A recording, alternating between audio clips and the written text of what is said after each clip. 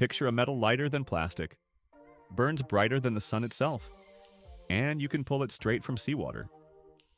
Sound like science fiction?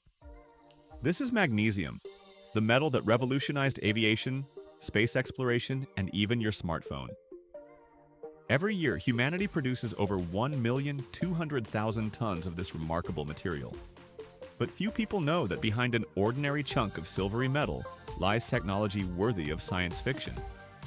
How does material stronger than steel and lighter than aluminum emerge from ordinary seawater or rock?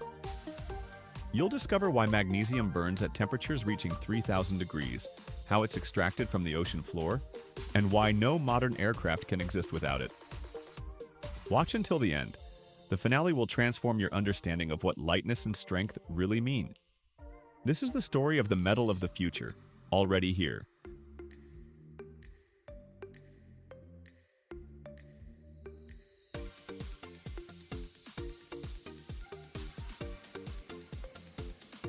The story of magnesium began in 1788 in a small English town called Epsom. A local farmer named Henry Wicker noticed something odd.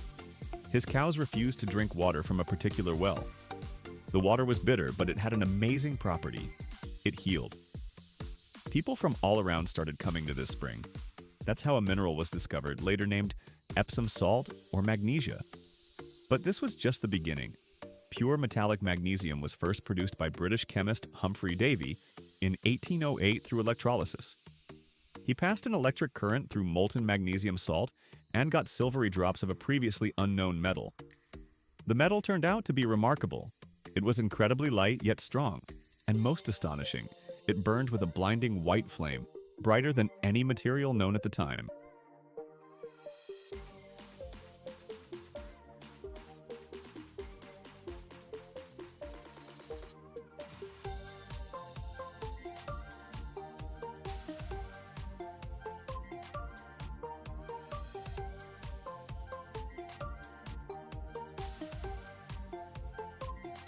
In the 19th century, magnesium was rarer than gold. Scientists produced it by the gram in laboratories for experiments. Everything changed when inventors realized something. Magnesium could create brilliant light. Early photographers fell in love with this metal. A flash of magnesium powder delivered such powerful light that you could take pictures even in total darkness. Picture this. The 19th century, a dark studio. A photographer ignites a pinch of magnesium powder and boom!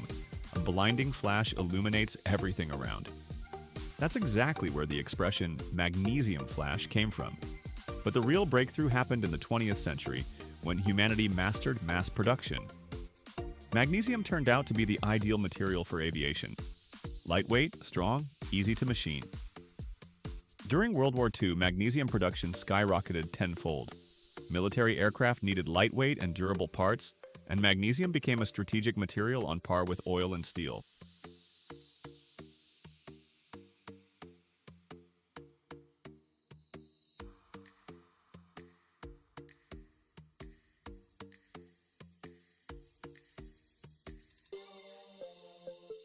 But where does this amazing metal come from?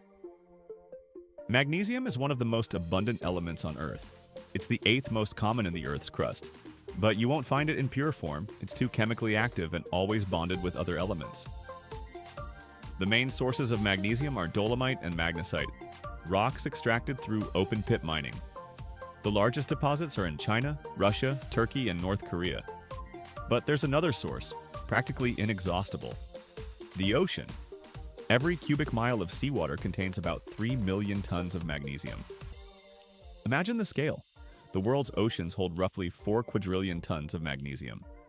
That's enough to last thousands of years even at current consumption rates. That's exactly why many modern plants are built right on the coast. Why dig in the ground when you can draw from the ocean?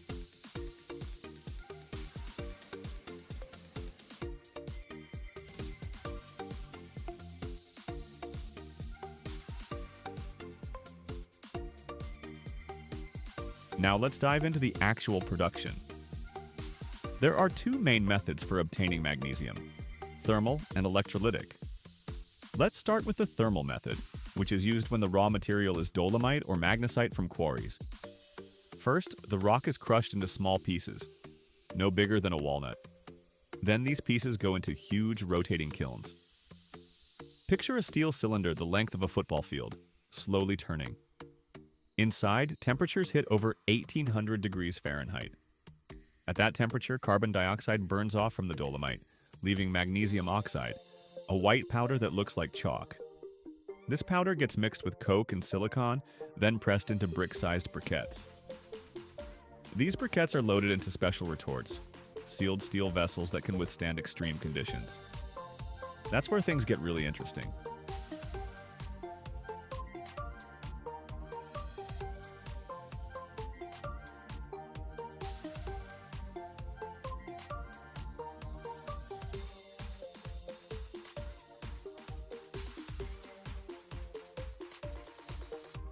The retorts are placed into massive furnaces and heated to 2,200 degrees Fahrenheit. At this temperature, the chemical reaction begins. Silicon displaces magnesium from its compounds. But there's a problem. At this temperature, magnesium turns into vapor. Yeah, you heard that right. The metal evaporates, just like water in a kettle.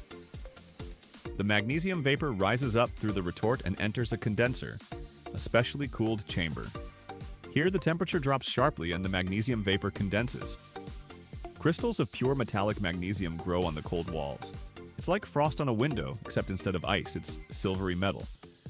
The process happens in a vacuum or in an inert gas atmosphere. Because magnesium is so reactive, it can ignite even in regular air at high temperatures. After several hours, they open the retort. Inside, an ingot of pure magnesium weighing about 22 pounds. It's warm, silvery, covered with a thin oxide film.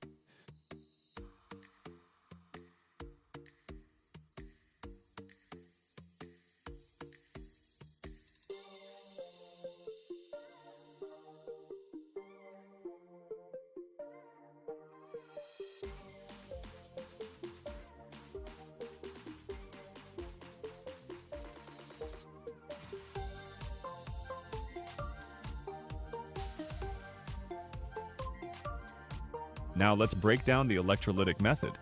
This is exactly what they use when extracting magnesium from seawater. The process starts right on the ocean shore. Seawater gets pumped into massive tanks and treated with lime. The lime reacts with magnesium salts dissolved in the water, forming a white precipitate, magnesium hydroxide. This precipitate settles to the bottom. They collect it and rinse it. You get a white paste that looks like toothpaste.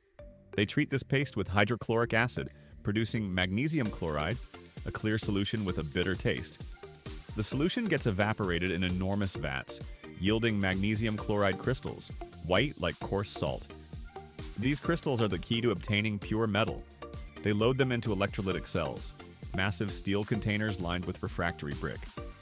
Inside, molten magnesium chloride at 1300 degrees Fahrenheit glows orange like volcanic lava.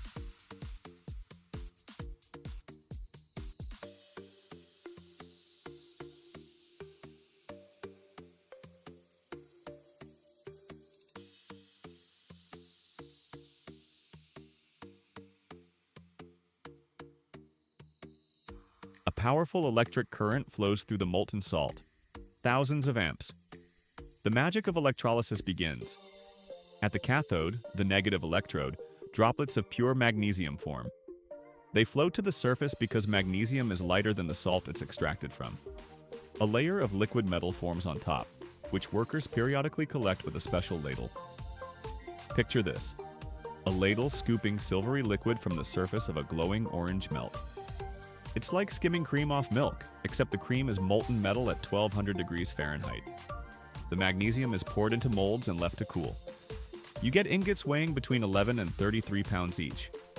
They're silvery, lightweight. You can lift a 33-pound ingot with one hand. The surface quickly forms a thin oxide film that protects the metal from further oxidation.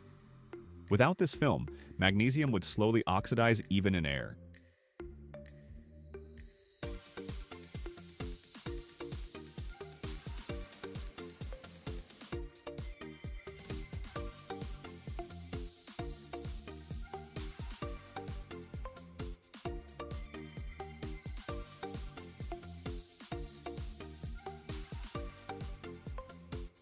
Now we've got pure magnesium, But what do we do with it?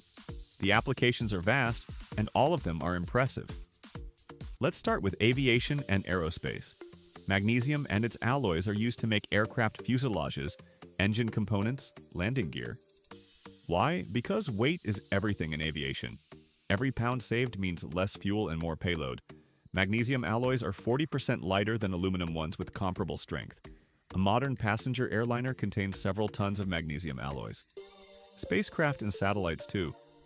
When you need to put cargo into orbit, where every pound costs thousands of dollars, magnesium is irreplaceable. The automotive industry has fallen in love with magnesium too. Engine blocks, transmission components, wheel rims, all made from magnesium alloys, especially in sports and racing cars where weight is critical for speed and handling. A single magnesium rim weighs half as much as a steel one with the same strength.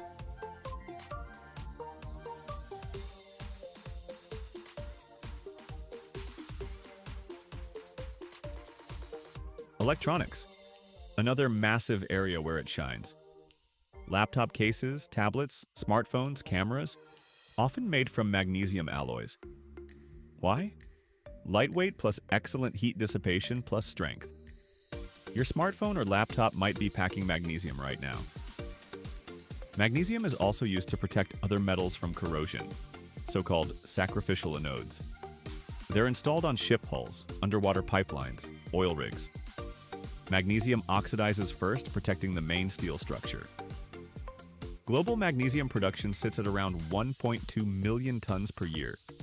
China cranks out about 85% of all magnesium. Russia, the US, and Israel, other major producers. Magnesium prices swing from $2,000 to $4,000 per ton, depending on purity and market conditions. That's cheaper than aluminum, but pricier than steel. And so, traveling from bitter water in an English well, through dolomite quarries and endless oceans, through the hellish heat of furnaces at 1200 degrees, and the cold of crystallization, magnesium emerges into the world. A metal lighter than plastic and stronger than many steels. This is the story of how humanity learned to transform rock and seawater into a material that lifts planes into the sky and sends satellites to the stars.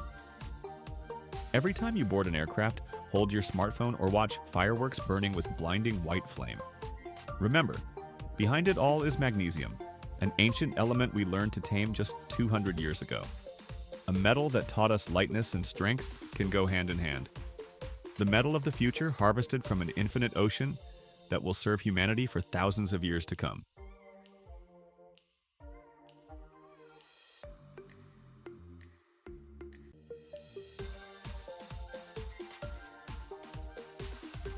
Every year, the world produces over 500 billion glass bottles. If you line them up in a single row, they'd wrap around the Earth more than 3,000 times. These are mountains of gleaming, fragile material that could remain in landfills forever, forming glass deserts for thousands of years. But a portion of this material gets a second, third, 100th chance at life. How exactly does an ordinary lemonade bottle, tossed into a recycling bin, pass through fire and mechanical hell to become crystal clear and ready for use again? Behind this lies a colossal technological process that rivals space programs in precision and scale. If you watch to the end, you'll discover the main secret of why glass is called the immortal material, capable of infinite reincarnation without losing quality. And it's precisely this property that makes it a genuine marvel of engineering and ecology.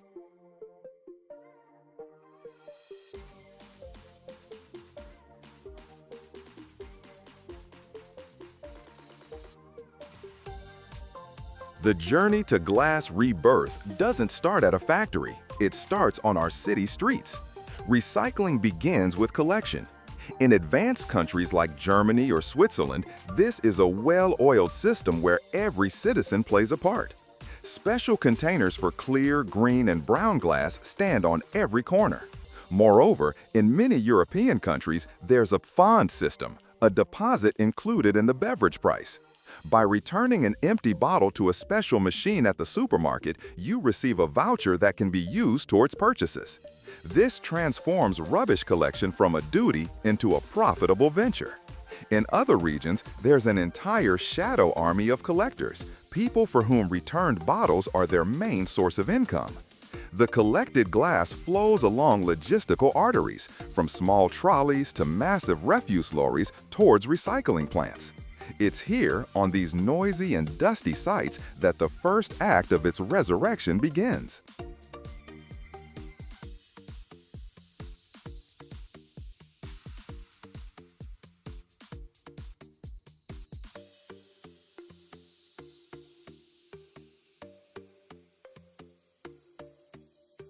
After tons of glass bottles arrive at the plant, they face their first test, sorting.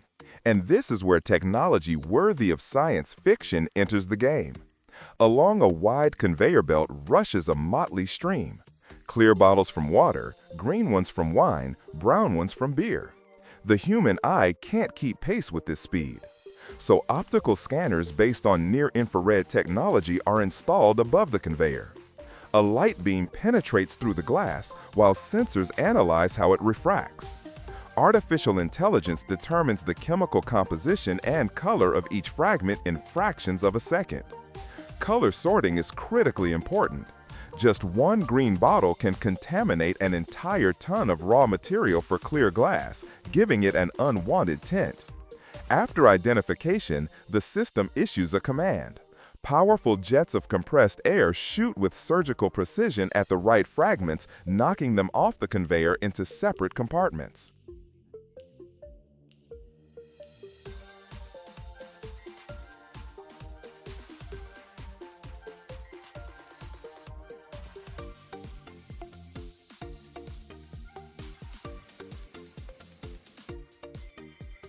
But color is only half the battle.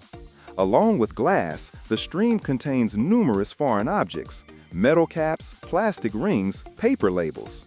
Here begins multi-level cleaning. First, the conveyor passes under giant electromagnets.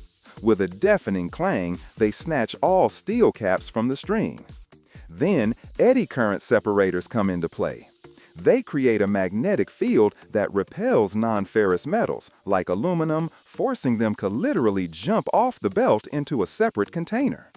After this, powerful fans blow away light rubbish, paper and plastic. And finally, the glass passes through a water cleaning system where organic residue and dirt are washed away. Just imagine the complex journey every bottle we discard takes before becoming clean raw material.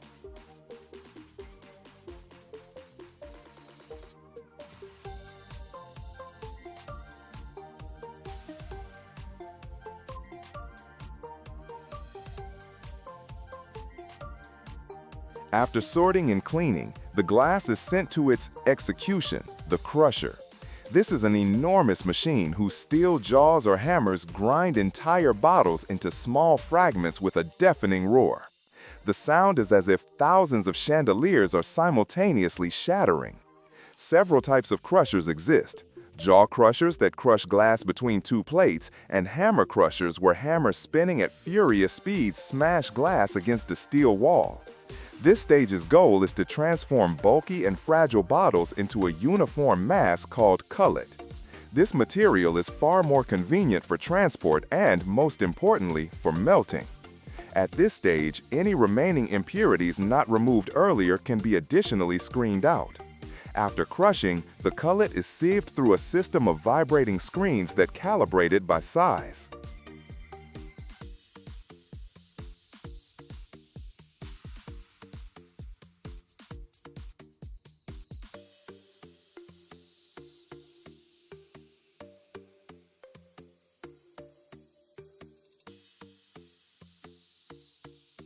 Even after crushing, cullet may contain microscopic metal or organic particles invisible to the eye, so it undergoes final, even more thorough cleaning.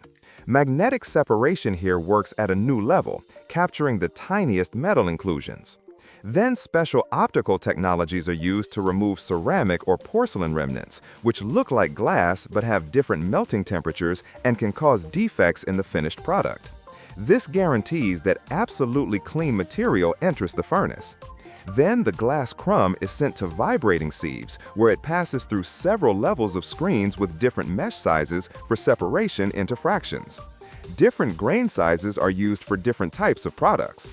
This entire process is fully automated, minimizing risks for workers.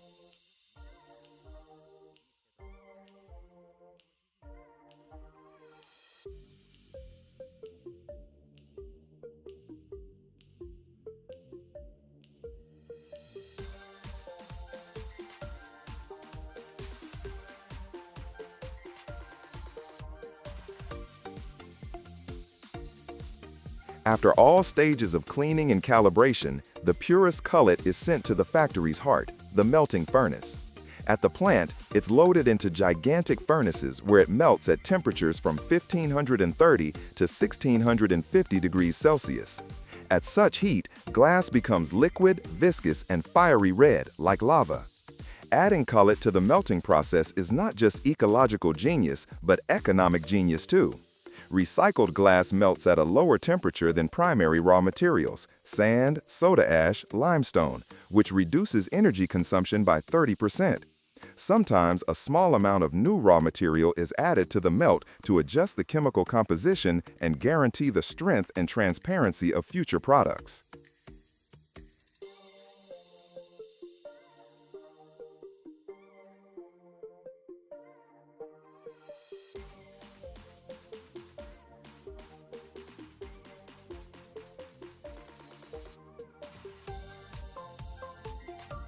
After the glass transforms into a uniform liquid mass, its rebirth begins.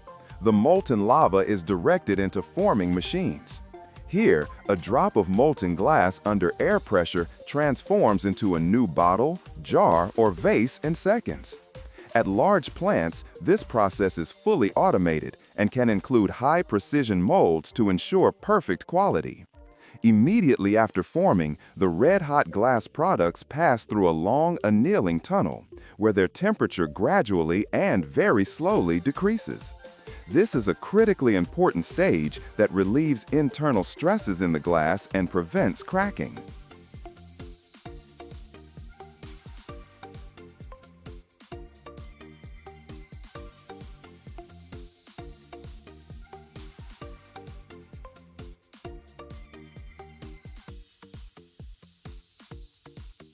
After forming and cooling, new glass products undergo ruthless quality control. Special robotic systems check every bottle for the slightest defects, air bubbles, micro cracks, uneven wall thickness, or incorrect shape. Optical scanners and lasers illuminate the glass, revealing flaws invisible to the eye. If a product doesn't meet the highest standards, it's ruthlessly rejected and sent back for remelting. Then, bottles are tested for mechanical strength, checking whether they can withstand the pressure of carbonated drinks and impacts during transport. Only after passing all these tests are new glass products packaged and dispatched to market. Thus completes one cycle of their endless life. Right now, 430 nuclear reactors are running on this planet. They light up cities, power factories, move aircraft carriers. But at the heart of every single one, a metal that can ignite a city or wipe it off the map: uranium. Just 1 kilogram of enriched uranium holds the energy of 2 million kilograms of coal. But how does this deadly element transform from gray ore into a gleaming fuel rod? You'll find out why miners wear dosimeters even in the shower, how centrifuges spin faster than a bullet, and what happens when a single uranium atom splits in two. Stick around to the end, because the finale shows how humanity tamed the power of the stars.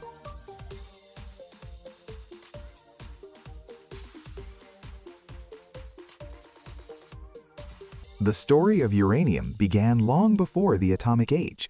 In 1789, German chemist Martin Klaproth isolated a strange heavy metal from a mineral and named it after the planet Uranus, discovered just a few years earlier.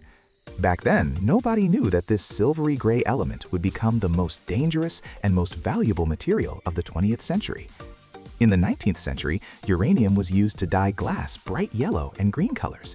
Uranium glass glowed under ultraviolet light and was considered a fashionable decoration. People didn't even suspect they were holding a potential bomb in their hands. Everything changed in 1938 when Otto Hahn and Fritz Strassmann discovered uranium nuclear fission. It turned out that a single uranium-235 atom, after absorbing a neutron, splits into two parts, releasing enormous energy and new neutrons. These neutrons can split the next atoms. That's how a chain reaction begins.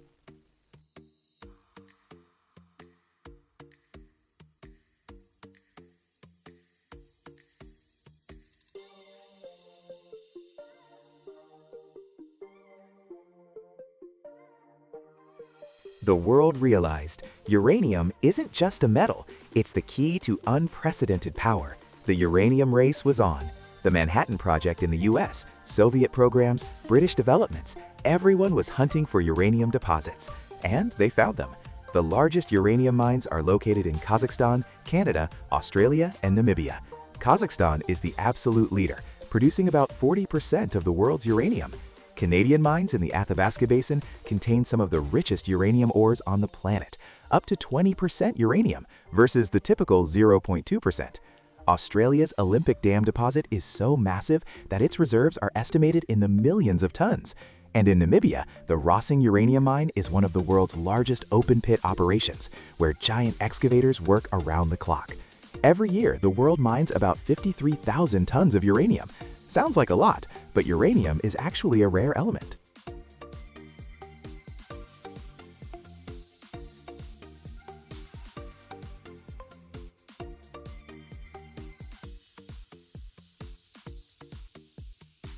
In Earth's crust, there's just 2.8 parts per million, 1,000 times less than zinc and 40 times less than lead. Uranium mining starts deep underground, or on the surface of massive open pits. Underground mines plunge down to nearly a mile deep. Eternal darkness reigns here, sliced by beams from headlamps on miners' helmets. The air is heavy, humid, saturated with the smell of explosives and dust. Temperatures hit 104 degrees. At this depth, the rock heats up from Earth's core.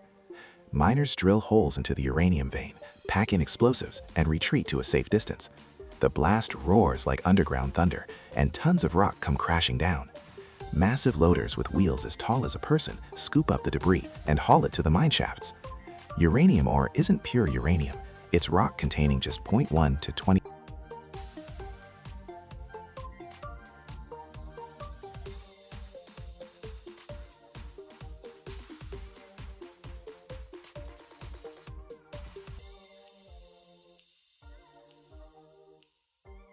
The rest is waste rock. But even that tiny fraction makes every stone radioactive. The dosimeters on miners' belts click constantly, measuring radiation levels. Each worker gets a strictly limited radiation dose per year. Go over the limit, you're headed home until next season. At the surface, they load the ore into dump trucks and haul it to the processing plant. That's where the first stage of turning rock into fuel begins. They crush the ore in giant mills, where steel balls the size of watermelons grind the rocks into fine dust. This dust gets mixed with sulfuric acid. Chemical leaching starts. The acid dissolves the uranium oxide, leaving the waste rock untouched. What you get is a yellow-green liquid that looks like poisonous soup. They filter it, purify it, evaporate it, and what comes out is a bright yellow powder they call yellow cake. It's uranium concentrate, containing up to 80% uranium oxide.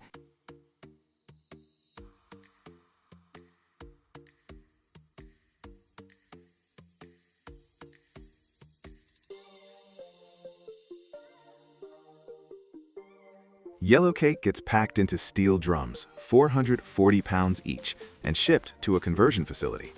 But this uranium isn't reactor ready yet. The problem? Natural uranium is made of two isotopes, uranium-238, 99.3%, and uranium-235, just 0.7%. Only uranium-235 can sustain a chain reaction. So the uranium needs to be enriched, boosting the uranium-235 share to 3 to 5% for reactors, or up to 90% for weapons. At the conversion facility, yellow cake gets turned into a gas, uranium hexafluoride. This gas is poisonous, corrosive, and radioactive all at once. At room temperature, it's solid, like ice, but heat it to 133 degrees Fahrenheit and it turns straight into gas, skipping the liquid phase entirely. Uranium hexafluoride gets pumped into steel cylinders and trucked to an enrichment plant.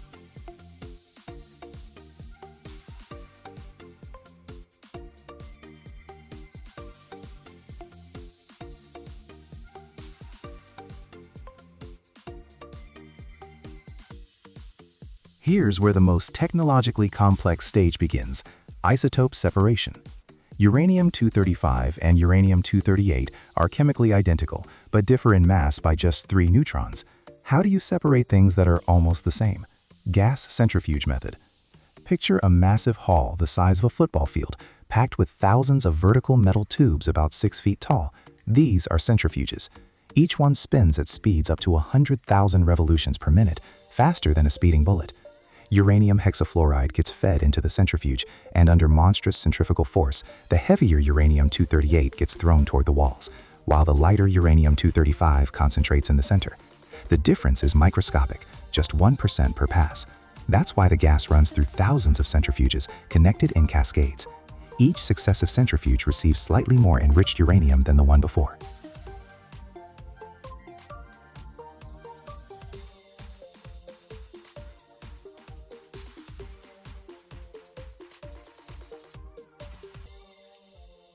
The process takes months. Eventually, you get enriched uranium hexafluoride with uranium-235 content ranging from 3 to 5%. That's enough for a nuclear power plant. If you keep enriching it up to 90%, you get weapons-grade uranium. That's exactly why enrichment facilities are guarded better than fortresses. The enriched uranium hexafluoride is transported back to a facility where it's converted from gas into solid uranium oxide, a dark gray ceramic powder.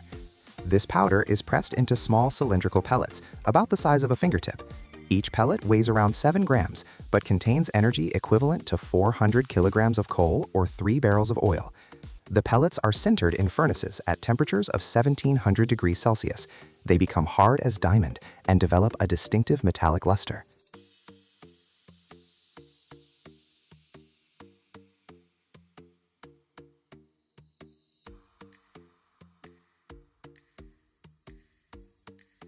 Now these pellets need to be turned into fuel rods.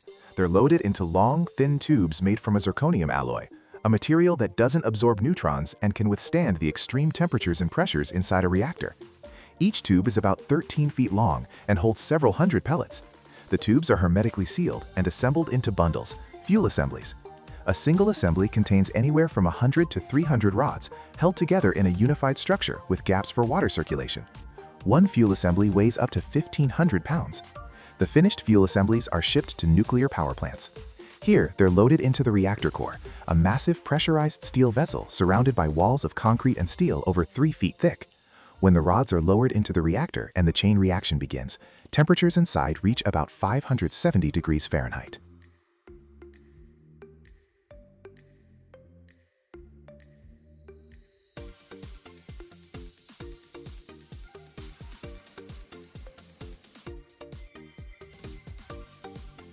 Neutrons tear through the reactor core, slam into uranium-235 atoms, split them apart, and each split unleashes massive energy.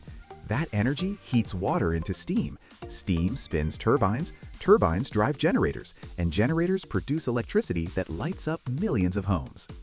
A single fuel rod runs in the reactor for 3 to 6 years. During that time, it cranks out as much energy as an entire freight train loaded with coal or a tanker full of oil. But gradually, the uranium-235 burns out, and fission products pile up, radioactive isotopes that poison the reaction. The rod gets pulled from the reactor and dropped into a spent fuel pool, a massive tank of water 40 feet deep. Water cools the rods and absorbs the radiation. They'll sit here for years, cooling down and losing activity before they're shipped off for reprocessing or burial.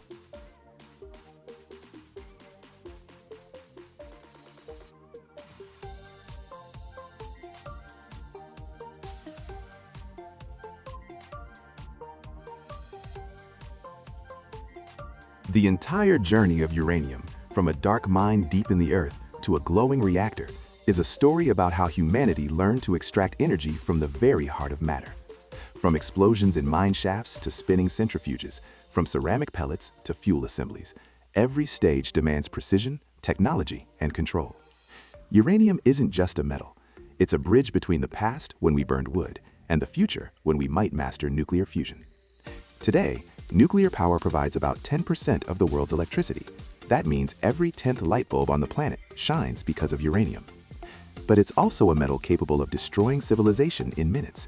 And as long as humanity holds this balance between creation and destruction, between light and darkness, we continue to exist. Uranium gave us incredible power, and now our job is not to abuse it.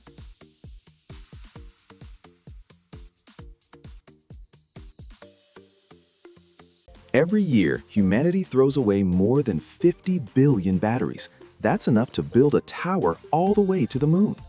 Mountains of toxic metal and chemicals that could become raw material for new life instead of poisoning the planet. But what happens next to all these power sources? Where do they end up after the charge dies in your phone, laptop, or electric car? Behind the plain doors of an ordinary collection point hides an entire industry of the future. This is a world of giant shredders that grind metal into dust, magnetic separators that sort the invisible, and furnaces reaching temperatures of 3,000 degrees Fahrenheit, hotter than the mouth of a volcano. And here's the best part. By the end of this video, you'll find out what actually happens to the lithium that once lived inside your battery, and why this process is called urban mining for 21st century treasures.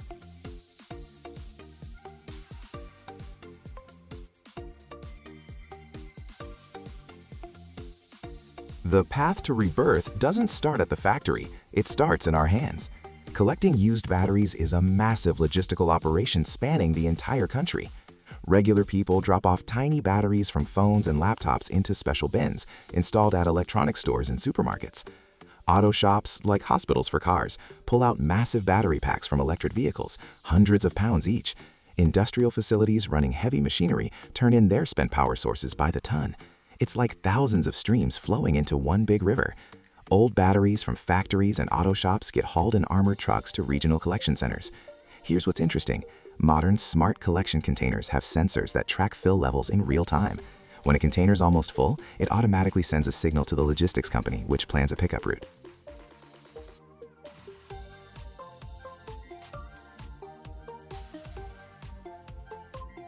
When mountains of collected batteries arrive at the sorting facility, one of the most complex and critical stages begins. Batteries come in dozens of different types. Lithium-ion, like the one in your smartphone, nickel metal hydride from old toys, lead acid from cars. Mixing them during recycling is like mixing sand with sugar. At small collection centers, workers sort batteries by hand, like jewelers, relying on markings and appearance. But at large-scale facilities, technology takes over. Batteries move along conveyor belts under the watch of artificial intelligence. Computer vision systems equipped with X-ray and spectroscopic scanners identify the chemical composition of each battery in fractions of a second. Robotic arms snatch the right types from the stream at lightning speed and sort them into different containers.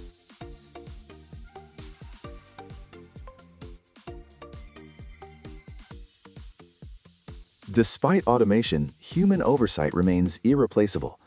Operators, like air traffic controllers, monitor the machines and step in when things get complicated. If a battery has a damaged casing or missing labels, only a human can make the right call. This is especially true for the massive batteries from electric vehicles.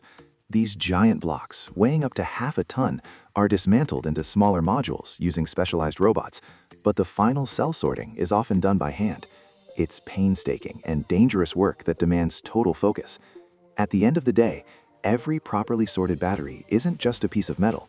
It's a chance to return the most valuable rare earth elements, like cobalt and lithium, back into the economy, and to reduce the enormous damage caused by mining them in the first place.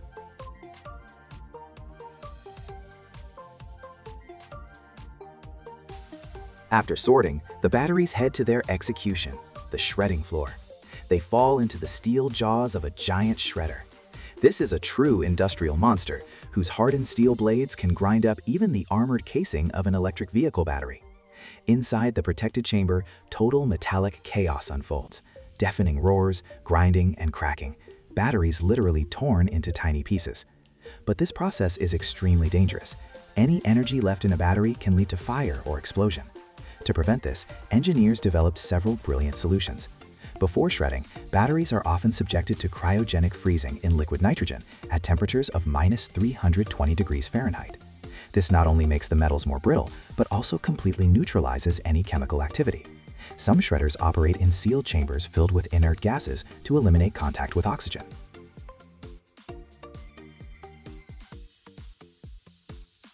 The shredded pieces pass through a system of magnetic separators that pull steel, nickel, and cobalt from the stream with incredible precision. But the most valuable thing is the fine black powder that settles in specialized dust collectors. It's known as black mass. Right here in this unremarkable-looking dust lie the real treasures of the 21st century: lithium, cobalt, manganese, and graphite. Plastic residue and traces of electrolytes get washed away with special solutions. Engineers in armored control rooms monitor the process through thick glass, controlling temperature and pressure. If a battery does explode, the system instantly snuffs out the flash, and the process doesn't stop for a second.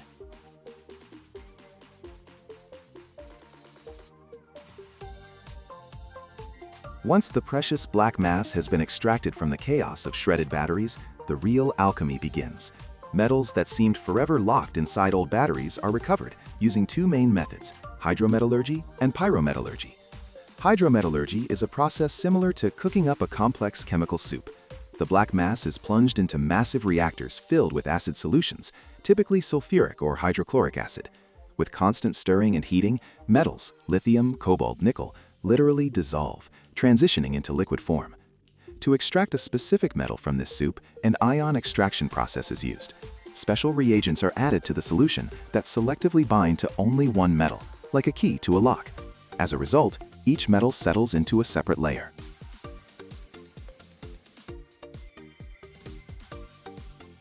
If hydrometallurgy is delicate chemistry, then pyrometallurgy is the primal force of fire. Here, everything literally burns and melts. The black mass gets loaded into a massive arc furnace, where temperatures reach nearly 3,000 degrees Fahrenheit. At that kind of heat, metals melt, and plastic and other organic remnants simply burn away. The molten mass separates under gravity, like oil and water. Heavier metals, such as cobalt, nickel, and copper, sink to the bottom, forming a valuable alloy. The lighter lithium stays in the top layer, in what's called slag. Then this slag is extracted and processed separately to obtain pure lithium. This method is faster and handles larger volumes, but it's also more energy intensive.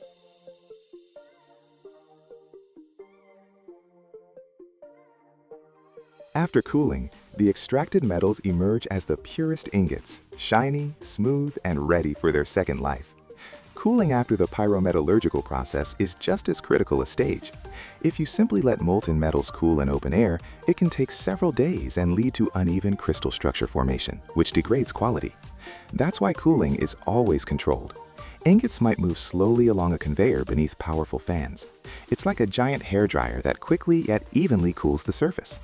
For an even faster process, red-hot ingots can be plunged into massive tanks of water or special cooling fluids. It's an incredible sight: glowing metal hitting water instantly shrouded in clouds of hissing steam.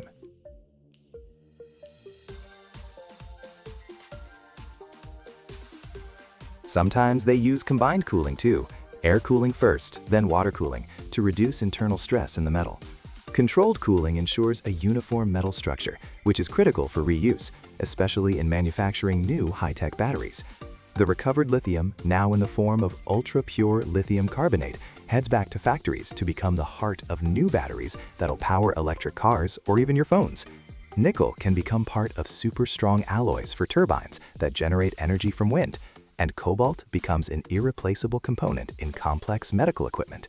We're literally closing the loop. Old, discarded batteries give life to new, cutting-edge technologies.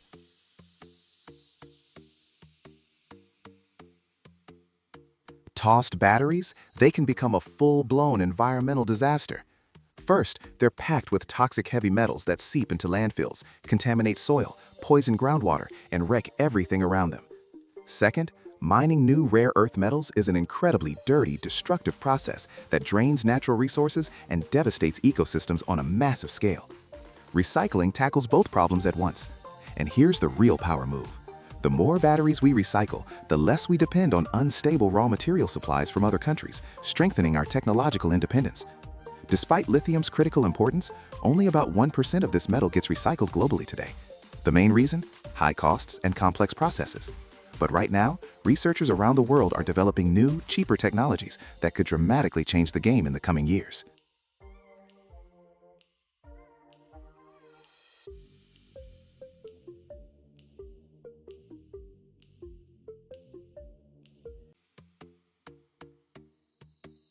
It's 1,250 feet long, 223 feet wide, and from keel to top deck, it stands 112 feet tall, like a 12-story building.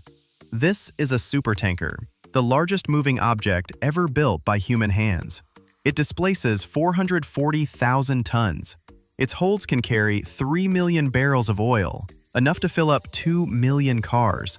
It won't fit through the Panama Canal, can't pass through Suez fully loaded, and to dock one, ports have to build dedicated offshore terminals.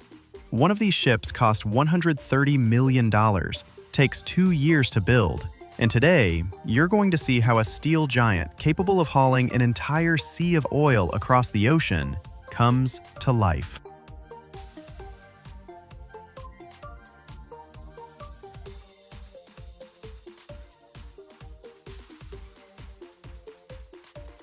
Everything starts with the design. The engineering team works on blueprints for 18 months, around 50,000 separate parts, over 125 miles of welded seams. Hundreds of engineers calculate every ton of metal, every degree of hull curvature. A supertanker's hull isn't one solid structure. It's about 200 massive sections, welded individually, then assembled into a single unit. Each section weighs between 300 and 600 tons. When the design's ready, it goes to steel mills. One tanker needs 45,000 tons of specialized marine-grade steel.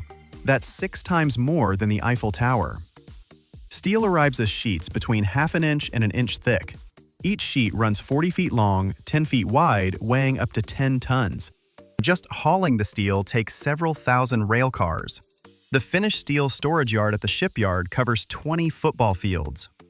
Tanker steel is special. It's a shipbuilding alloy with reduced carbon content and manganese additives. It withstands impact loads at low temperatures and won't crack during storms in northern seas, where water can hit 28 degrees Fahrenheit.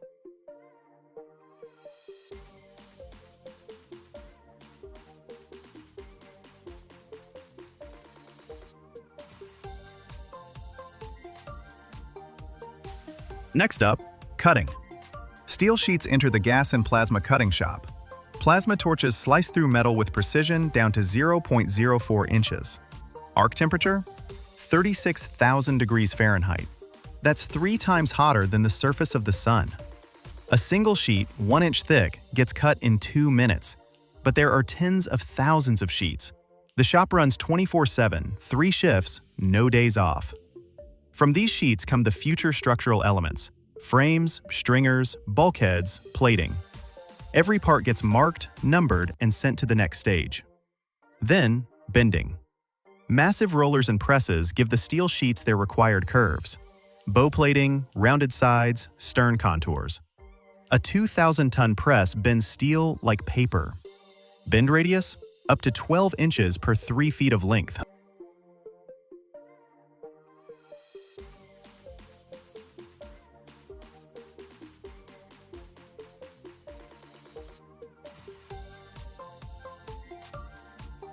Now comes the most critical phase, assembling the sections. Each section is built on a separate assembly pad inside the facility. Think of them as mini factories within this massive plant. Workers lay hull plates onto the jig matrix. Steel frames, the ship's ribs, get welded on. Spacing between frames? Exactly 29.5 inches. Not more, not less. Off by ½ an inch, and the hull could crack in a storm. Welding is automated and semi-automated. Up to 40 welders work on a single section simultaneously. Weld depth runs 0.3 to 0.4 inches. Every seam gets checked. X-ray, ultrasound, and dye penetrant testing. One section takes 3 weeks to complete. During that time, they lay down 5 tons of weld metal. After assembly, an 800-ton gantry crane hoists the section and transfers it to the slipway. Before mounting on the slipway, each section undergoes geometric inspection. Laser systems measure it at thousands of points. If even 1 point deviates from the blueprint by more than 1/8 of an inch, the section goes back for rework. Because if one section's crooked, the next 20 won't fit into place.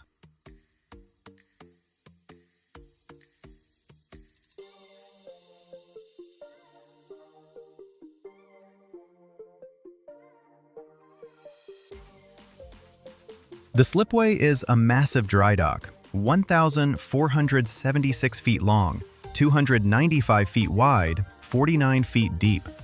This is where the entire hull comes together. Assembly starts with the keel, the central longitudinal beam running the full length of the ship. It's the tanker's backbone. Everything depends on how precisely it's positioned. The keel is aligned using laser levels with accuracy down to 0.08 inches over 1,312 feet. Then the first bottom section gets mounted onto the keel. Cranes fly it in overhead. 4 riggers guide the 500-ton mass into position with inch-perfect precision. Sections are joined by welding. Each seam runs dozens of feet. Welders work inside compartments, outside on scaffolding, overhead on suspended platforms, sometimes 200 people simultaneously on a single hull. If you're fascinated by how humanity builds machines that challenge the ocean itself, subscribe to the channel. There are many more processes ahead that'll blow your mind with their scale.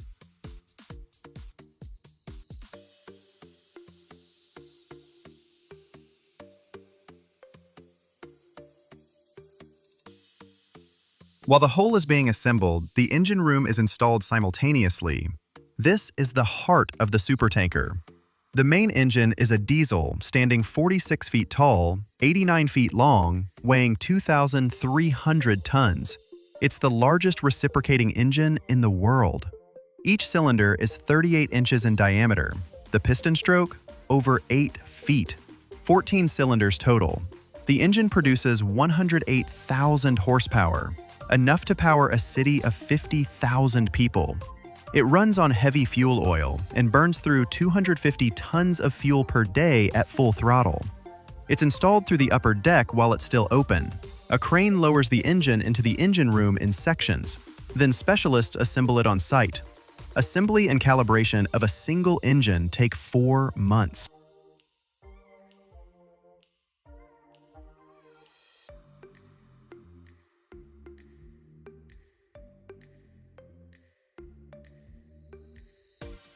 While assembly continues, installation of the cargo tanks begins. Inside the tanker's hull, up to 15 separate compartments. Each one can store up to 25,000 tons of oil. The tank walls get coated with special epoxy paint in 3 layers. Total surface area painted, over 6.5 million square feet. If you laid out that surface, you get an area the size of 100 football fields. The paint protects the steel from corrosion. Salt, oil, and seawater, a mix that can eat through unprotected metal in a year. And a tanker needs to last 25 to 30 years. Between the tanks run pipelines. The main lines measure up to 35 inches in diameter. Total length of pipe inside the tanker, more than 25 miles. Through them, oil gets pumped in and out at rates up to 17,000 tons per hour. The tanker's cargo pumps, a separate engineering system. Each pump is driven by a steam turbine producing 2,500 kilowatts. There are usually 3 of these pumps. In a single day, they can completely unload a 1,300-foot tanker. Just 15 years ago, that would have taken 3 days.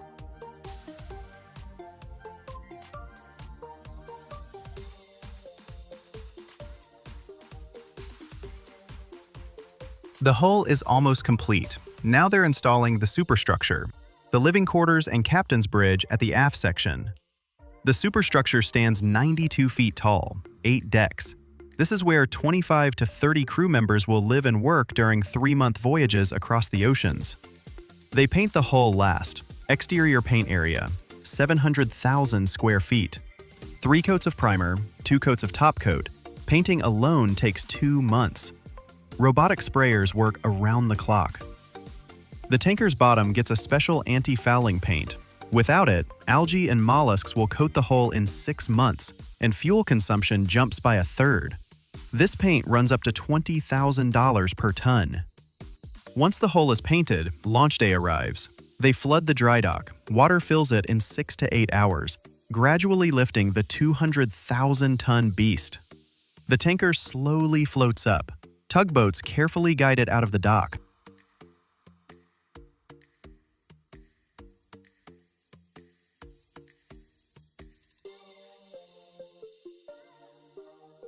But that's not the end.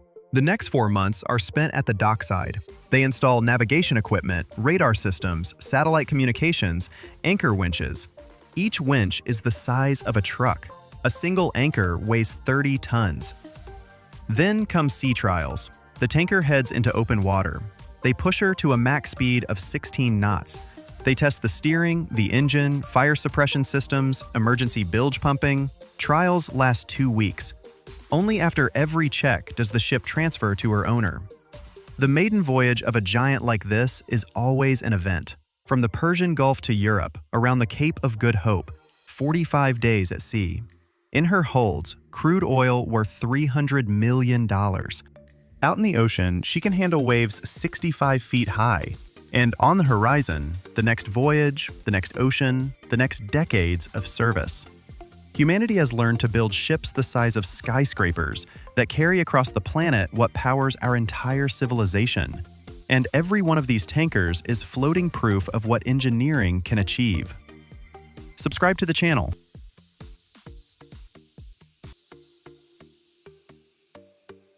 Every second, 30 million microchips are manufactured worldwide.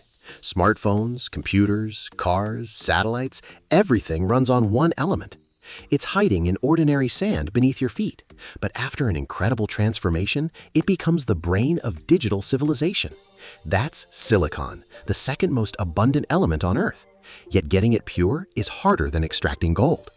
You'll discover how sand is melted at temperatures hotter than the sun's surface, why a single gram of impurities can destroy a million chips, and how they create a material that's 99.999999999% pure.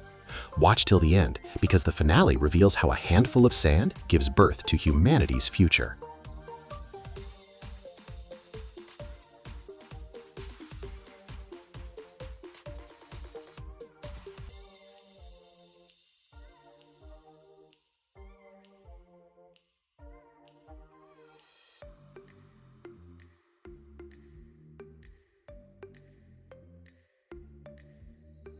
The story of silicon began in 1824 when Swedish chemist Jöns Jakob Berzelius first isolated this element from silica. He named it silicium, from the Latin silex, meaning flint. But back then, no one could have imagined that this gray steel metal would become the foundation of the 20th century's technological revolution. Pure silicon doesn't exist in nature. It's always bonded with oxygen, forming silicon dioxide, ordinary sand, quartz, rock crystal. The Earth's crust is 27% silicon. It's the second most abundant element after oxygen. Every rock, every grain of sand contains it.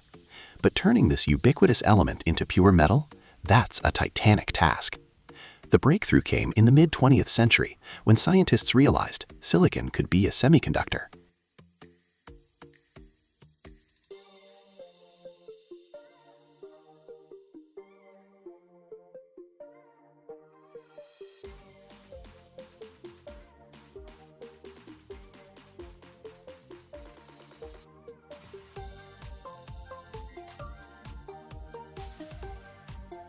This meant it could conduct electricity better than an insulator, but worse than a metal, and that property could be controlled.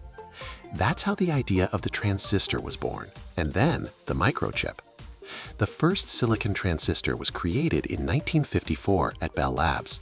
From that moment on, Silicon Valley began, not just a place on the map, but an entire era. Today, global production of metallic silicon hits 9 million tons a year. China produces around 65% of all silicon, Russia about 8%, and Norway, Brazil, and the US split the rest. But this entire journey starts with one thing: sand. Not just any sand, but quartz sand, nearly pure silicon dioxide. It's mined in specialized quarries where silicon dioxide content exceeds 98%. The largest deposits of quartz sand are found in Norway, the US, Brazil, and Russia.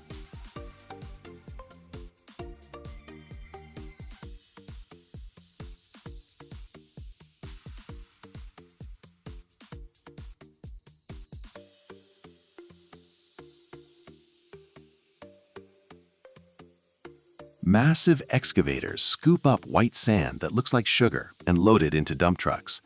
This sand heads to a metallurgical plant where modern-day alchemy begins. Inside a giant industrial hangar sits a furnace that looks like a spaceship, an electric arc furnace. It stands 33 feet tall, 20 feet across. Inside, 3 massive graphite electrodes, each as thick as a telephone pole. When tens of thousands of amps surge through them, an electric arc forms between the electrodes, a miniature lightning bolt that hits temperatures of 3,600 degrees Fahrenheit. That's hotter than volcanic lava, hotter than the surface of some stars. Into the furnace goes quartz sand mixed with carbon, wood chips, coal, or petroleum coke. Carbothermic reduction begins, a chemical reaction where carbon rips oxygen away from silicon dioxide.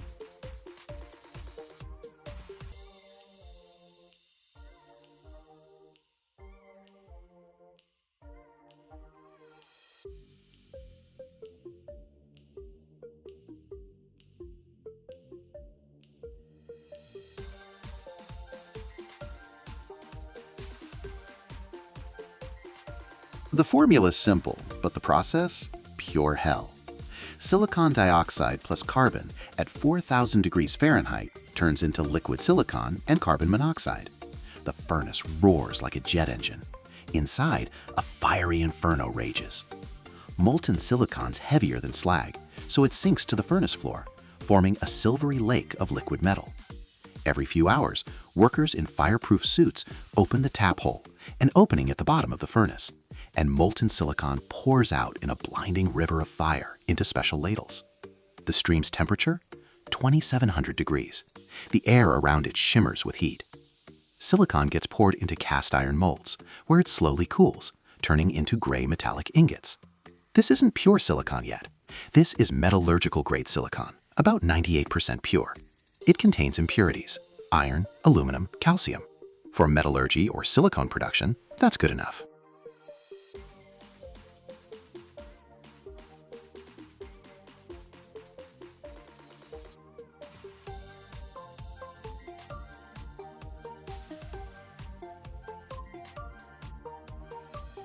But for electronics, absolutely not.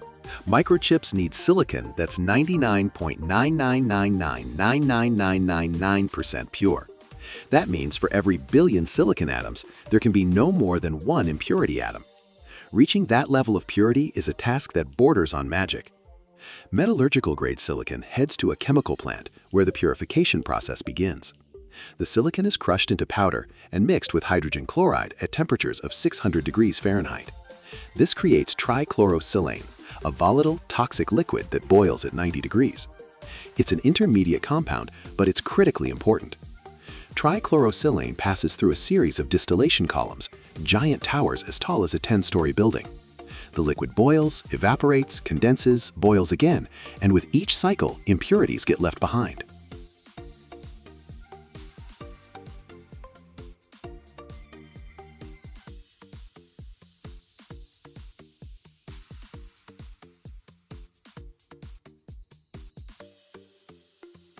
After 100 cycles, you get trichlorosilane that's 99.9% pure. Now you need to turn it back into pure silicon. That's where the Siemens process comes in, one of the most beautiful and complex in metallurgy. Inside a sealed reactor, they install thin silicon seed rods. Purified trichlorosilane is fed in along with hydrogen and heated to 2,000 degrees Fahrenheit. At that temperature, the trichlorosilane breaks down and pure silicon deposits onto the seeds, building them up layer by layer, atom by atom. The process runs for several days. In that time, those thin rods grow into thick cylinders up to 8 inches in diameter and weighing up to 660 pounds. They look like giant gray icicles. This is polycrystalline silicon, the purest material humans have ever made.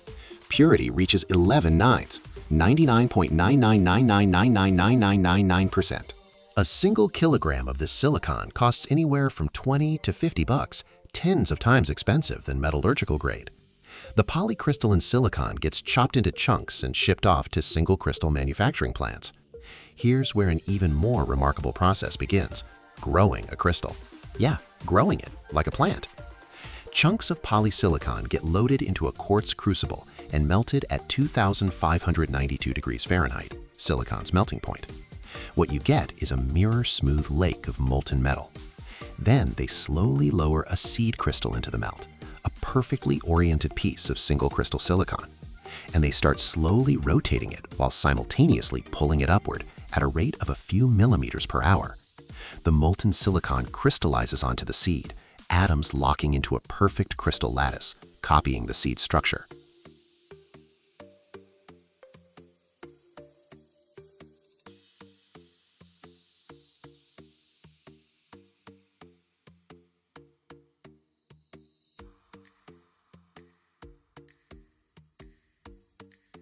The process is like pulling a giant sugar thread from syrup, except instead of syrup, it's molten metal at nearly 3,000 degrees Fahrenheit. After several days, a cylindrical single crystal grows from the melt, an ingot up to 6.5 feet long and about a foot across. It weighs up to 660 pounds. This is one continuous crystal where all trillions upon trillions of atoms are arranged in perfect order. This cylinder is called a boule or ingot. It's gray, smooth, with a metallic sheen. One of these ingots costs tens of thousands of dollars. The boules are sent for cutting. They're clamped into special machines and sliced by diamond saws into thin discs, wafers. Each wafer is about 700 micrometers thick, less than a millimeter. Cutting moves at a few centimeters per hour because the slightest vibration will shatter the fragile crystal.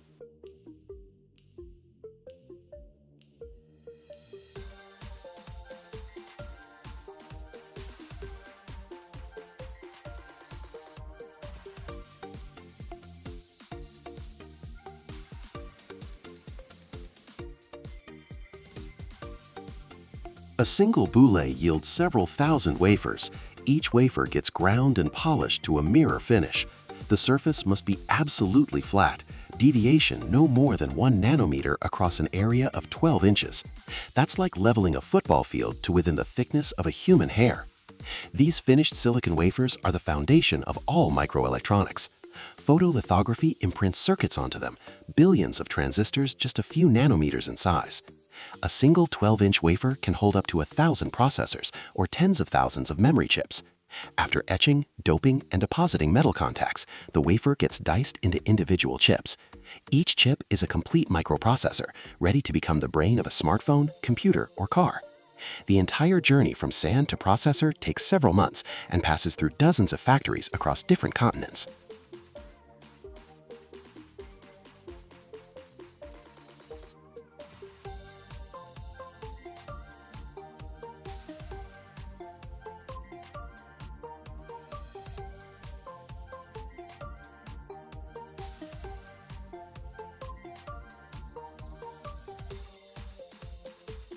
This entire incredible journey, from a handful of sand in a quarry to a microscopic chip in your phone, shows how far humanity has come in understanding matter. Silicon gave us computers, the internet, artificial intelligence, spacecraft. Every day, 7 billion people hold devices in their hands that work because of this element. The global silicon wafer market exceeds $15 billion a year, and the microchip market, over $500 billion. All of it built on that same gray metal that was once ordinary sand. Silicon became the foundation of the digital era. Without it, there'd be no computers, no smartphones, no internet. We live in a silicon civilization without even thinking about it. And every time you touch your phone's screen, remember, beneath the glass, billions of transistors are working, made from that very same sand you walk on every day.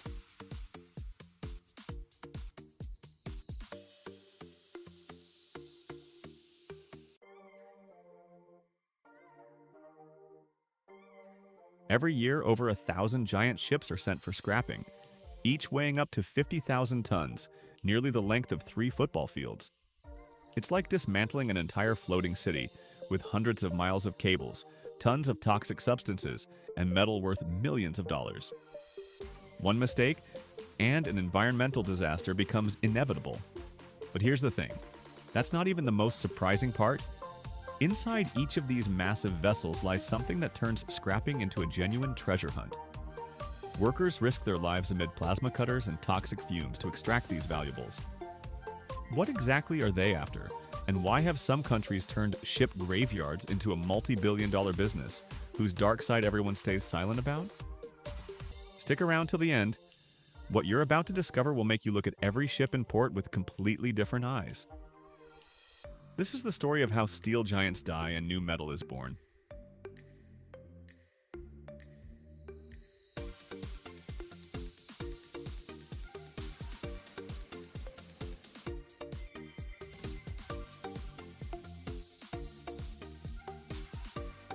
Why is ship recycling important?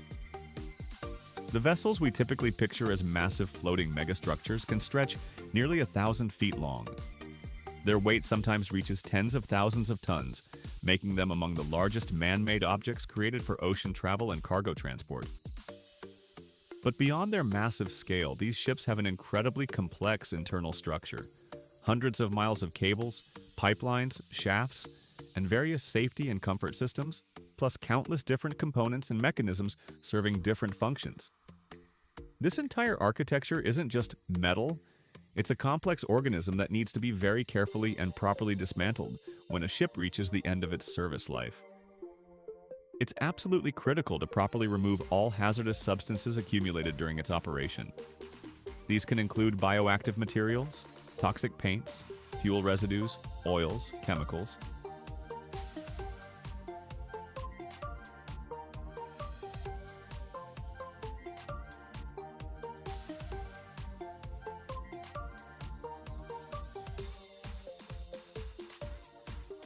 If handled improperly, these substances can contaminate the ocean, soil, and air, causing serious environmental problems. Without proper preparation, dismantling such a vessel can turn into a disaster for nature. However, recycling these ocean giants has a very bright positive side. The metal the ship is made from is excellent and valuable raw material that can be recycled and returned to production. This metal is used to build houses, cars, construction structures, and even create new ships. This reduces the need for smelting new steel, saves energy and resources, and also cuts down on waste. Recycling metal from ships becomes a critical link in the closed loop of the modern industrial economy. Disposing of such massive objects also frees up ports where old vessels sit, making room for new, modern ships.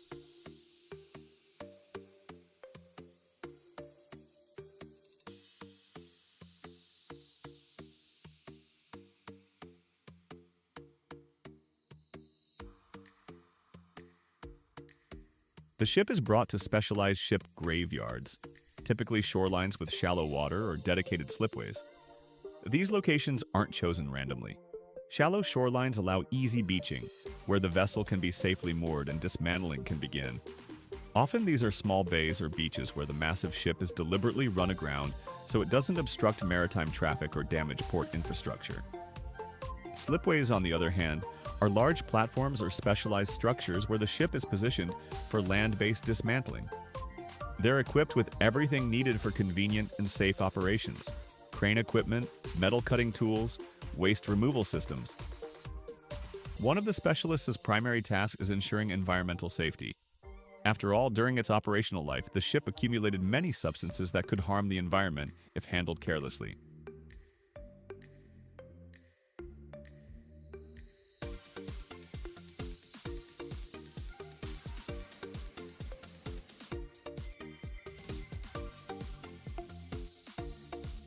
We're not just talking about oil and fuel residue here, toxic paints and chemicals too. That's why the entire scrapping process kicks off with removing all that hazardous stuff. Fuel and oil get drained into special containers and hauled away for processing or disposal, keeping them out of the water and soil.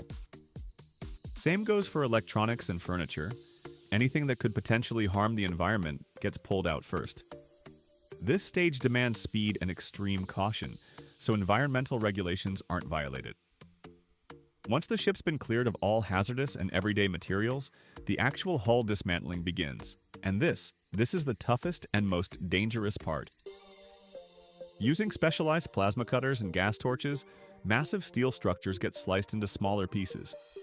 It takes both handheld equipment and heavy machinery, cranes, lifts, specialized manipulators.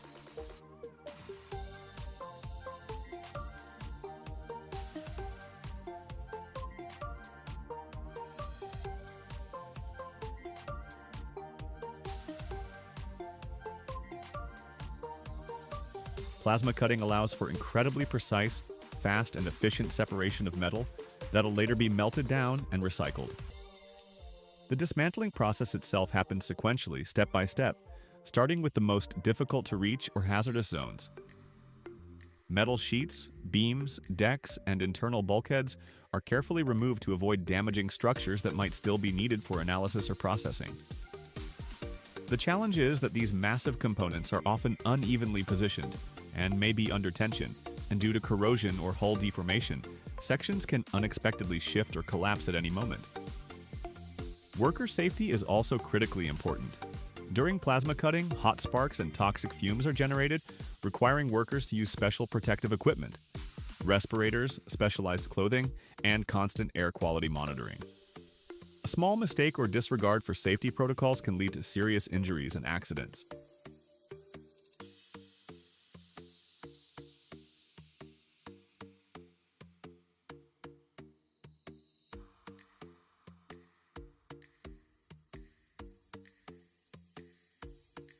That's why every step of the process is governed by strict safety protocols, and the entire facility is covered by fire suppression systems and medical support.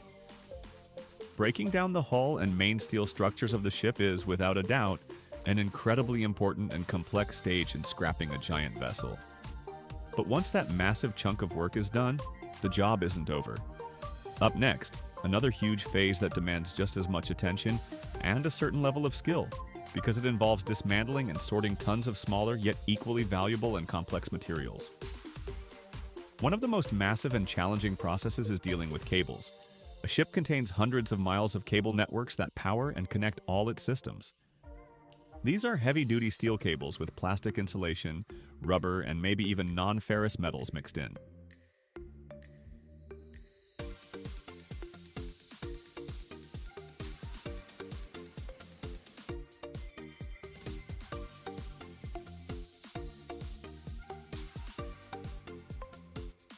Cables don't just sit around at the recycling yard.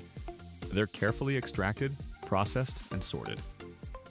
Separating the metal core from the insulation materials makes it possible to send pure copper or aluminum for remelting, while the insulation layer goes for processing as raw material for new polymers. Workers have to be really careful not to damage long cable sections, and they've got to follow safety protocols because of residual substances or rust. Another important category of materials is insulation materials that are glued to or fill the ship's walls, technical spaces, and pipelines. Insulation is often made from specialized materials: mineral wool, polyurethane foam, or basalt wool. These substances help control temperature inside systems and ensure safety when working with hot or cold components. After the insulation is extracted, it's sorted and sent to specialized facilities.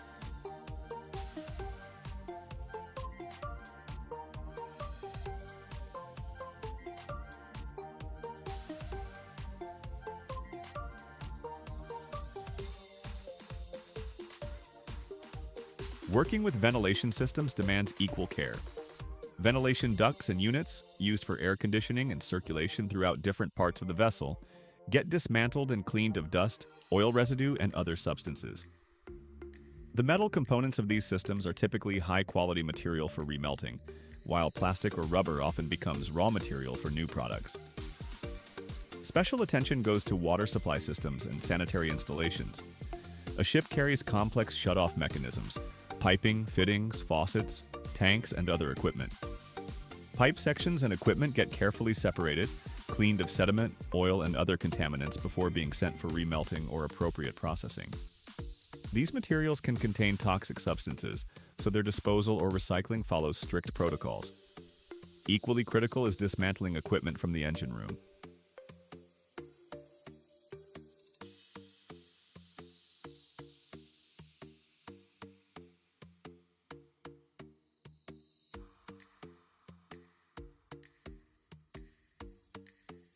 That's where you'll find engines, generators, pumping systems, turbines, and other complex machinery. Stuff that's usually heavy as hell and packed with metals, including non-ferrous ones. This equipment mostly gets repaired and reused or broken down into parts, some of which are recycled. In certain cases, engines are even sold as used spare parts, dodging the scrap heap entirely. Furniture, appliances, lighting, and other interior items from the ship don't just get tossed either. They're removed and sorted. Wooden, metal, or plastic components go through separate recycling or disposal processes. Sometimes, if furniture's in decent shape, it gets sold for reuse. And just like that, after going from floating city to thousands of tons of sorted raw materials, the giant ship gets a second life in new homes, cars, and even new vessels. This is the story of how the death of a steel giant becomes the beginning of a new life for millions of tons of metal. Imagine a gas capable of changing the course of history. It can disinfect water, create plastic without which modern life is unthinkable, and at the same time become a deadly weapon. This is chlorine. Annually in the United States, over 12 million tons are produced, as much as 120 Gerald Ford aircraft carriers weigh. But the real mystery isn't in the numbers. It's hidden in the technology itself. How does simple salt water, with the help of electricity, give birth to 3 products that support entire industries? Watch carefully. At the end of this video, you'll learn a fact that will forever change your understanding of this invisible foundation of modern civilization.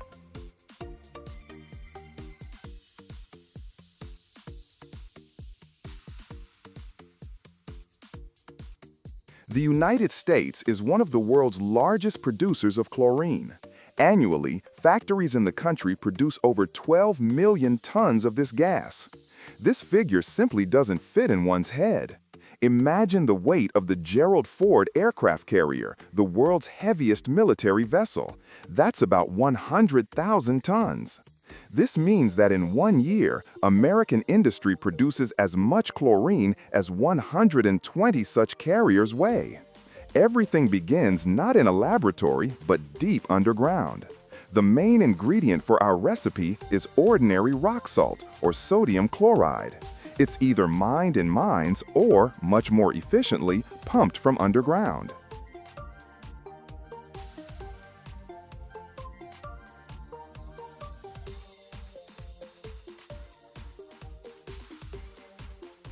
Water is pumped into deep underground salt deposits. The water dissolves the salt, forming a saturated saline solution called brine. And it's precisely this concentrated salty solution that's our raw material. But it's still dirty. It's full of impurities, calcium, magnesium, and other minerals. Therefore, before the main show begins, the brine undergoes thorough purification. It's passed through an entire series of tanks where, with the help of chemicals, all impurities are precipitated and filtered from it. At the output, we obtain a perfectly clean, transparent, and very salty solution, ready for the main event, electrolysis.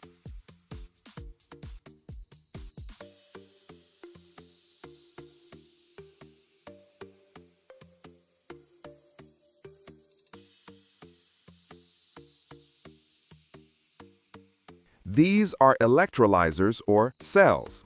It's precisely here that all the magic will occur, or more accurately, all the chemistry. Let's imagine one such electrolyzer. Essentially, it's a box into which our pure saline solution is poured. And into this solution are immersed 2 electrodes, a positively charged anode and a negatively charged cathode. Now to these electrodes is applied a direct electrical current of colossal force. And here the breakdown begins. The salt molecule in water breaks down into positively charged sodium ions and negatively charged chlorine ions, and the electrical field forces them to move. The positive sodium ions, like a magnet, are attracted to the negative cathode, and the negative chlorine ions to the positive anode.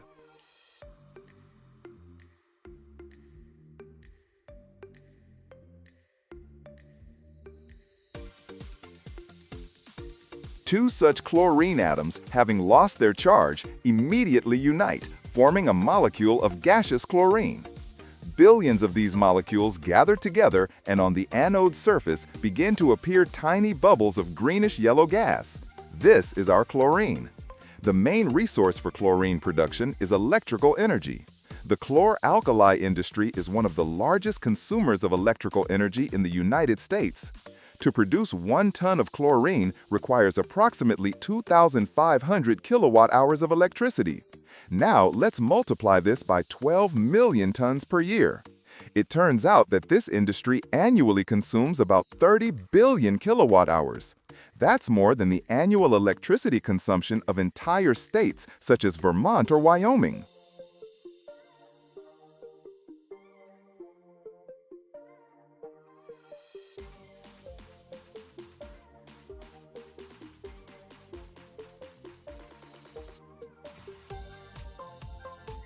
But they don't transform into metallic sodium. Instead, electrical current splits the water molecules present in the solution into hydrogen and hydroxide ions. At the cathode are released bubbles of pure hydrogen. This is our first byproduct. And the hydroxide ions remaining in the solution combine with our sodium ions, forming sodium hydroxide, or caustic soda. This is our second incredibly valuable byproduct. But here arises an enormous problem. We've just obtained three substances: chlorine, hydrogen, and caustic soda. And they must not be mixed under any circumstances. Chlorine and hydrogen together form an explosive mixture. And chlorine and caustic soda react, forming bleach, which we don't need at all.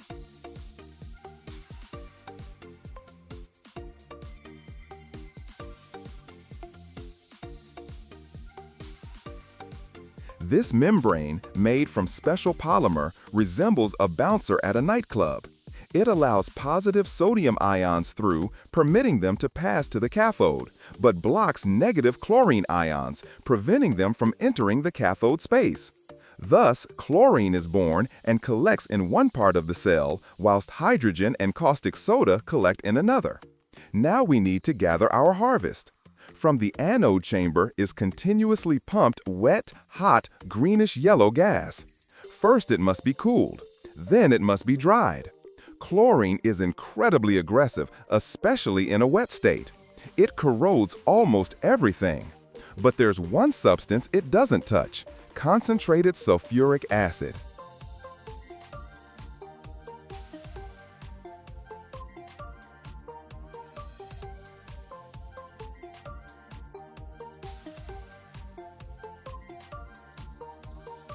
It's compressed under enormous pressure and simultaneously cooled. Under this double assault, the gas transforms into a transparent, amber-yellow liquid resembling oil. This liquid chlorine is far more convenient to transport and store. It's poured into special thick-walled steel tanks or railway wagons. Every step of this process occurs under conditions of absolute seal, because leakage of this gas is deadly dangerous. And what about our byproducts? They're no less important. The hydrogen we obtained is collected, purified, and used either as fuel for the factory itself or sold. And the caustic soda solution that formed is pumped out, concentrated, and sold.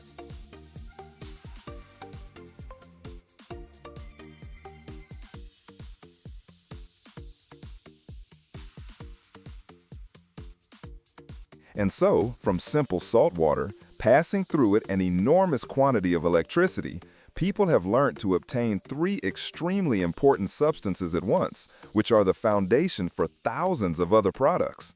Now let's look at where all this enormous quantity of chlorine goes.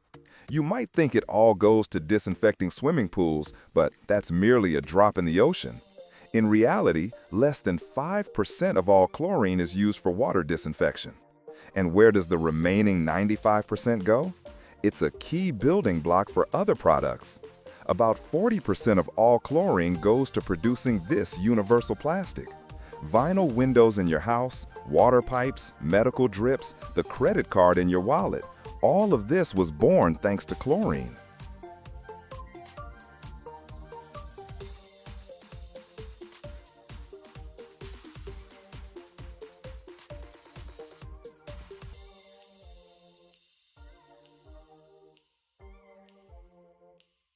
Another 40% approximately is used for creating thousands of other organic and inorganic compounds.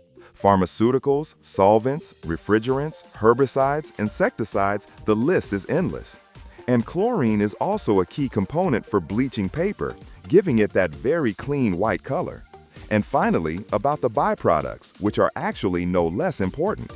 We remember that for every ton of chlorine, we obtain approximately 1,100 kilograms of caustic soda.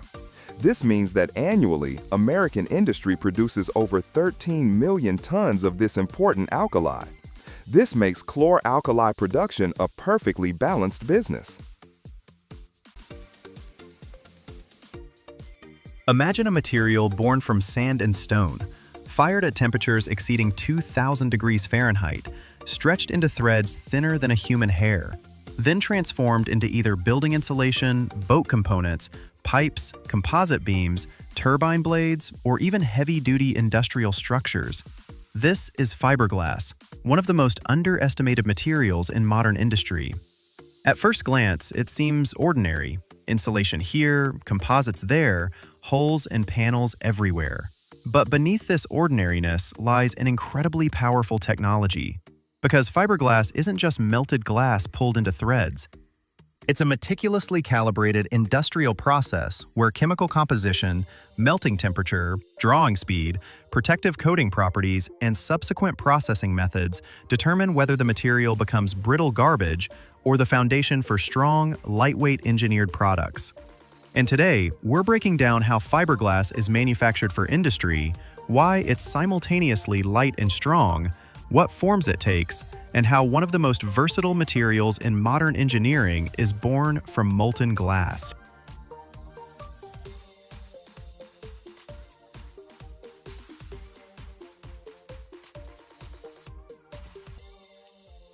Everything starts with raw materials, and here's one of fiberglass's biggest paradoxes. The base is incredibly simple: silica sand, limestone, soda ash, and a few mineral additives. But it's the combination of these ingredients that determines the fiber's future properties. Pure quartz alone needs extremely high melting temperatures, so manufacturers add substances to control the process and change the final product's characteristics. Additives can boost chemical resistance, improve electrical properties, increase strength, or tailor the material for composites and insulation.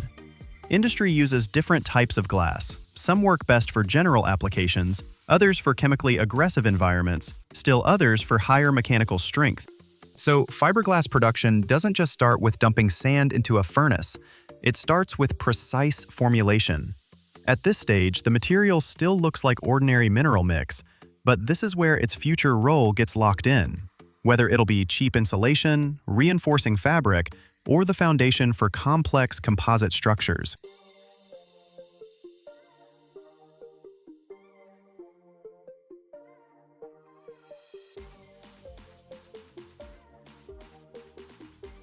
The next stage is melting.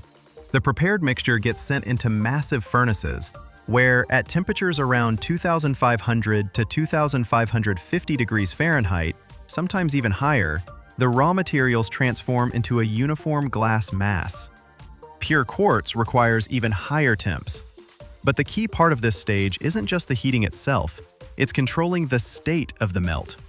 The furnace is divided into zones so the material doesn't just melt, it purges bubbles, becomes uniform in composition, and hits the exact viscosity needed. If the melt is unstable, if impurities or air pockets remain, the future fibers will have weak spots. And in a material that needs to be both thin and strong, even microscopic defects are critical. Essentially, at this stage, the plant isn't just creating liquid glass.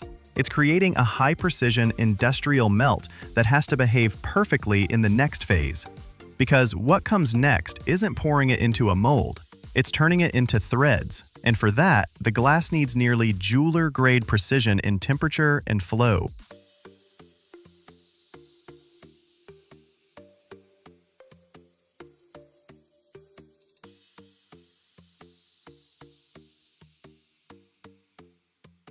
The most impressive stage? Turning molten glass into filaments. Liquid glass flows to special spinnerets. The industry calls them bushings. These are plates made from an expensive, incredibly resilient alloy of platinum and rhodium. The glass passes through hundreds, sometimes thousands, of microscopic holes. From each hole emerges a hair-thin stream of white-hot material. But that stream isn't fiber yet. Real fiber is born in the drawing process. High-speed mechanisms literally yank the glass downward at tremendous velocity, and that force transforms the molten mass into ultra-fine continuous filaments. We're talking diameters measured in micrometers, several times thinner than a human hair. It's the drawing speed and rapid cooling that prevent the glass from crystallizing like ordinary, brittle material. Instead, you get an amorphous glass filament with engineered properties. And here's where you really see it. Fiberglass isn't just molten glass, it's a material born at the intersection of fire, velocity, and precision mechanics.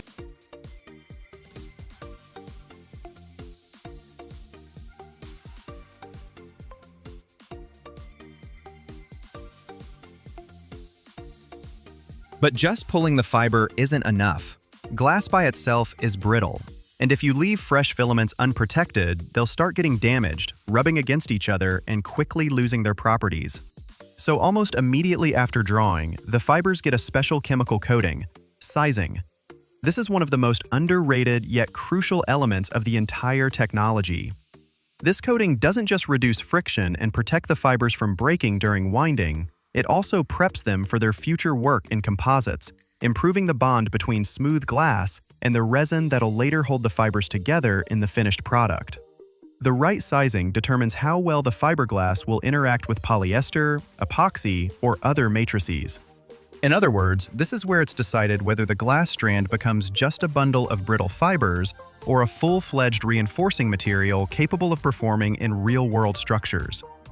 Sometimes it seems like fiberglass strength is all about the glass itself, but in reality, much of it comes down to the chemistry of its surface.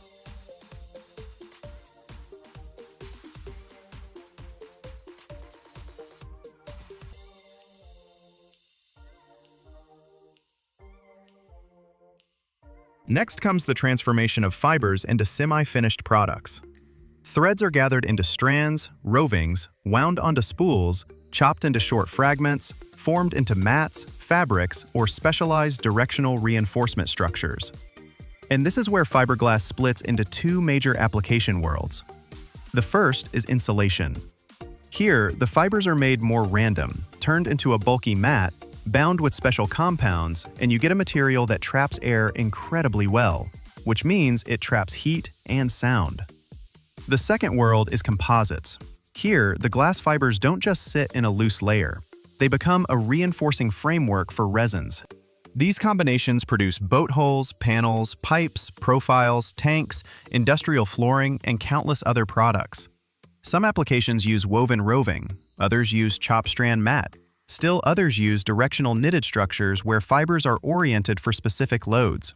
In other words, fiberglass isn't one product. It's a family of industrial forms that starts with the same thread, but ends with wildly different application technologies.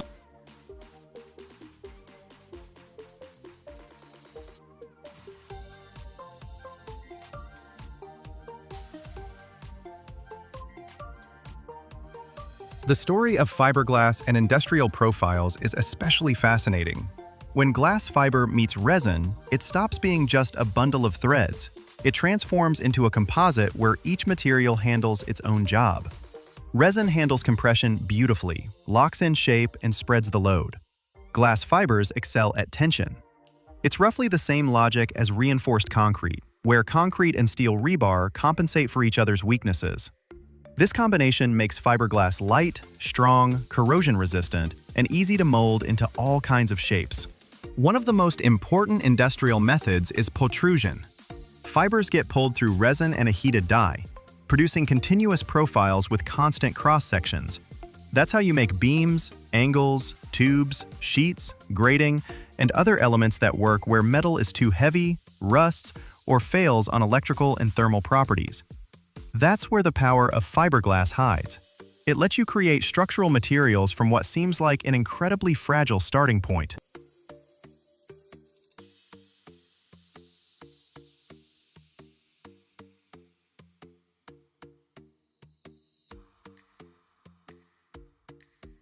So why is fiberglass both lightweight and strong?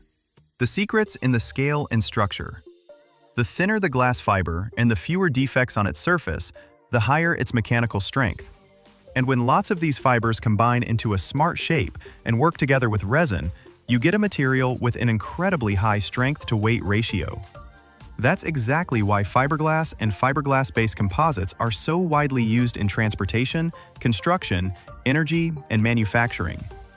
It doesn't replace metal absolutely everywhere, but it works beautifully where you need a combination of low weight, corrosion resistance, electrical insulation, and solid mechanical durability. Plus, fiberglass can be adapted for different tasks by changing the glass composition, fiber type, reinforcement direction, and matrix properties. That's how you end up with a material that can be a soft insulation blanket, a rigid composite beam, or part of a complex industrial system. And all of it, from sand, minerals, heat, and incredibly precise technology.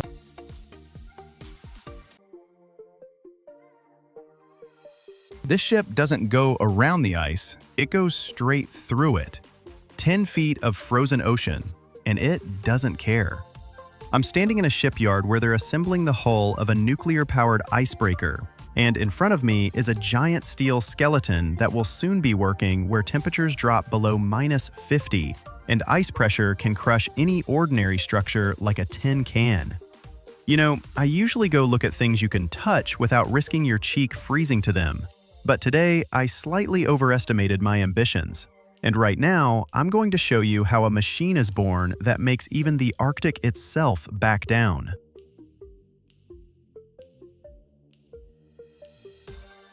The first thing that hits you at the shipyard isn't the size, though the future vessel stretches over 500 feet long, and individual hull plates run several inches thick. What stuns you is the steel itself. They don't use ordinary rolled stock here. An icebreaker hull demands special steel grades that stay flexible even in brutal cold. Regular steel turns brittle in the freeze. Strike it, and it'll crack like glass. This stuff, though, has to take impacts from ice fields and not fail. The engineers explain it simply. The hull needs to give a little, flex slightly under pressure. Otherwise, the Arctic will just snap it. Massive steel plates arrive at the yard already rough processed from the rolling mill. Each plate weighs dozens of tons, and when the crane lifts one into the air, it looks like a chunk of an apartment building somebody randomly decided to relocate. But the icebreaker's shape doesn't appear all at once. First, these plates pass through giant rollers that slowly, with enormous force, bend them to the required angle, giving the metal that crucial curve without which the hull can't push ice aside. In front of me, steel rollers, each as thick as a decent tree trunk, stacked one above the other. Between them, they slowly feed a flat steel sheet. Heavy, rigid, seemingly completely inflexible at first glance. The operator gives the command, and the mechanism starts moving. The rollers rotate at low speed, but with massive force. The sheet gradually gets pulled inside, and at some point, you can see it start to change shape. First, it's a barely noticeable bend. Then the radius increases, and the metal's no longer flat. It curves smoothly, as if obeying someone's will. The sound here is unique, a muffled pressure, grinding, and a slight crackling, like the metal reluctantly gives in. I'm standing nearby, and I hear how the steel literally groans under the load, a sound like you're pressing on something really stubborn, and it's grudgingly surrendering. They might roll the sheet several times, adjusting the roller positions each time, until they get the exact angle or curvature. And there in front of you is no longer just a piece of steel, but part of a future hull that perfectly matches its contours.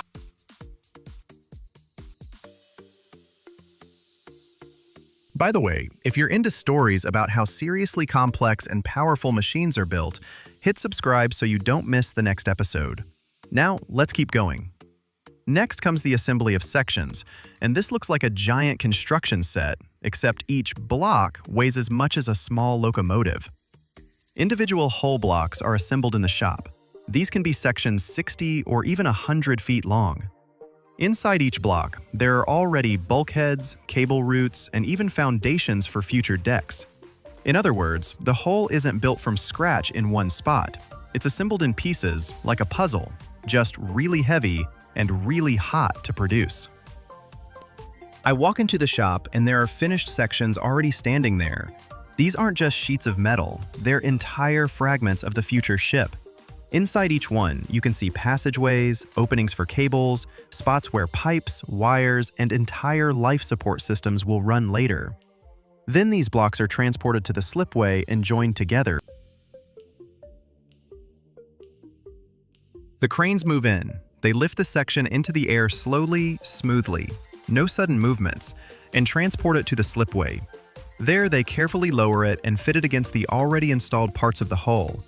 At this moment, you literally see separate pieces starting to come together as one.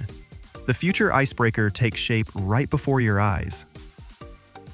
Welding is a whole different story. You can't just run a bead and go grab coffee.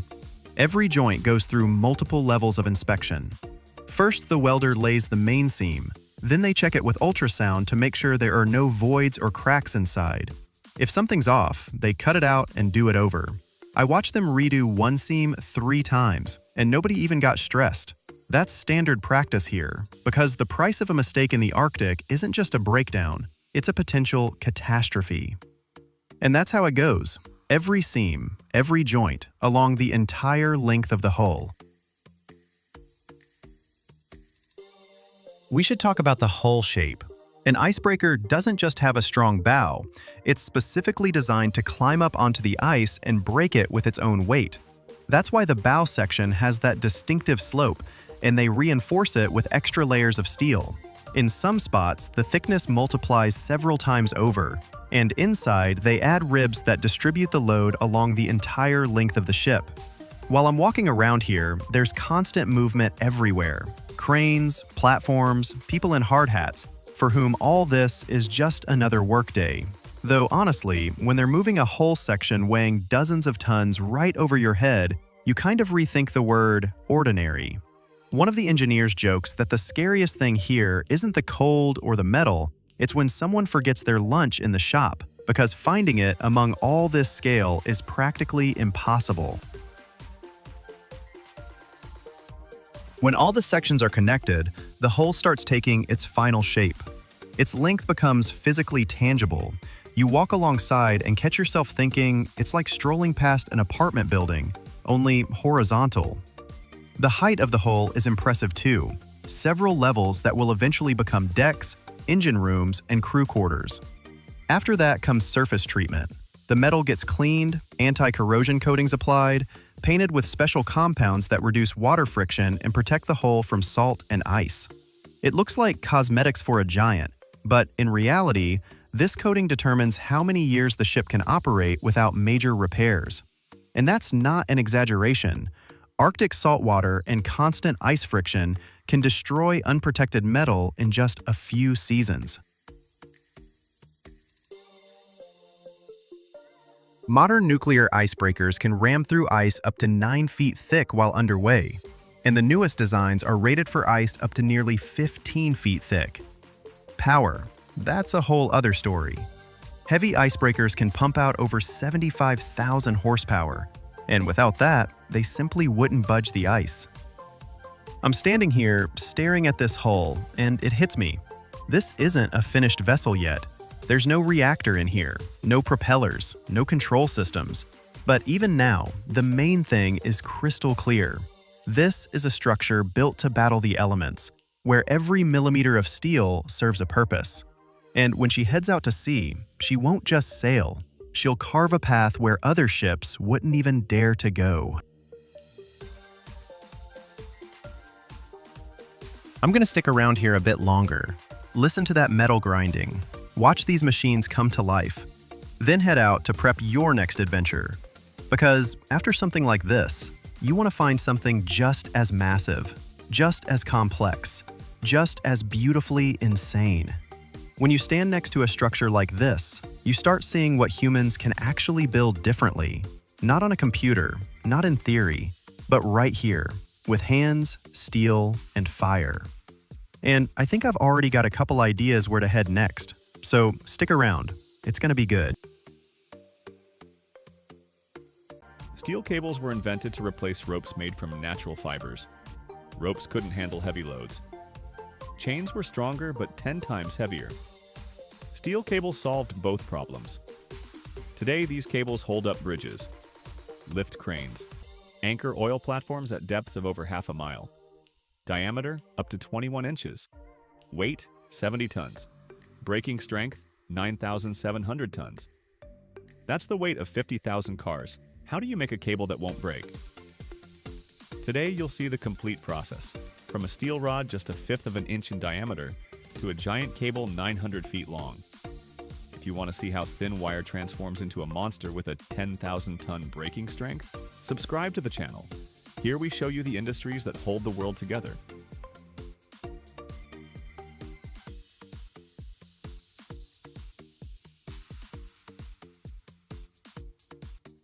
History. The modern steel cable was invented in 1834 by German engineer Wilhelm Albert. He developed it for coal mines. Hemp and manila grass ropes couldn't handle the job. The weight of coal in a cage? Over 3,000 pounds. Mine depth? Nearly 1,000 feet. Hemp rope broke from moisture and rubbing against shaft walls. Albert braided cable from steel wire. Wire diameter, just under 1/10 of an inch. 6 wires per strand. 6 strands around a core. Cable diameter, 3/4 of an inch. Strength, 5 times stronger than hemp. Lasted years instead of months. During the World War, steel cables anchored mines to the ocean floor. Deployment depth, up to 300 feet. Water pressure, 150 pounds per square inch. A cable just over an inch thick held a 600-pound mine, plus current and waves. Today, steel cables are everywhere. Cranes, elevators, suspension bridges, drilling rigs, ski lifts. Wire drawing, it all starts with rod, a steel wire 5.5 millimeters in diameter. The rod is made from grade 70 to 80 steel. Carbon content, 0.7 to 0.8%. Manganese, 0.6%. This is high carbon steel, hard and strong. The rod unwinds from a coil weighing 2 tons. It's pulled through a drawing mill. This is a series of dies with holes of decreasing diameter. First die, diameter 4.8 millimeters. Second, 4.4. Third, 4.0. Fourth, 3.6. Fifth, 3.2. Sixth, 2.8. Seventh, 2.4. Eighth, 2 millimeters. 8 passes total. Each pass reduces the diameter by 10 to 15%. Between the dies are pulling drums. Drum diameter, 500 millimeters. Rotation speed, 300 revolutions per minute. Linear drawing speed, 470 meters per minute. That's 28 kilometers per hour. The wire heats up from friction. Temperature exiting the die, 200 degrees Celsius. Cooled with water. After drawing, the wire is hard. Tensile strength, 1800 megapascals. Elongation, 2%. It's brittle. Heat treatment needed. Heat treatment.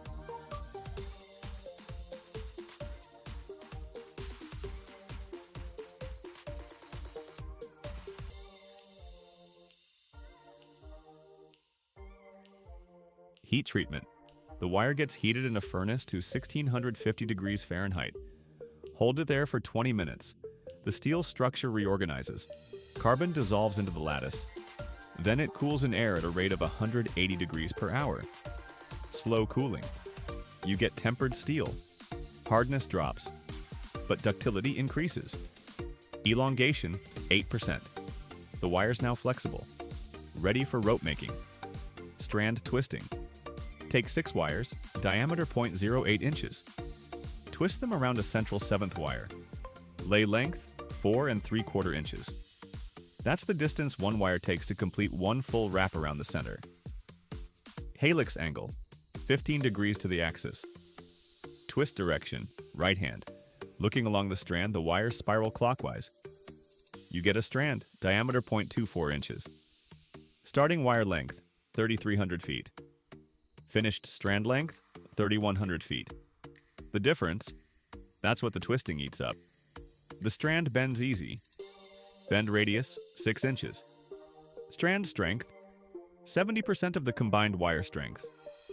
Losses from bending and friction.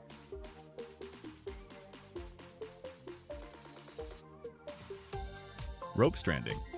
6 strands, a quarter-inch in diameter, twisted around a core. The core is organic. A hemp rope, quarter-inch diameter. It's soaked in lubricant. Hemp is elastic. It absorbs shock loads. Stores lubricant inside the rope. There can be more strands. Standard construction is 6 by 7. 6 strands with 7 wires each. There are 18 by 7 ropes. 18 strands, 7 wires per strand. There's 36 by 7. More wires mean a more flexible rope. The diameter of a 6 by 7 rope with core quarter-inch wires is about 3/4 of an inch. Breaking strength is 50 kilonewtons. That's 5 tons. Weight is about half a pound per foot.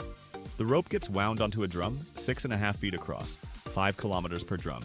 That's over 3 miles. Weight of the drum with rope is 8 tons. The ropes ship out to plants that make giant cables.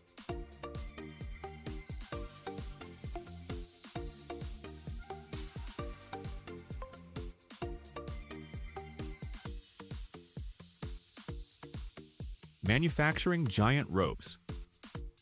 United Offshore Services in the Netherlands makes ropes ranging from 4 3/4 inches to 21 inches in diameter. The factory houses a machine that's over 650 feet long. It twists finished ropes around a central core rope. Here's an example. They're making a rope that's 13 inches in diameter. They take 6 ropes, each about 4 inches thick, plus a central rope that's 4 3/4 inches. Then they twist them together. The rope spools get mounted on a rotating carousel. The carousel is nearly 40 feet across. It spins at 2 revolutions per minute. The ropes unwind from the spools. They pass through guide rollers. They twist around the central rope. The lay length is 71 inches.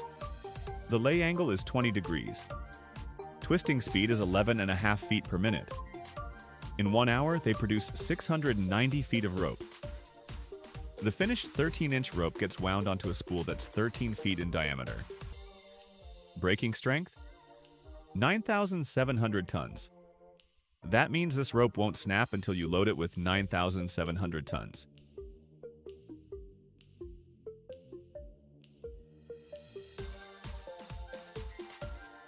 Marking and lubrication.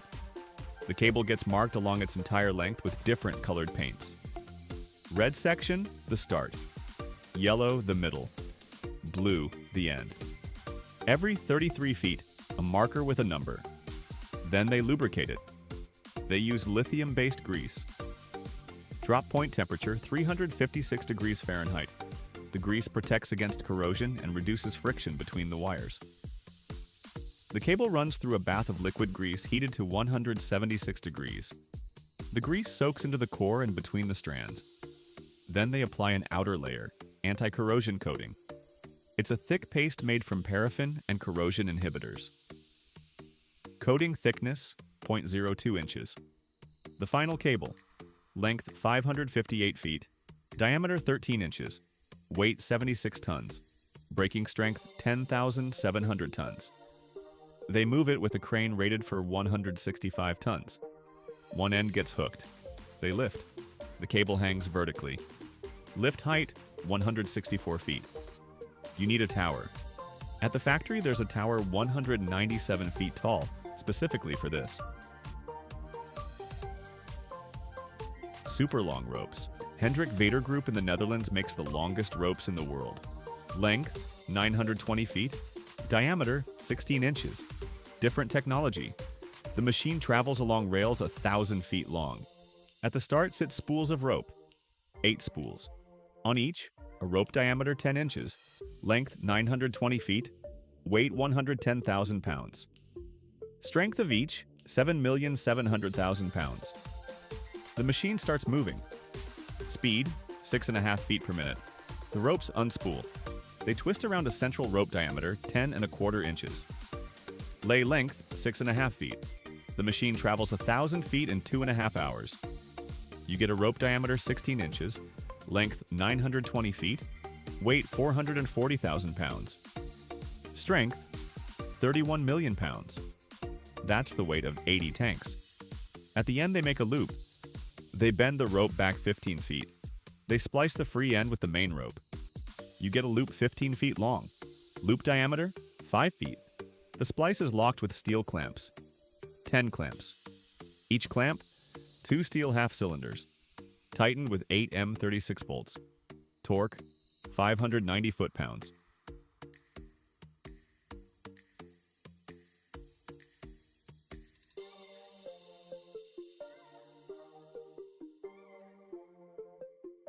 Transport and deployment. A rope 900 feet long, weighing 440,000 pounds, lies coiled on the factory floor like a snake. It needs to be loaded onto a ship. They use 3 forklifts, each rated for 55,000 pounds. They lift the rope at 3 points. Drive it to the dock. Distance 1,600 feet.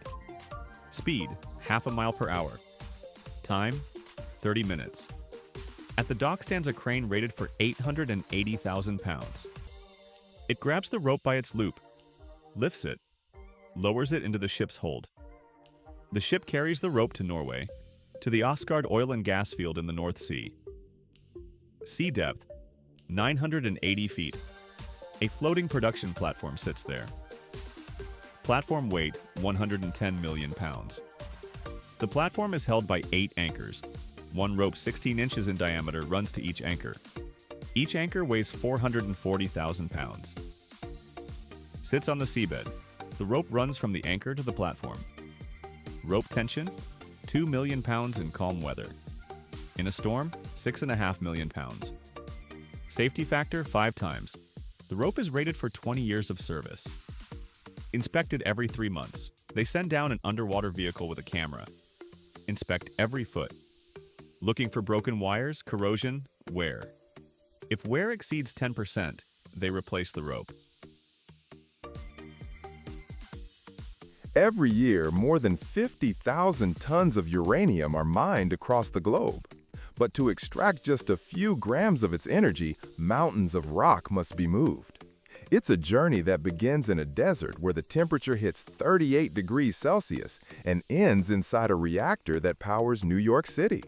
It involves centrifuges that spin faster than a jet turbine and chemicals that can dissolve metal in seconds. But the most interesting part is something that even the safety manuals don't mention.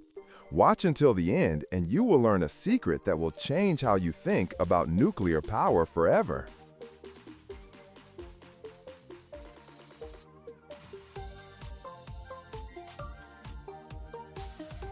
It all begins in the dust, literally.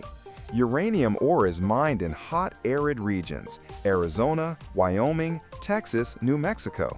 Here, the sun is relentless, reaching 38 degrees Celsius in the shade, if you can find any. There are 2 main extraction methods: open pit mining, where the topsoil is stripped away, and underground mining, with explosives and hoists. There is also a third, more subtle technique: in situ leaching. Pipes are drilled deep into the earth. Special solutions are pumped down to dissolve the uranium directly from the rock, and the resulting liquid is then pumped back to the surface. The ore itself, a grayish-brown rock, looks unremarkable, but within it, the crucial isotope uranium-235 makes up just 0.7%. The rest is a vast, almost useless mass that is inert in a reactor. And to squeeze the required drop of energy from it, hundreds of tons must be processed. After mining, the ore is crushed, milled into a fine powder, and thrown into a chemical bath of acid or alkaline solutions. This is followed by filtration, precipitation, and drying at 260 degrees. The final product is yellowcake, a bright yellow uranium concentrate. Officially, it's known as uranium ore concentrate, but everyone at the plant just calls it yellowcake. It looks striking, a mustard-colored loose powder like a spice for a barbecue. But this is a substance you must not touch and must never inhale. It emits alpha radiation, has a long half-life, and its dust is dangerously toxic.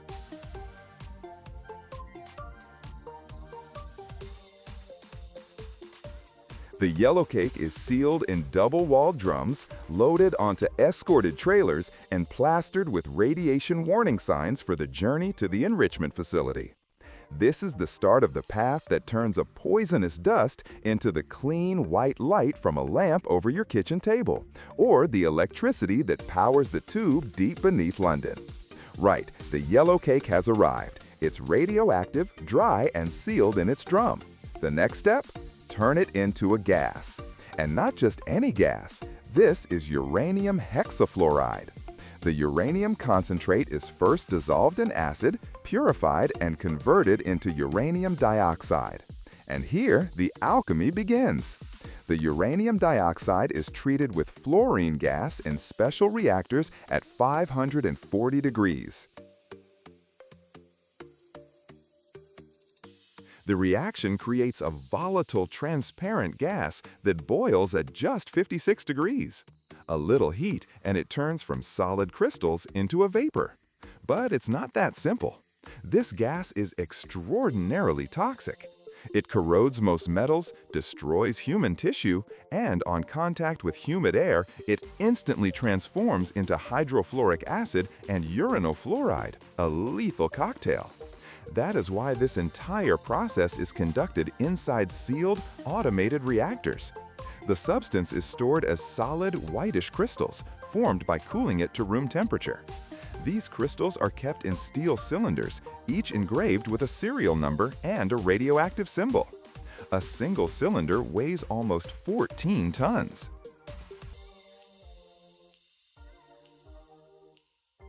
You think your washing machine spins fast? You haven't seen a nuclear centrifuge. They can reach 70,000 revolutions per minute, more than 10 times faster than a jet engine turbine. And all for one purpose, to separate uranium isotopes. Uranium hexafluoride, that toxic gas we just created, is fed into a tall, narrow cylindrical chamber, which is then spun at an insane speed. Centrifugal force does the work. The heavier uranium-238 atoms are flung towards the outer wall, while the lighter, crucial uranium-235 atoms remain closer to the center.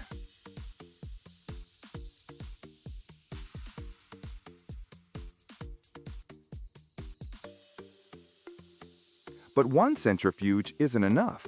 They are connected in cascades of hundreds, sometimes thousands. Each one slightly enriches the gas and passes it to the next. This process is repeated, cycle after cycle, until the concentration of uranium-235 reaches at least 3 to 5%. This is the standard grade for reactor fuel. Okay, the gas is enriched, but you can't feed a reactor with a gas. So now it is converted back into a solid, this time a ceramic form. After a series of chemical reactions, the gas becomes uranium dioxide powder, a dark gray solid. This powder is pressed under 20 tons of pressure into small cylindrical pellets, just 8 millimeters in diameter. They look almost harmless.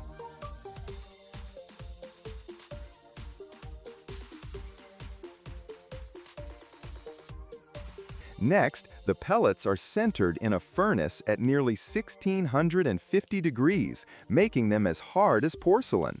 They are then polished and ground to precise dimensions. The finished pellets are loaded into long metal tubes known as fuel rods, typically made of a zirconium alloy because it resists corrosion and can withstand intense radiation. Each rod holds over 300 pellets. The rods are hermetically sealed and then bundled together into modules called fuel assemblies. They look like a square frame holding a grid of several dozen rods. A single assembly can weigh over 680 kilograms and will operate inside a reactor for up to 6 years. The finished fuel is packed into armored containers for transport. The journey is made under guard, on a special route with a security escort and GPS tracking. Left over from all of this is the depleted uranium hexafluoride, known as tails. It's a mix of isotopes with a small amount of U-235 remaining, but not enough to be useful. These tails are stored in steel cylinders at designated secure sites. When a fuel assembly has served its 4 to 6 years in the heart of the reactor, it is no longer a shining star. It is removed by a robotic system and moved into a deep pool of water, over 6 meters deep. The water cools the assembly and shields the intense radiation because the fuel is still incredibly hot. It rests there for several years. After that, it has 2 possible futures: long-term dry storage in concrete and steel casks, or reprocessing. This usually happens in other countries, as the US and UK primarily store their waste rather than reprocess it. In a dry storage facility, the assemblies stand for decades, cooled by natural air convection, as if in a nuclear monastery. This isn't the end, but a new phase of life. A slow, controlled existence, but one deeply connected to the future of energy. Because even after its time in a reactor, this fuel remains a source of heat, a lesson in engineering, and a reason for profound respect. You're holding $100 in your hand, a green piece of paper with Franklin's face on it. Light, thin, looks ordinary, but it's not paper, and it's not ordinary. This bill was printed in a building guarded better than the Pentagon.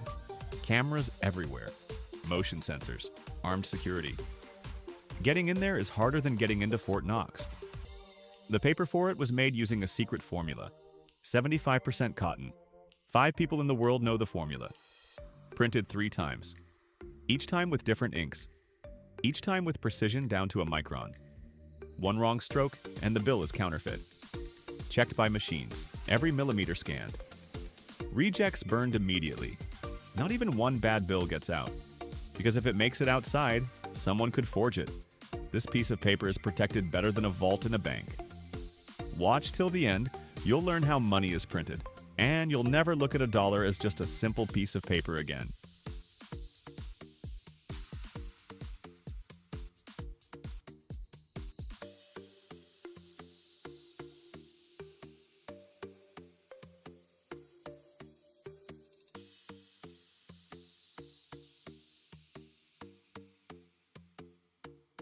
Texas, cotton fields stretching to the horizon, heat pushing 100 degrees. White cotton bolls bursting on the bushes.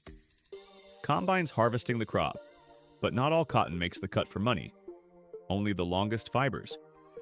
White, strong, hand-selected, shipped to the factory, Massachusetts, town of Dalton, Crane Currency Facility. They've been making paper for dollars since 1779. Nobody else in the world has the rights. The grounds are guarded around the clock. Airport-level security screening. Cameras in every corner. Cotton gets mixed with linen. Boiled in massive vats. Water added. Creates a white pulp. Rolled into thin sheets. During the rolling, red and blue fibers get woven in. Randomly. Chaotically. Impossible to replicate the pattern. First line of defense. Then a security strip gets embedded. Thin metallic thread. Glows under ultraviolet light. Water pressed out. Dried. Cut into large sheets. Every sheet inspected against the light. Checking for defects. One air bubble. Sheet gets rejected. Finished paper gets packaged. Transported under convoy. Armed guards. Armored truck. Because if someone steals this paper, they can print real money.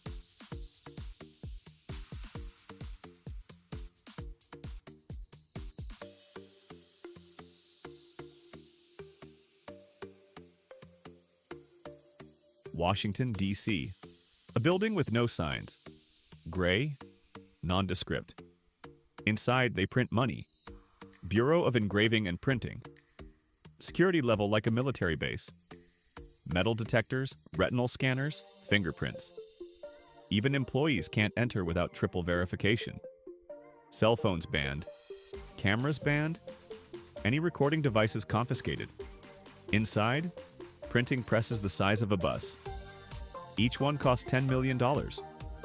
Running around the clock. Sound like a jet taking off. Paper loaded in stacks. 32 sheets per stack. Each sheet will print 32 bills. First pass, background printing. Green patterns, fine lines. Hand drawn by engravers, for months. One mistake, start over. Lines so fine they're invisible to the naked eye. That's the second anti-counterfeiting measure. Special ink. Formula classified. Made at a different facility. Under the same level of control. Sheets pass through the printing cylinder. Come out green. Wet. Dried under infrared lamps. Every sheet inspected.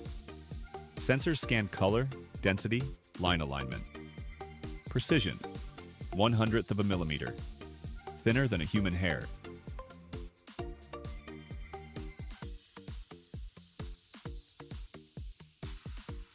Second pass. Intaglio printing. The most important one. Franklin's portrait, the numbers, the text, all of it printed under massive pressure. 3 tons per square centimeter. The ink gets pressed into the paper. Run your finger across it, you feel the texture. That's the main security feature. Impossible to fake. Regular printers can't do this, even professional ones. You need a special machine. There are 10 of them in the world, and they're all here. The printing cylinder is covered in microscopic grooves. The design is laser engraved. Precision, 5 microns. That's 10 times thinner than a human hair. The cylinders get replaced every year. The old ones are destroyed, melted down, turned into scrap metal. So nobody can recover the design. Sheets pass through the machine. Come out with Franklin's portrait. Sharp numbers, raised lettering. Another inspection. Machines scan every detail. Compare it to the standard. If even 1 pixel is off, the sheet gets rejected. Rejects are set aside separately. Shredded at the end of the day. Burned. The ash dissolved in acid. Even the ash from dollars can't just be thrown away.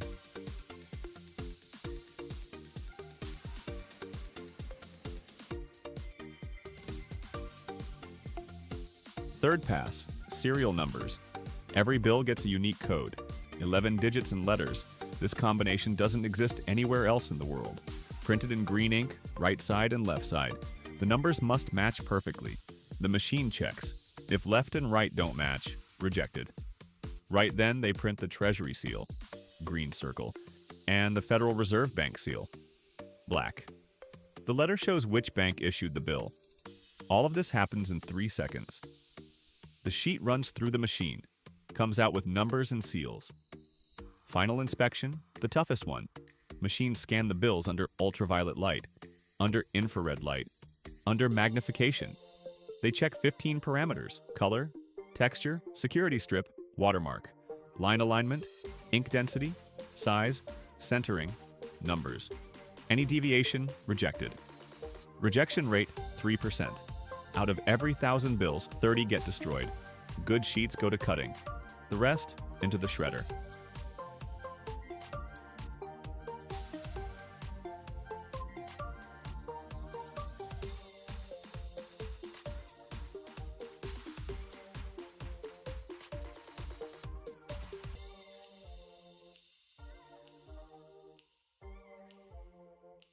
Cuts into individual bills. Precision, 1. Cuts into individual bills. Precision, 1/10 of a millimeter. If even one bill is cut crooked, the entire sheet is scrapped. Bills drop into a tray. A robot picks them up, counts them. 100 bills per stack. Wraps them in paper. 100 stacks per block. $10,000 in a single block. Blocks get wrapped in film, sealed, stamped with the date. Serial number, quantity, loaded into safe containers. Metal ones. Locked with 3 separate locks. 3 different people hold the keys. One person can't open it. Containers get loaded into an armored truck. Armed guards. 2 escort vehicles. Driven to the Federal Reserve Bank. There they're unloaded into the vault. Underground. Walls 3 feet thick. Steel reinforced concrete. The bills sit and wait until some bank requests them. Then they're pulled out. Counted, packaged, shipped off.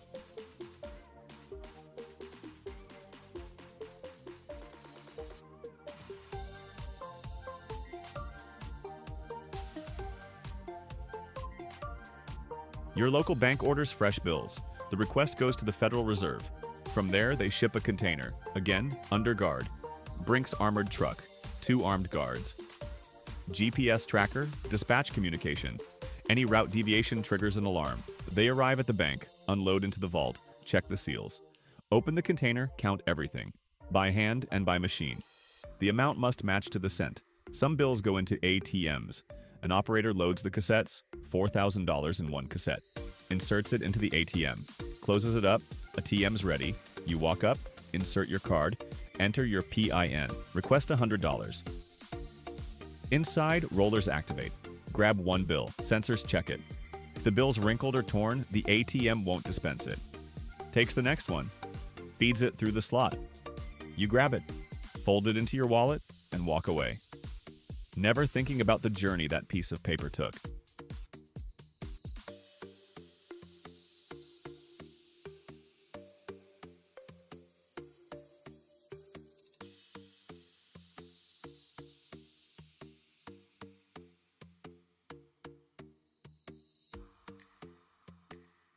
From a cotton field in Texas to your wallet. Secret paper, triple printing, 15 inspections, armed guards at every stage. Now you know. This bill isn't just paper. It's the most protected document in the world. It was printed by people who passed security clearances, working on machines worth $10 million, under cameras and sensors. Any mistake, and the bill is destroyed, burned, dissolved in acid. Because even a defective bill in the wrong hands is a threat. Someone could study it, understand the technology, try to counterfeit it. That's why the security is so tight. You'll never look at a $100 bill like ordinary paper again, because now you know it has 300 years of technology encrypted in it. Red fibers in the paper are randomly placed. The security strip glows under ultraviolet light. Franklin's portrait is pressed under 3 tons of pressure. Microlines thinner than a hair. Serial numbers unique. This bill is impossible to counterfeit, even if you really try, because it wasn't made to be beautiful. It was made to protect money from counterfeiters, and it works. Picture this, a sheet of aluminum, 4 millimeters thick. You can bend it with your bare hands, scratch it with a key, punch through it with a hammer. Now imagine that exact same material is what makes up the wing you're sitting on at 36,000 feet.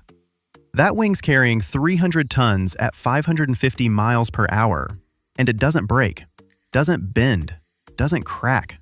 For decades. How does a 4 millimeter sheet transform into a structure you trust with your life? Today we're going behind the scenes at an aircraft manufacturing plant where they press wings and fuselages for passenger jets. And I'm going to show you every single step of that journey. If you're into deep dives like this, hit subscribe and ring that bell so you don't miss new episodes.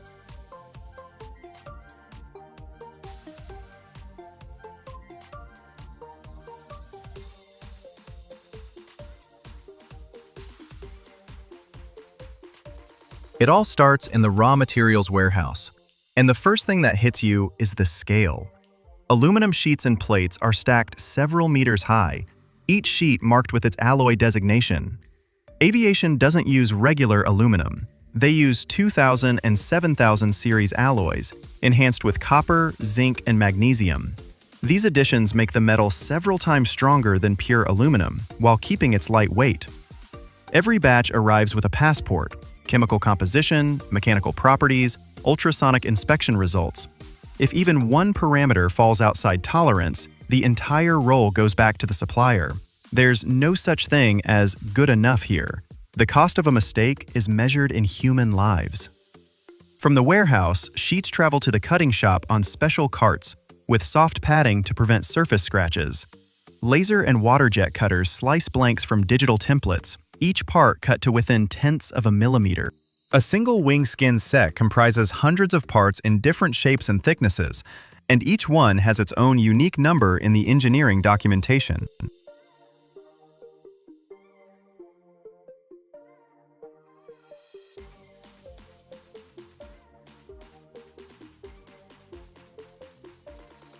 Now for the most spectacular part, forming. That flat sheet needs to become a panel with precise curvature, matching the aerodynamic profile of a wing or the roundness of a fuselage. For this, they've got presses that'll take your breath away. The hydraulic stretch press for skin forming. This machine stands as tall as a 3-story building, with force measuring tens of thousands of tons. The aluminum sheet gets clamped along the edges by special grips. A massive steel die, the punch, rises from below with the exact shape of the future panel, and the press slowly, inch by inch, stretches the sheet around this form. The metal stretches, takes on the curvature, and stays that way forever. The sound, a deep, heavy groan of metal that makes the floor vibrate under your feet.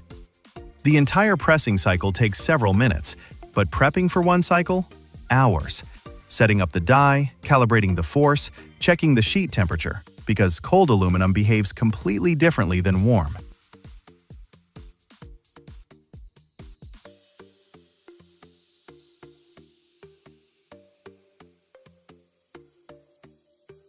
For fuselage panels, they use a different method, shot peen forming. It looks almost absurd. They lay a flat sheet on a table and blast it with steel balls about a millimeter in diameter from special nozzles under pressure. The balls hammer the surface at enormous speed, creating thousands of microscopic dents. The top layer of metal stretches while the bottom stays the same, and the sheet starts to curve on its own, like running scissors along a ribbon and watching it curl into a spiral. By controlling the intensity of the bombardment and the impact zone, you can achieve precisely the curvature you need, that signature fuselage roundness.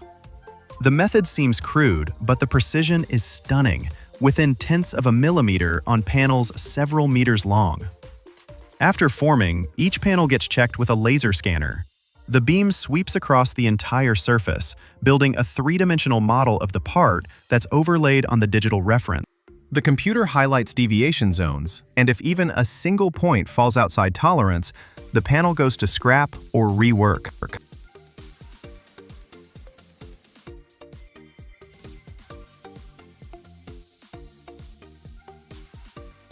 The formed panels aren't wings or fuselage yet. They're just skin, a thin shell that can't handle anything serious on its own. To make it withstand flight loads, internal structural elements are attached from the inside, stringers and frames.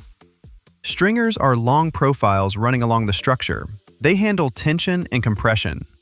Frames are cross-sectional rings that maintain the shape. Together, they form a skeleton to which the skin gets riveted.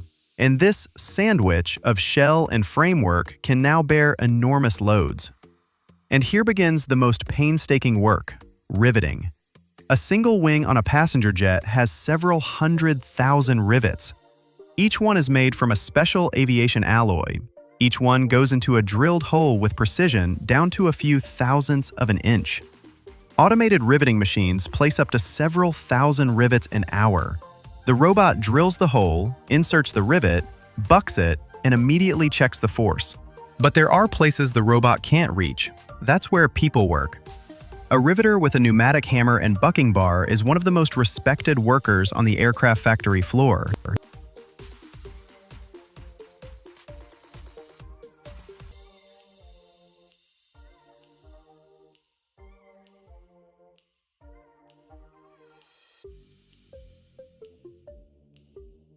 While the skin is being made, they fabricate the spars, the main load-bearing beams of the wing. These are the most heavily stressed parts in the entire aircraft. The whole fuselage hangs from them, along with passengers, fuel, and cargo. A spar for a large airliner is a single piece up to 115 feet long, milled from a solid aluminum plate several inches thick. A 5-axis machine removes up to 90% of the original metal, leaving behind a complex landscape of ribs, webs, and flanges. Milling a single spar takes up to 24 hours of continuous operation. The cutting tool follows its programmed path inch by inch, and you can't stop the process because any pause will leave a mark on the surface. From a plate weighing several tons, you get a part that weighs 10 times less but can carry loads of hundreds of tons. The chips don't go to waste. They're collected, pressed into briquettes, and sent back for remelting.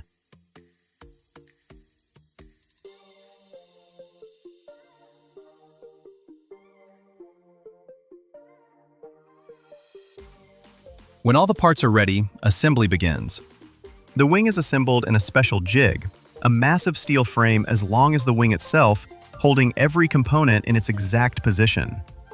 First, they install the spars, then the ribs, transverse frames that define the aerodynamic profile, followed by the stringers, and finally, the skin.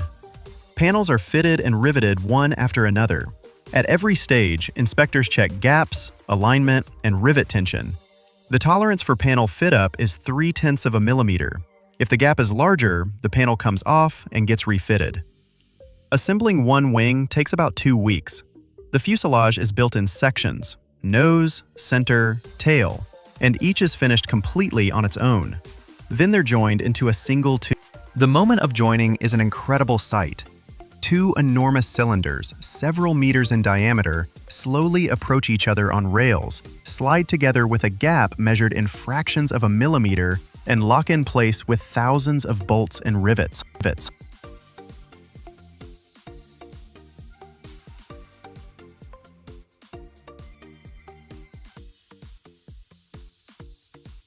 After assembly comes sealing. Every seam, every rivet hole in the fuselage gets coated with a special sealant that turns flexible and waterproof when it cures. Without it, at 36,000 feet, where pressure is 4 times lower than at sea level, air would leak through microscopic gaps, making it impossible to keep the cabin pressurized. After sealing, they close up the fuselage and pump in pressure, simulating flight conditions. Sensors all over the body track leaks. If air's seeping out somewhere, they hunt it down, find it, fix it. Only after passing that test does the section get cleared. The wing goes through its own trials. They mount it in a test rig and bend it upward with hydraulic cylinders, slowly, carefully, measuring deflection at hundreds of points simultaneously. The wing has to withstand bending several feet upward without breaking. It flexes like a bow, but doesn't snap. During certification tests, they bend the wings until they actually break to know the exact failure limit and confirm it exceeds the design spec with margin to spare.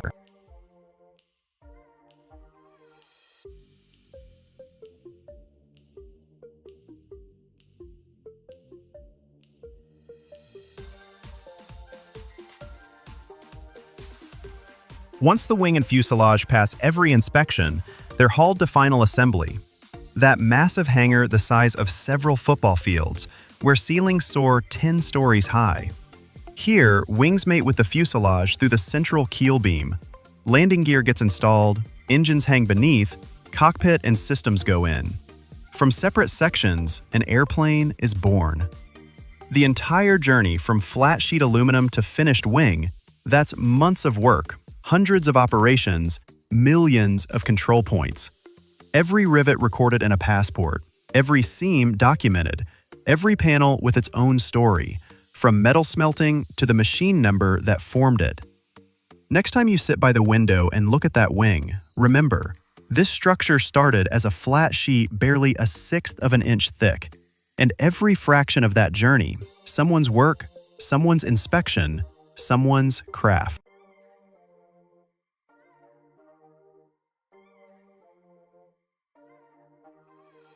From stone to wool.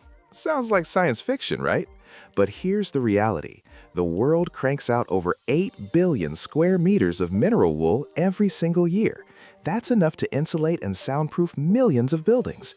Ever wonder how chunks of rock, basically useless on their own, transform into one of the most effective insulation materials out there? Today, we're going inside the world's largest mineral wool factory to unlock the secrets behind this cutting-edge manufacturing process.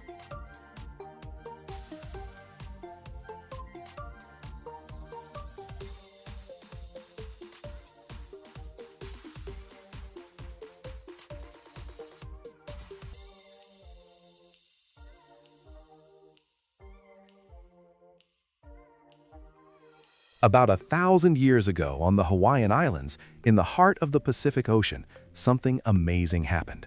Streams of molten lava, stretched by the wind, formed thin fibers that wove together into a natural insulating blanket. According to legend, these were the hairs of the goddess Pele, torn from her head each time a volcano erupted. In the early 20th century, a group of scientists also discovered the extraordinary insulating properties of this volcanic material. And from this knowledge, rock wool was born. But to insulate millions of homes, Hawaii's lava alone wasn't enough. Humanity had to recreate the forces of nature through industrial processes. In the United States, states with large basalt deposits like North Carolina, Missouri, and Utah became the primary sources of raw material for large-scale rock wool production.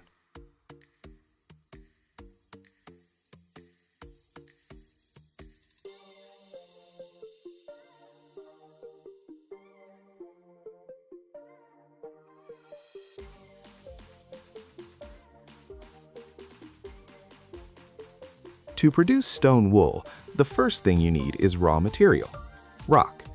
The most common types are basalt and dolomite, hard minerals that can withstand high temperatures.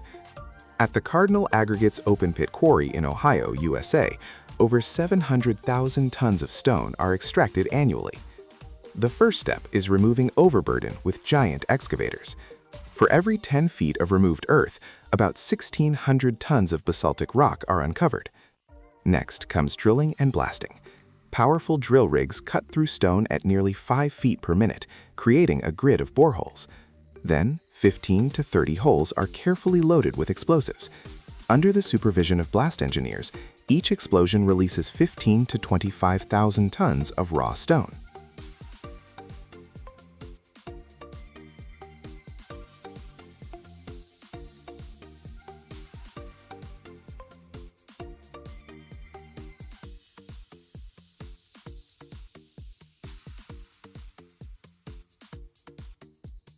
After crushing, the stone is delivered to the crushing plant, where massive blocks are ground down to pieces smaller than 10 inches.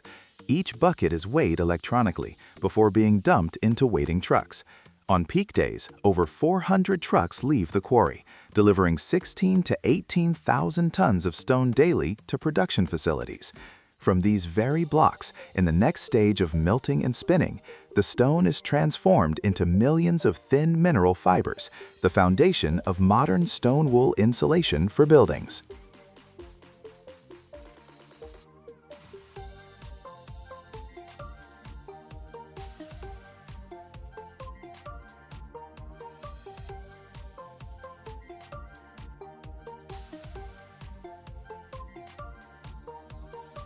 Heavy trucks loaded with basalt from the quarry roll into the plant's receiving zone, marking the beginning of a massive industrial journey. Uniform-sized stones head straight to the production line, while rough chunks and impurities continue along conveyors toward the crushers. On to the dosing conveyor, alongside the basalt stones, glossy black coke particles are evenly distributed. Adding coke doesn't just provide intense heat for the furnace, it also regulates the chemical composition, helping the basalt melt faster and more uniformly.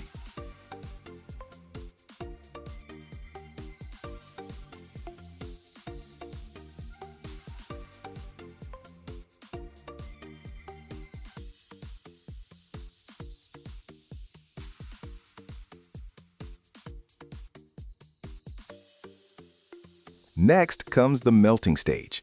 The basalt and coke mixture gets fed into a massive furnace where temperatures climb above 2,700 degrees Fahrenheit.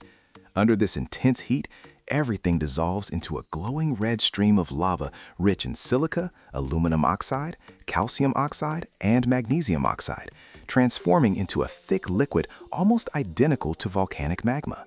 When the molten stream pours out, sparks fly in every direction, and workers in ceramic fiber suits and metal masks step forward to check working conditions. These furnaces run non-stop, 24/7, because shutting them down not only burns through massive amounts of energy to restart, but also shortens the lifespan of the refractory lining.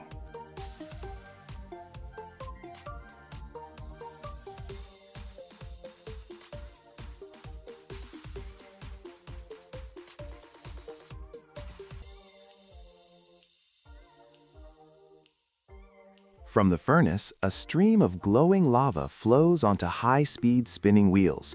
When the molten material hits the rotating surface, it flies outward and stretches into fibers thinner than a human hair. At the same time, a stream of hot air follows the rotation, carrying the fibers outward and rapidly cooling them in the air, locking in their thin yet strong form.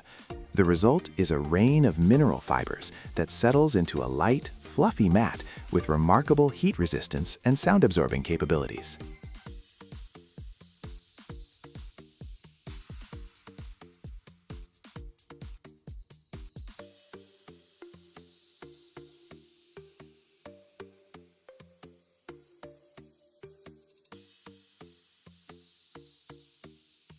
Rock wool fibers are collected immediately after formation, carried by a stream of hot air, and laid down evenly on large rotating drums or wide conveyors. Layer by layer, the thin strands form a continuous blanket of mineral wool. Powerful fans and suction channels are precisely calibrated to distribute the fibers uniformly. At this stage, the material is still soft and fluffy, like a flowing sea of white fibers. The rock wool takes the shape of a block, but the initial fiber streams are only a few inches thick, so they need to be layered continuously. The rock wool stream moves forward to the layering stage, where fiber mats are stacked one on top of another to increase thickness.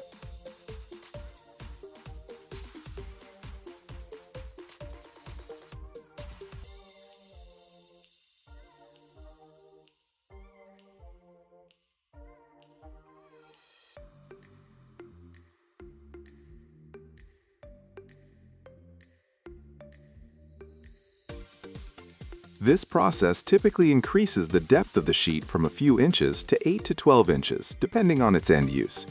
After layering to the desired thickness, the mineral wool mat feeds into a massive system of roller presses.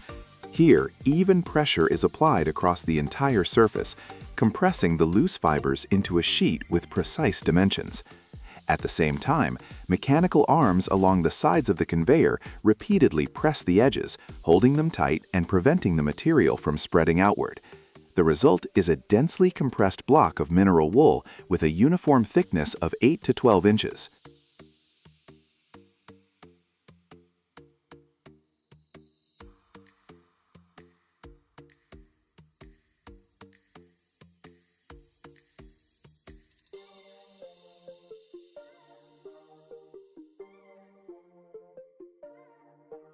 Once the mineral wool block is tightly compressed and stabilized, it passes through a high-speed cutting system. Blades trim away the excess edges, creating straight, even sides that match the desired shape. Then, additional cutters slice the thick blanket into individual panels or blocks, each with identical dimensions. By the end of this stage, the mineral wool transforms from a loose mat into neatly formed insulation boards. Each block is cut into standard panels, typically measuring about 2 feet by 4 feet, with thickness ranging from a couple of inches for residential applications to nearly 12 inches for heavy industrial insulation.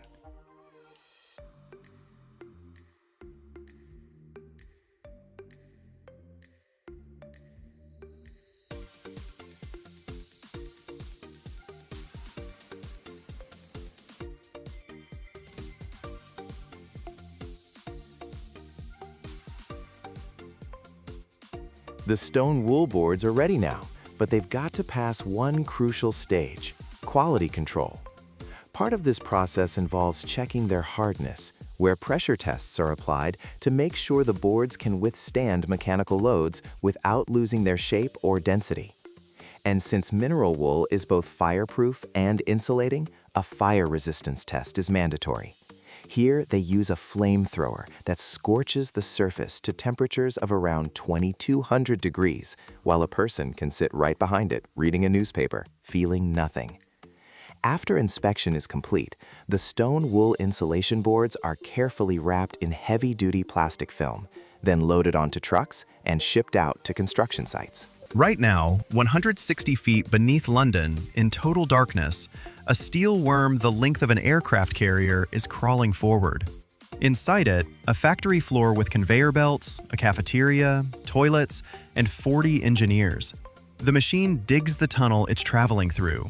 It lays concrete walls behind itself. It replaces its own teeth on the move. This is a TBM, a tunnel boring machine. The head with a cutting wheel as tall as a 6-story building. Total length of the whole assembly, 1,300 feet. Weight, 10,000 tons, like the Eiffel Tower lying on its side. One of these costs more than a 5th-generation fighter jet. And if it gets jammed in the rock, they won't retrieve it. They'll abandon it. Pour concrete over it and leave it there forever. Under London alone, 8 such machines are already buried. And there's one trick that lets a TBM chew through solid rock at 33 feet per day without stopping for a single second. I'll show you that trick right at the midpoint of this video. But first, let's go inside the steel worm.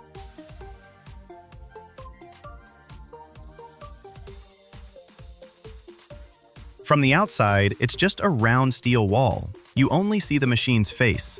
A black wheel, 56 feet across, studded with steel discs. That's the cutting edge. Beyond it, into the tunnel darkness, stretches a long tail of structures, rails, hoses, and systems. This is what a modern TBM looks like, a tunnel boring machine. Not a machine in the usual sense, more like an underground factory on wheels. It has its own hydraulics, its own power plant, its own conveyor system running for miles, its own crew. Total length, up to 1,300 feet. That's 4 football fields laid end to end, hidden underground. On the front wheel, dozens of cutter discs. These are thick steel rollers made of tungsten carbide, each one the size of a large stock pot, weighing 440 pounds. Each one costs as much as a new car. There are over 60 of them. The wheel turns slowly, 1 or 2 rotations per minute. Calm, impassive. But it's precisely this unhurried pace that's chewing through granite right now. And this is where things get really strange.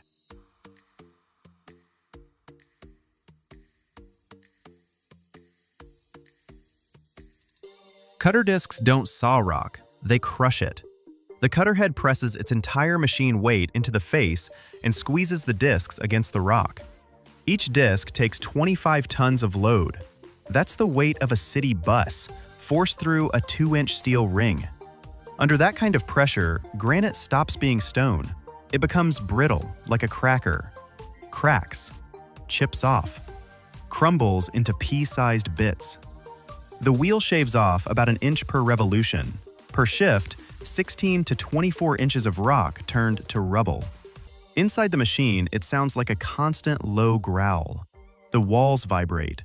The air smells like hot iron and stone dust. In the operator's cab, screens show pressure on each of the 60 discs individually.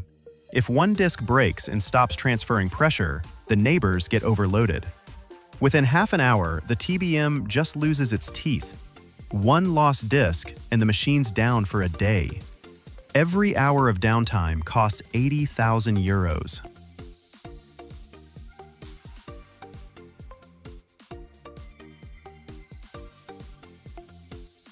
But that's only one task. The rock being cut has to go somewhere. Right behind the cutting wheel sits a massive funnel, the machine's shield. Everything the wheel chews up dumps in here. Next up, the conveyor belt. A long rubber belt, about 3 feet wide, runs through the entire TBM, backward through the whole 1,300-foot train all the way to the tunnel exit. In a single shift, 5,000 tons of rock travel down this conveyor. That's 200 dump trucks packed to the brim. 200 truckloads of underground debris every 12 hours. And that's just from one machine. If the rock's dry, the conveyor coughs up dust and rumbles with stones. If there's water at the face, behind the machine flows a real underground river of liquid mud. Pumps the size of houses stand by to pump it up to the surface. If they fall behind, the TBM starts to drown. And right now, as we speak, something that should be impossible is happening. The machine is simultaneously cutting rock and moving forward, pushing itself 10 meters a day. Here's how.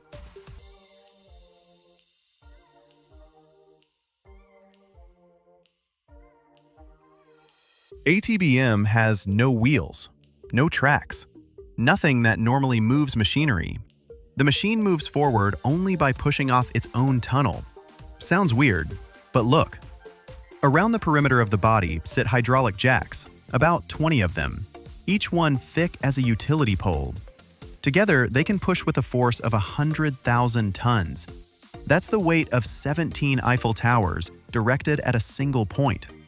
With these jacks, the machine braces against the tunnel wall behind it, against the concrete rings already installed, and pushes itself forward. 2 inches, then 4, then 8. And here's the main trick I promised at the start. While the front head chews through rock, at the exact same time, in the rear section of the machine, a massive mechanical manipulator is working, the erector, a robot arm weighing 100 tons. It doesn't wait for cutting to stop. It grabs the next concrete ring and sets it in place simultaneously. The machine never stops.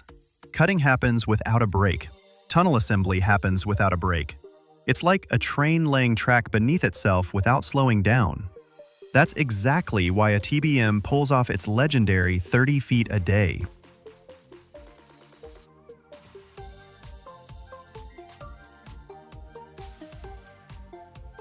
The concrete rings that make up the tunnel aren't poured on site. They're prefabricated at a massive plant on the surface. Each ring consists of 6 or 7 massive segments. Each segment weighs 6 tons. Picture a vertical concrete wall 16 inches thick and as tall as a person.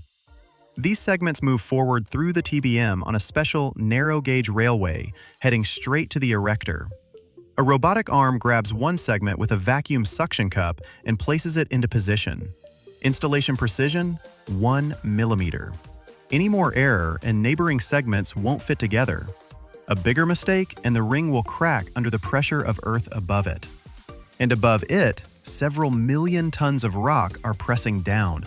Each installed ring is immediately compressed between 2 neighbors, the old one and the future one.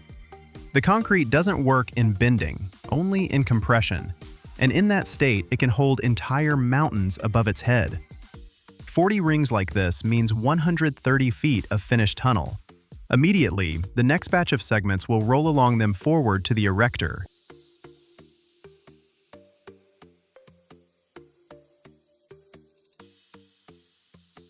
Every 3 to 4 miles, the cutter discs wear down to nothing. Sharp edges turn into smooth pucks. They have to be replaced. And this is the most dangerous part of the entire TBM operation. The wheel sits at the front of the machine, underground, under massive pressure from water and soil. You can't just pop open a hatch. A ton of liquid mud under pressure will come flooding in. So they use a hyperbaric chamber. Before replacement, the air in front of the wheel gets compressed to 5 atmospheres. That's the pressure of a submarine at 150 feet. 2 workers in specialized suits enter the chamber, go through airlock procedures, and end up right at the cutting wheel. They've got 15 cutters to swap out per shift.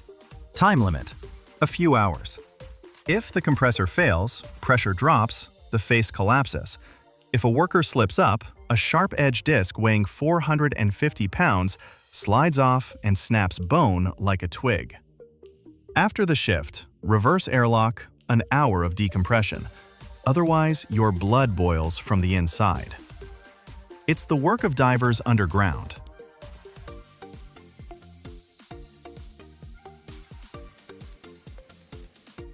And this whole time, the TBM has to hit exactly where it's being steered.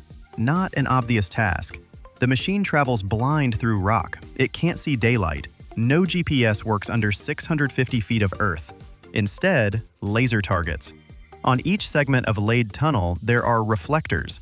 A laser theodolite constantly fires a beam at these points and calculates the machine's position within 1/5 of an inch. On the control panel, the operator sees the actual trajectory and the calculated one. The slightest tilt of the head, and half a mile later, the TBM will emerge 30 feet off target. That's catastrophic.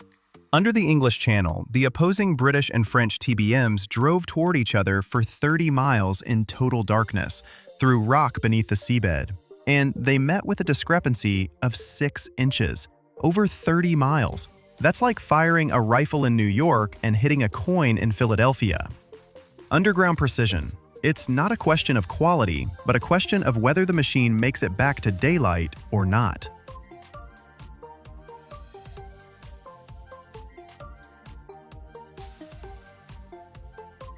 When the tunnel's done, the TBM reaches the finish. And here's where things get weird. Most machines never come back. They're buried. At the very end of the route, crews prepare a side niche in advance, a short, dead end. The TBM drives in. The crew removes the cutter head, the most valuable electronics, and some of the hydraulics. That stuff gets hauled to the surface. Everything else, the 300-foot-long body, the conveyor, the erector, the motors, stays in the niche forever. The crew fills the machine with concrete and walks away. The reason? Cold, hard economics. To turn around and drag a beast like that back out, you'd have to rebuild its entire route in reverse. That costs more than making a brand new TBM. Under London, 8 of these machines are already buried. Under the Bosporus, 2. In the Alps beneath the Gothard, 4. Across Europe right now, dozens of buried TBMs lie underground. Each one, a steel tomb as long as an aircraft carrier, and no one will ever see them again.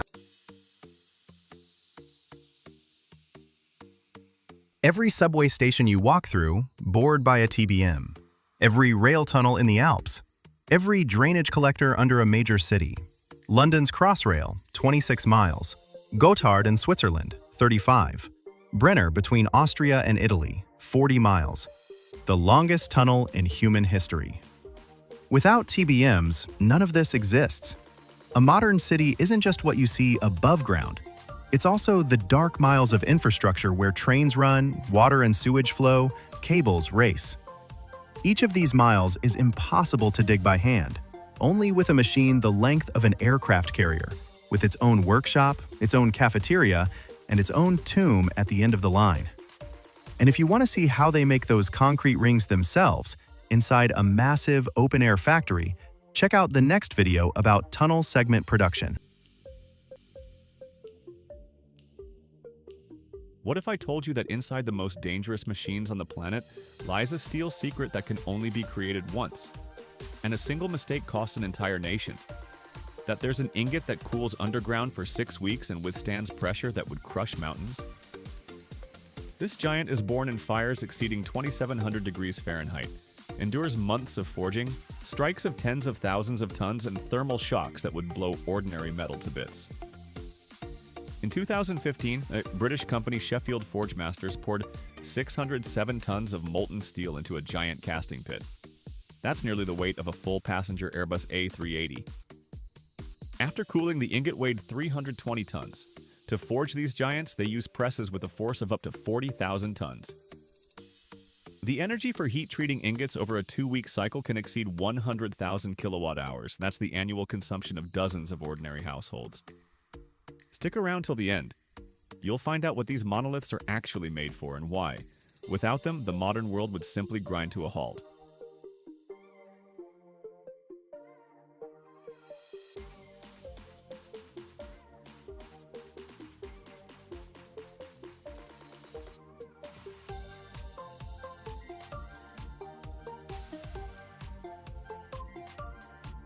Picture a massive foundry floor at a steel mill. This is where it all begins. To get a monolithic ingot, you need liquid steel of flawless quality, poured into a mold in one continuous stream. This stage demands maximum coordination. We're talking thousands of degrees and hundreds of tons of metal. A striking example of such an engineering feat was the record pour carried out by the British firm Sheffield Forgemasters in 2015. The company's metallurgists successfully managed the casting of 607 tons of liquid steel into a giant casting pit. To put that volume in perspective, it's nearly the weight of a full-sized Airbus A380 passenger jet. The pouring process is critically important. The steel must not only be melted, but also purified to a level meeting the strictest customer requirements, for reactor components, for instance. That means minimizing impurities, gases, and slag. Continuous casting ensures there won't be any layered defects or boundaries in the ingot's structure that would compromise its mechanical strength.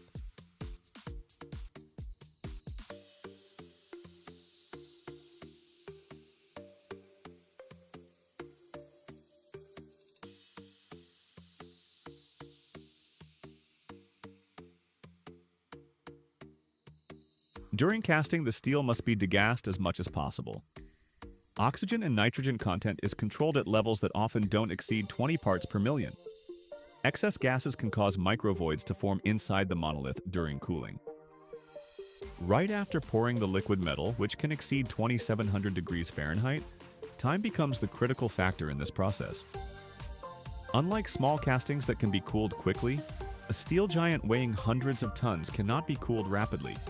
If cooling happens too fast, it'll lead to massive internal stresses, cracks, and structural defects, because the outer layer will solidify while the interior is still liquid. To ensure uniformity in the crystalline structure, the 607-ton ingot was left to cool in the casting pit for 6 weeks.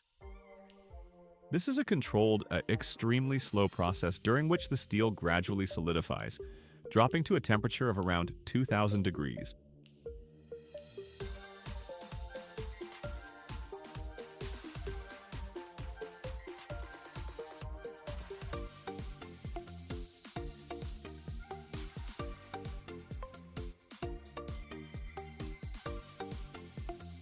This slow crystallization allows the metal to avoid unwanted phase transformations and guarantees high-quality macrostructure, which is the foundation for the future component's strength. Only after this lengthy solidification period ends is the steel monolith, which, after shrinkage and removal of the defective top portion, weighs roughly 320 tons, carefully extracted from the ground. The ingot pulled from the earth, despite its weight, is not yet a finished blank. It has a cast, coarse structure with large crystals. To transform it into strong, homogeneous metal capable of withstanding extreme loads, forging is needed. Forging 500-ton ingots requires hydraulic presses with working forces from 10 to 20,000 tons. For instance, forging the largest reactor components uses presses rated at 40,000 tons. Before forging, the ingot is again carefully heated in special furnaces. This process can take weeks to ensure uniform heating throughout the entire volume of metal.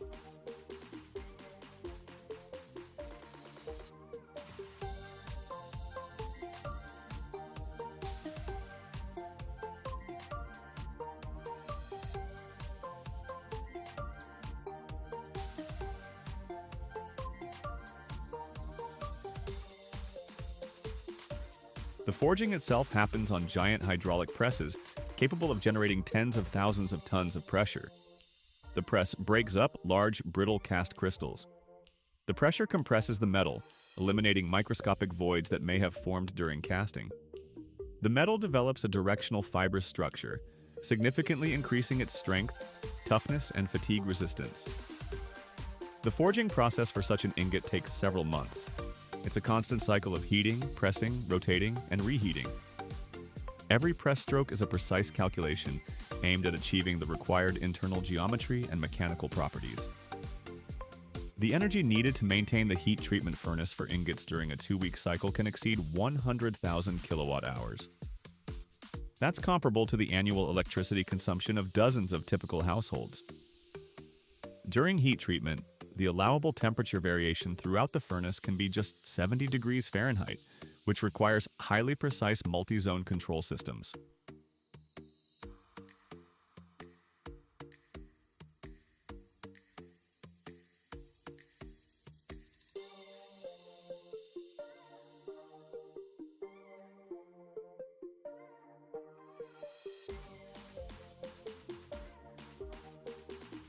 After shaping the ingot comes heat treatment.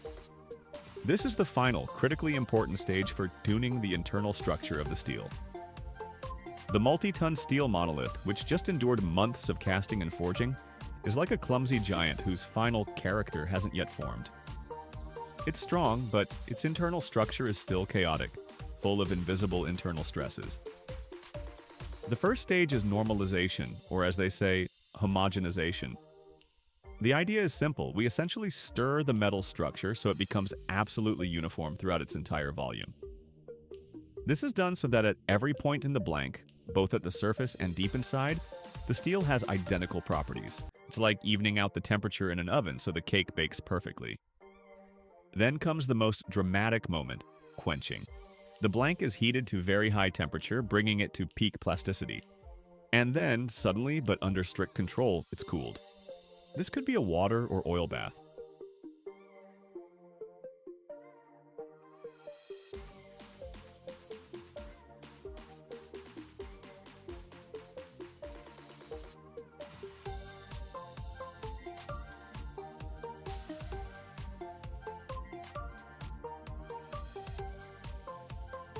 This nature shock transforms steel's soft structure into the hardest, strongest form possible.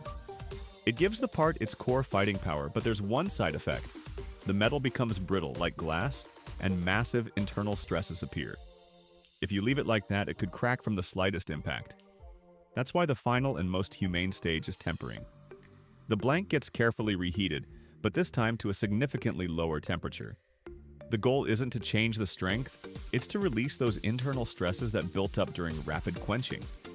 Think of it like a deep exhale after stress. It boosts the steel's toughness, making it impact-resistant and load-bearing, eliminating the brittleness. Only after successfully completing this full month-and-a-half cycle of character hardening is the steel ready to become part of a reactor or a giant press. But what are these steel giants actually for? These things we've invested so much time and resources into. They become critically important components in industries where the cost of failure is unacceptably high.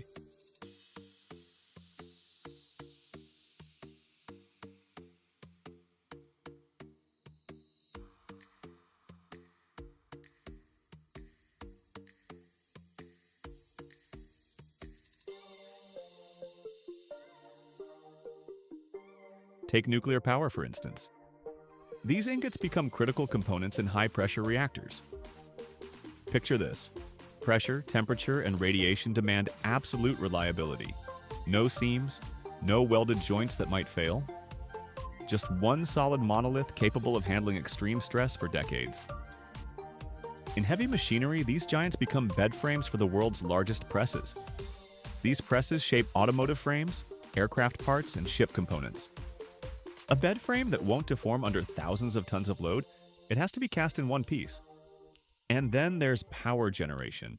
Rotors for massive steam turbines or crankshafts for enormous marine engines that propel supertankers and container ships. These components need guaranteed resistance to bending and secondary loads. Only steel produced through this incredibly complex process can deliver that.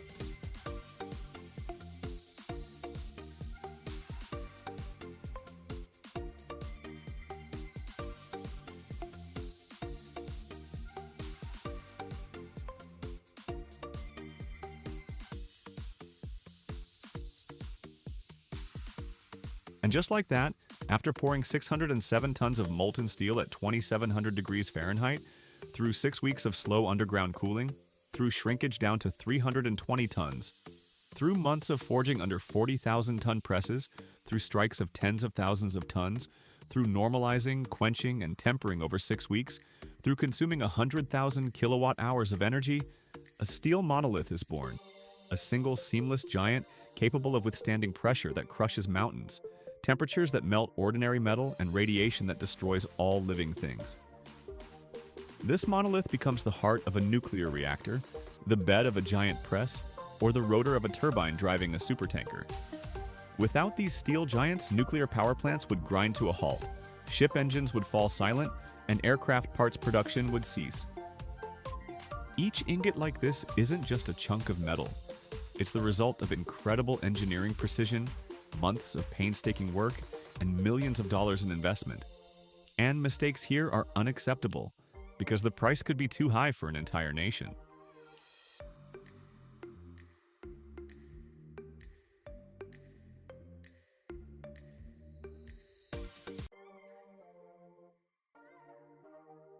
Every second, a new Michelin tire is produced somewhere in the world.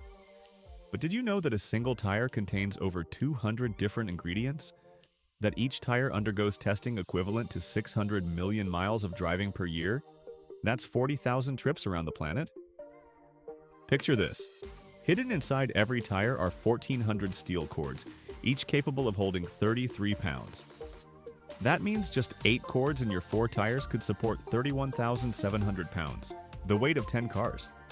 And then there's the secret C3M technology that Michelin hides even from factory visitors. How does liquid rubber at 230 degrees Fahrenheit transform into a tire that can withstand 390 degrees during vulcanization? What chemical miracles happen when sulfur mixes with rubber? And why does a 10 to 15-minute mistake in vulcanization turn months of work into scrap?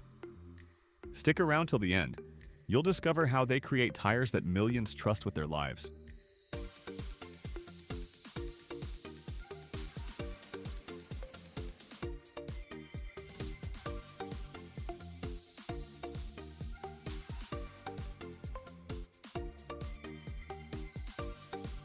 It all starts with research. Michelin engineers study how people drive, what roads they take, what conditions they put their tires through. This isn't just rubber on wheels. It's a highly complex engineered product, packed with as much technology as a modern smartphone. Over 130 years ago, brothers André and Édouard Michelin founded the company in the French city of Clermont-Ferrand. And today, the company's headquarters is still right there. Michelin now runs factories all over the world, from the US to China, from Europe to Brazil. But the manufacturing process is identical everywhere. A tire made in America is identical in quality to one made in China or France. This is achieved through the strictest standardization of every single process. Each plant is a specialist. For instance, the plant in Valladolid, Spain has been making tires for agricultural equipment, combines and tractors since 1973.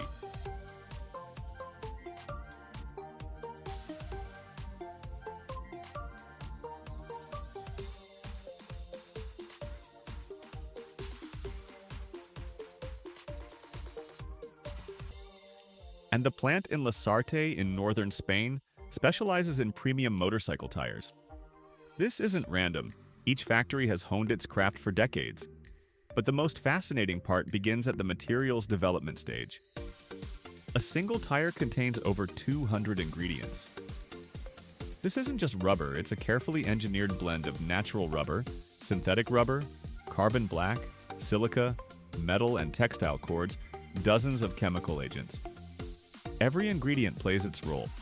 Natural rubber forms the tread base. It's extracted from the sap of the hevea tree, the rubber tree. This white latex is collected from plantations in Southeast Asia, Africa, and Latin America. Synthetic rubber is produced chemically from petroleum products. It's essential for achieving specific characteristics, like resistance to high temperatures or low rolling resistance. Michelin is actively researching the possibility of producing synthetic rubber from more sustainable sources, moving away from petroleum.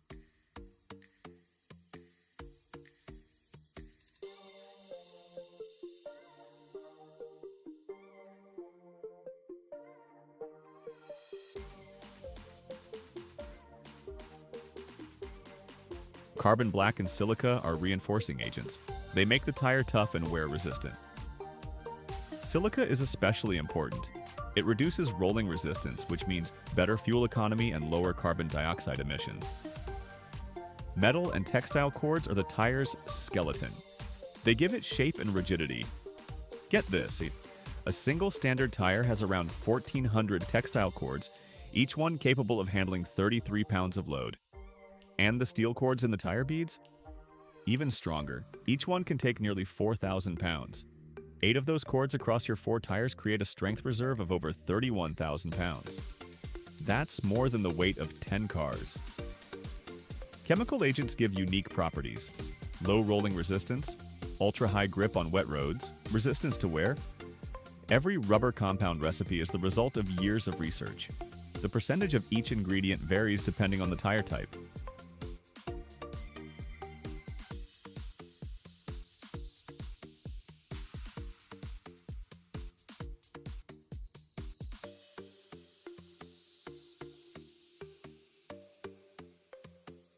Now comes the really interesting part: mixing the components. This happens in massive mixers under strictly controlled temperatures. First, they mix the rubber with carbon black, silica, oils, and other ingredients, but without sulfur and vulcanization accelerators. This is critical. Temperatures at this stage can reach 300 degrees Fahrenheit, and if you add sulfur now, the mixture starts to vulcanize prematurely. That's called scorch. So sulfur and accelerators only get added at the final mixing stage at around 230 degrees. The mixture looks like thick black goo. This is your future rubber. After mixing, it's rolled into sheets or formed into strips of specific thickness.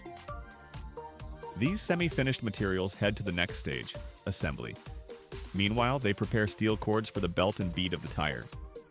Steel wire gets pulled through special dies, coated with a thin layer of latex for better adhesion to the rubber and woven into strong cables.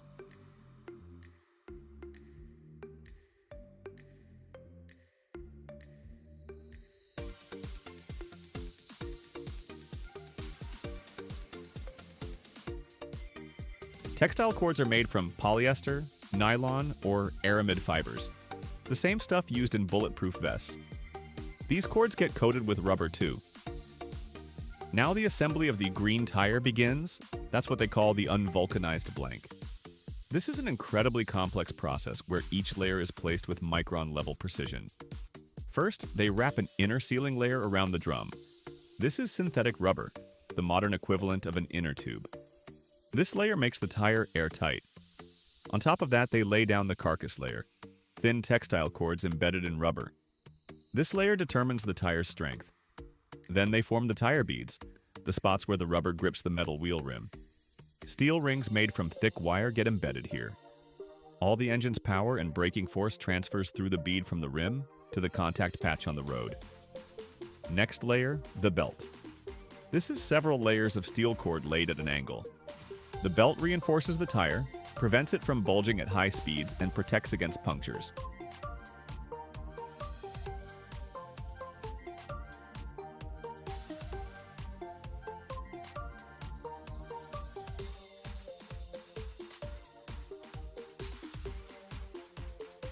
And finally, the tread.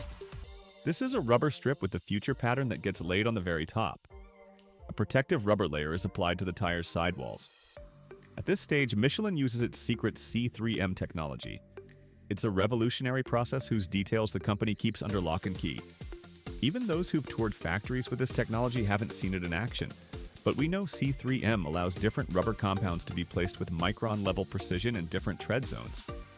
For example, in Michelin Pilot sport tires, the tread shoulders use a compound with carbon black for maximum grip in corners. The center of the tread, a compound with 100% silica content for wet road traction. And along the sides of the central rib, a softer compound for snow and cold weather performance. All in one tire. Since 1997, Michelin has produced over 15 million tires using C3M technology. Today, more than 20% of the Michelin Pilot lineup is made with this method.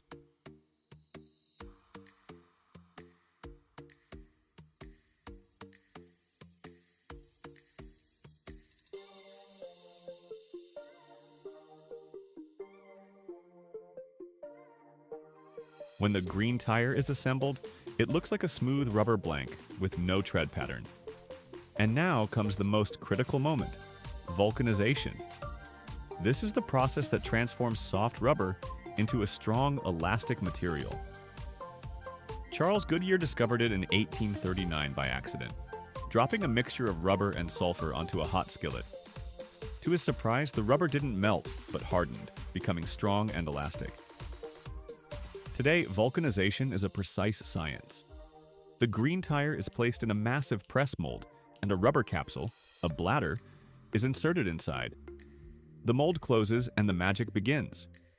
Superheated steam under pressure is fed into the capsule, or nitrogen is used. The temperature climbs to 290 to 320 degrees Fahrenheit, sometimes up to 400 degrees. Pressure reaches 3 to 450 pounds per square inch. The capsule inflates from within, pressing the tire against the mold walls. The mold is also heated from the outside with steam.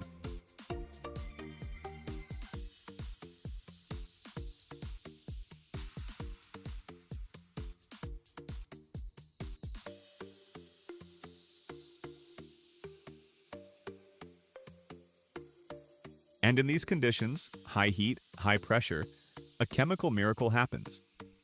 Sulfur starts creating cross-links between the long rubber molecules. Linear molecules transform into a three-dimensional network. The rubber becomes hard, strong, elastic, resistant to heat and cold. At the same time, the tread pattern and sidewall lettering get stamped onto the tire's surface. This process takes 10 to 15 minutes for a passenger tire, up to 20 or 30 minutes for a truck tire. Timing is critical. Undercure it and the tire will be soft and wear out fast. Overcure it and the rubber becomes stiff and brittle. Temperature is critical too. The entire process is computer controlled down to the degree. Modern systems even measure each green tire's temperature before curing with infrared sensors and adjust the time based on starting temperature. After curing, the mold opens, steam releases from the bladder, and out comes a finished tire. Hot with that distinctive rubber smell with crisp tread pattern.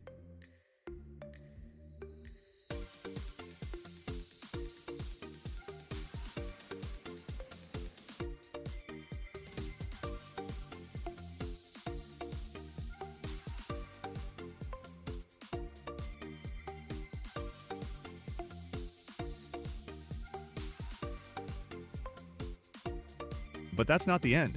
Every tire goes through brutal quality control. First up, visual inspection, any surface defects, bumps, or bubbles. Straight to the reject pile. Next, size and shape verification using laser scanners that measure hundreds of points across the surface. Balance testing follows. An imbalance of more than a few grams is unacceptable. X-ray inspection comes next. They peer into the internal structure, hunting for core defects, voids, or foreign objects. And the big one, road testing. Michelin runs over 600 million miles of tests every year. That's equivalent to 25,000 trips around the Earth. Tires get hammered on wet and dry pavement, on snow and ice, in scorching heat and freezing cold, at high speeds and under extreme conditions. And so, after traveling from a rubber tree in the jungle, through the blending of 200 ingredients, through the precision assembly of 1,400 cords, through the hell of vulcanization at 400 degrees Fahrenheit, and through 600 million miles of testing, a Michelin tire is born. The only point of contact your car has with the road, the thing your life depends on.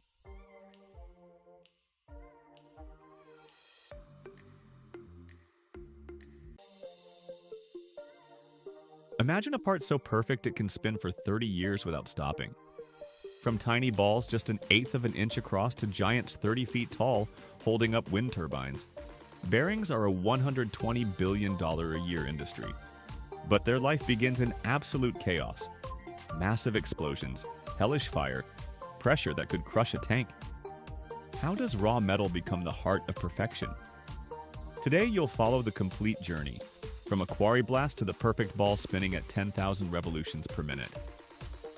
If you want to see how chaos turns into precision, subscribe to the channel. Here we show the manufacturing that builds our world.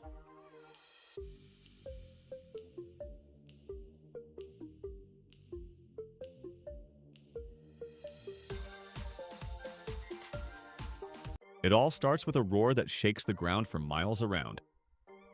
In the giant quarries of Australia and Brazil, iron ore hides in layers of rock hundreds of feet thick. Geologists turn the quarry into a chessboard. They drill boreholes 60 to 100 feet deep. Borehole diameter, 10 inches. Distance between boreholes, 16 feet. 1 square mile, 1,000 boreholes. Into each they pour explosives, a mix of ammonium nitrate and diesel fuel. Ratio 94 to 6%. Charge weight per borehole, 650 pounds.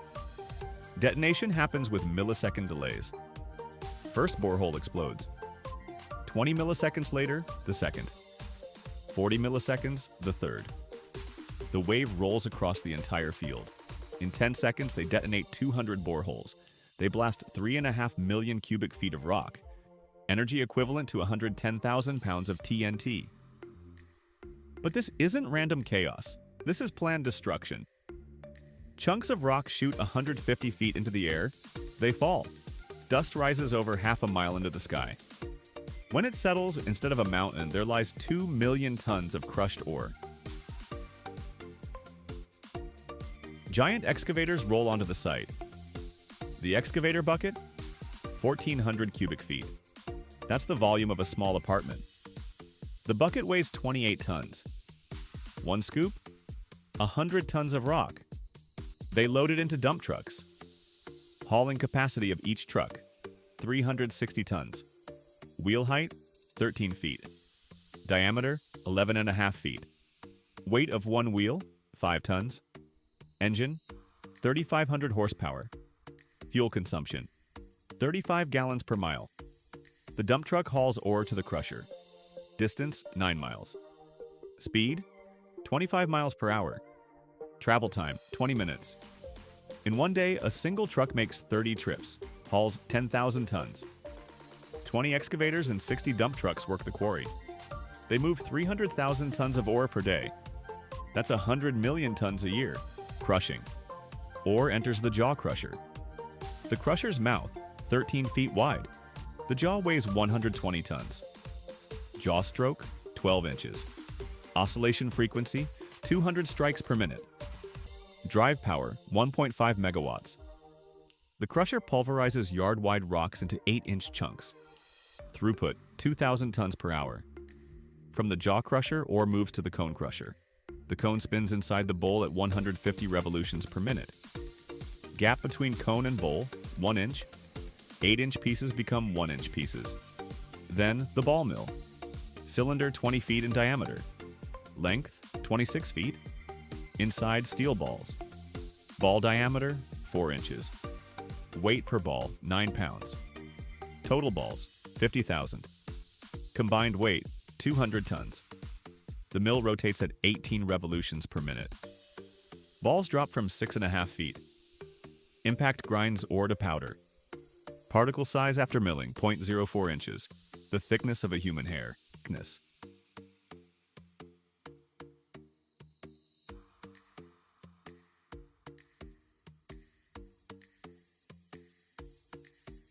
Flotation enrichment. Ore powder gets mixed with water, creates a slurry. Solid concentration, 30%. Add reagents. Potassium xanthate, 7 ounces per ton of ore. Pine oil, 1.8 ounces per ton. Xanthate makes iron particles hydrophobic. They repel water. Pour the slurry into the flotation machine. Tank volume, 13,000 gallons. Air pumps in from below. Pressure, 30 pounds per square inch. Flow rate, 10,000 cubic feet per hour. Air forms billions of bubbles 0.2 inches across. Bubbles stick to iron particles. Lift them up. Foam forms on the surface. Reddish gray. Dense. Iron content in the foam, 67%. Waste rock sinks to the bottom. Gets pumped out and dumped in tailings. Foam scraped off with blades, sent to filtration. Vacuum filter sucks out the water. Leaves a damp mass. Moisture content, 9%. That's concentrate. Gets turned into pellets. Pelletizing. The concentrate goes to a disc pelletizer. The disc is 15 feet across, tilted at 45 degrees, spins at 15 revolutions per minute. Powder feeds onto the disc. Water's added, 3% by weight. Centrifugal force rolls the powder into balls. Pellets come out 1/2 inch in diameter, give or take 1/16 of an inch. The pellets roll off the edge onto a conveyor. Output? 300 tons an hour. 1,000,000 pellets every hour. The pellets head to the kiln. Firing temperature, 2,450 degrees Fahrenheit. 20 minutes in the heat. The pellets turn rock hard. Crushing strength, 3,500 psi. Now they're ready for the blast furnace.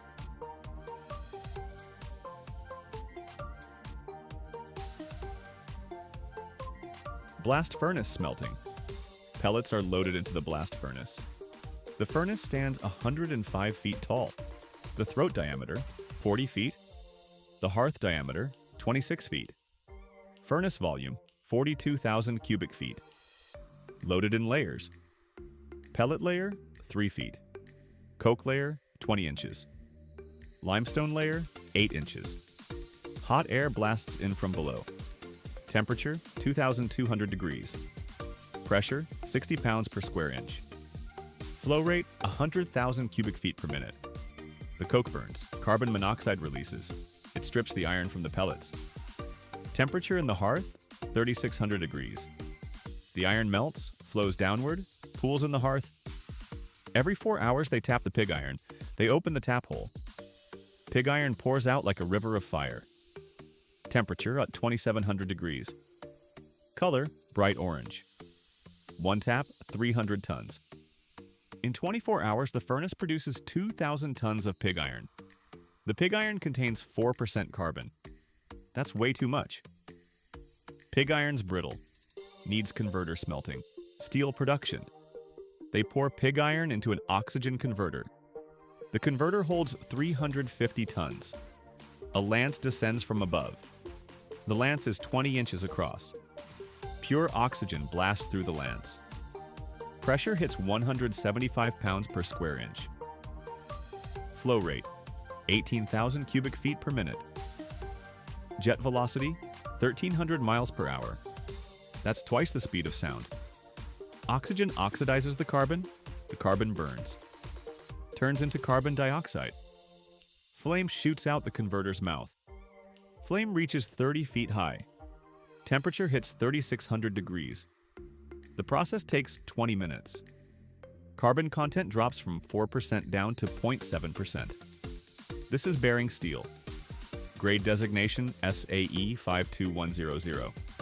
Chromium content 1.5%. Chromium provides hardness and wear resistance.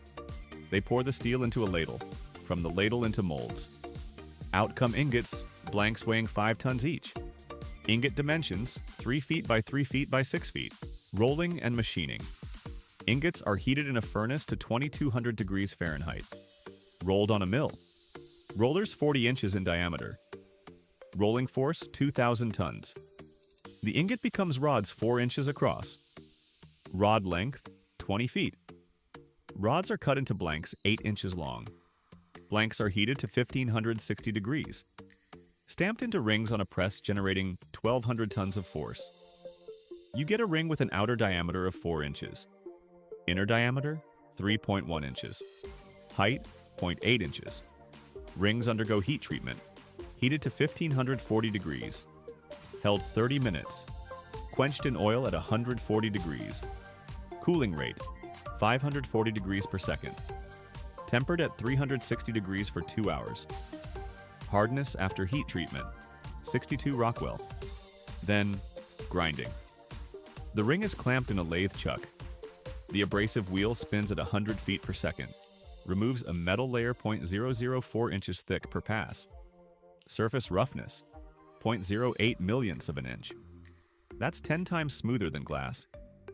Deviation from roundness, no more than 0.08 thousandths of an inch. Balls are made by cold heading. Wire 1/2 inch in diameter is cut into 1/2 inch segments. Each segment is clamped between 2 dies. Pressure, 2 tons. The segment deforms into a sphere. You get a rough ball? It's ground between 2 cast iron discs. The discs rotate toward each other. Speed, 200 revolutions per minute.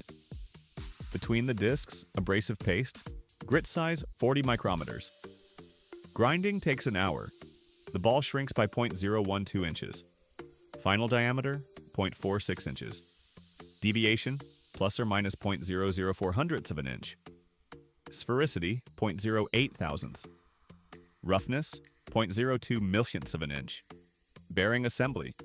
Inner ring, outer ring, 17 balls. Brass separator, lithium grease. Bearings done.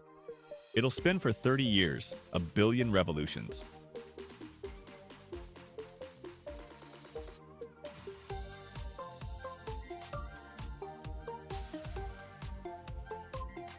Every year in Dubai alone, over 1 million tons of asphalt are produced, and that number is constantly rising.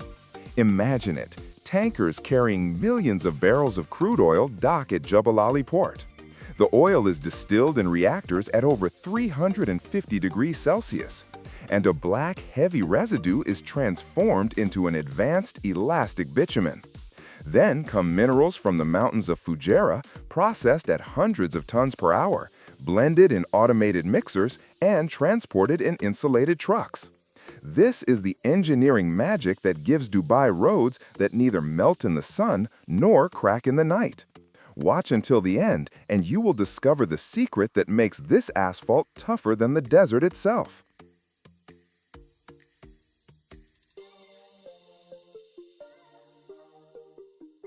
It all begins on the waters of the Persian Gulf, where giant tankers slowly cut through the surface, carrying millions of barrels of black gold, crude oil. They journey from Iraq, Saudi Arabia, and Kuwait. When a tanker docks at a port in the UAE, such as Jebel Ali, a process begins where men and machines work as a single organism. The oil is pumped into vast storage tanks, hidden within the industrial landscape, marking the start of its transformation. From there, it travels underground through a network of pipelines, like arteries leading to the heart of the refineries. In Jebel Ali or Abu Dhabi, it is met by a city of steel, reactors, distillation towers, and chrome columns.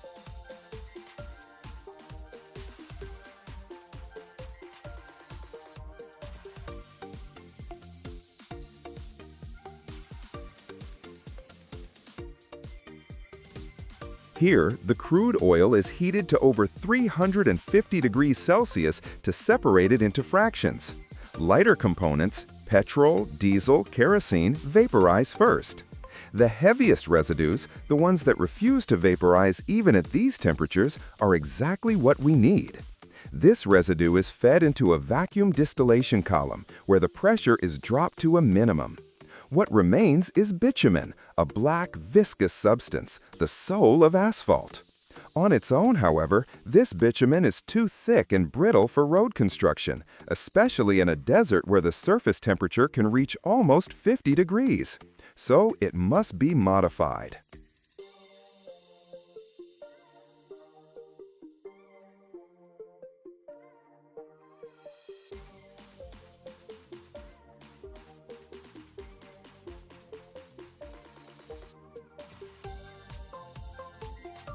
In special reactors, the bitumen is blended with polymer additives, plasticizers, stabilizers, and sometimes even crumb rubber.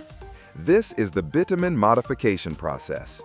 The result is a material with high elasticity and resistance to UV radiation, one that won't soften under the sun or crack when the temperature plummets at night. In Dubai, a polymer-modified bitumen that meets the strict standards of the RTA, the Emirates Roads Agency, is used almost exclusively. Once the bitumen has completed its transformation, it begins the next stage of its journey, delivery to the asphalt mixing plants.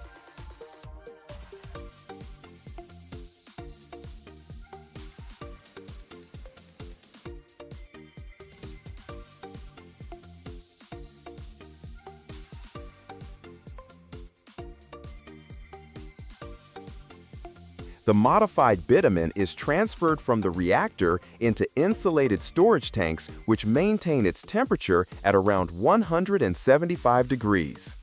In this liquid state, it remains perfectly uniform. It is then pumped through high-pressure sealed pipelines to the nearby plant or loaded into road tankers with special thermal containers. These tankers are built with a double-skinned steel body and a thick insulating layer. The drivers undergo special training. They must maintain a steady speed and monitor temperature sensors in real time. If the temperature begins to drop, an onboard heating system activates.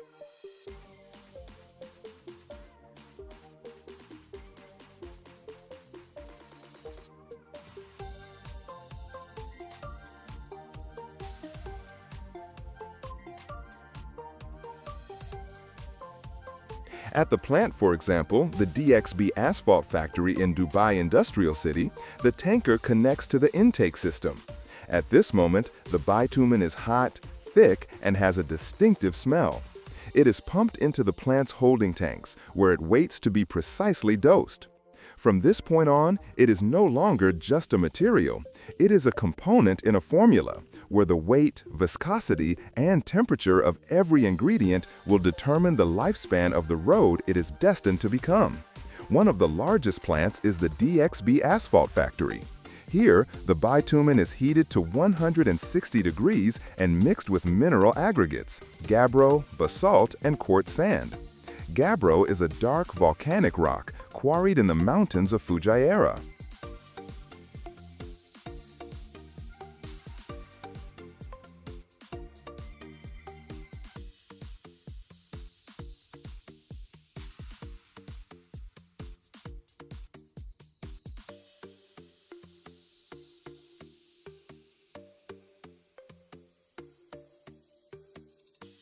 The rock is crushed into fractions smaller than 25 millimeters, screened through vibrating sieves, dried in huge rotating drums, and then fed into the mixer. Inside, the bitumen and aggregates are combined into a hot, uniform mass known as hot mix asphalt.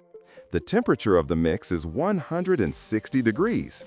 It must be perfectly homogeneous, with a precise ratio of components. After mixing, the asphalt is transferred to insulated silos where it can be stored for no more than 6 hours. From there, it is loaded into insulated trucks for the final journey.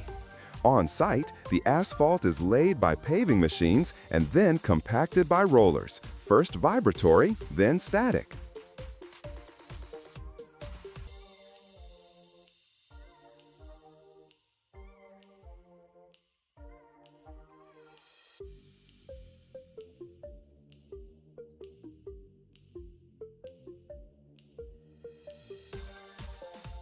In the desert, achieving maximum density is critical to prevent the ingress of sand and water.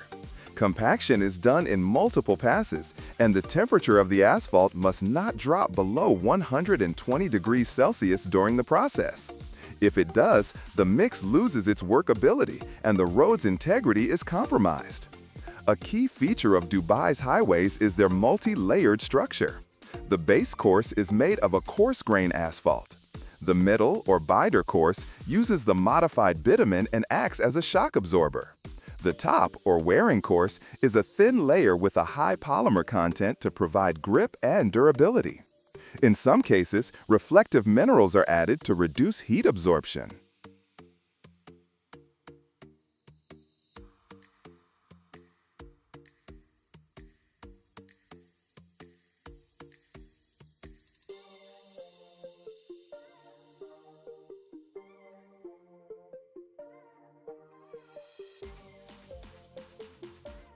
In the desert, it's not just the heat.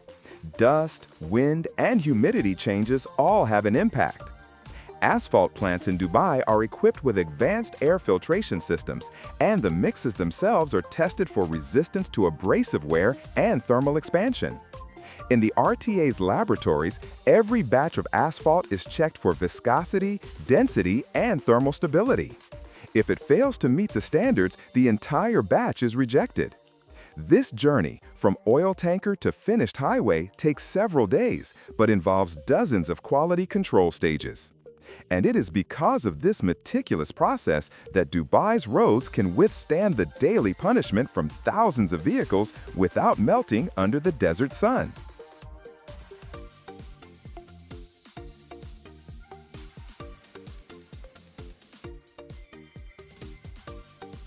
Over 1 million tons of asphalt are produced in Dubai annually, and this figure is growing with the city's infrastructure. The DXB asphalt factory alone has a capacity of 240 tons per hour, allowing it to supply major projects without interruption. For comparison, an average plant in Europe produces around 150 tons per hour. Interestingly, asphalt is the most recycled material in the USA, with over 99% of old pavement being reused.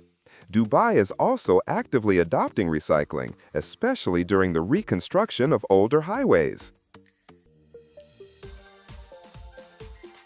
What if I told you that every single second in the US we're pumping out 220 barrels of gasoline? That in just one day, American refineries transform 17 million barrels of crude oil into the fuel that powers the entire world?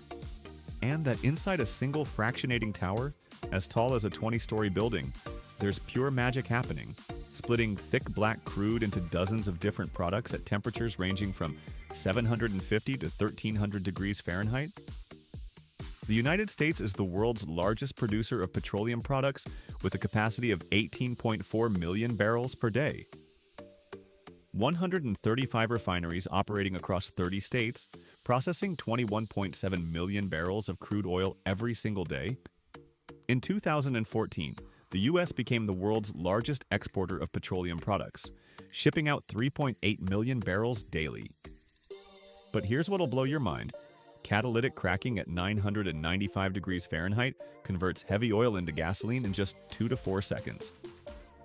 Stick around till the end.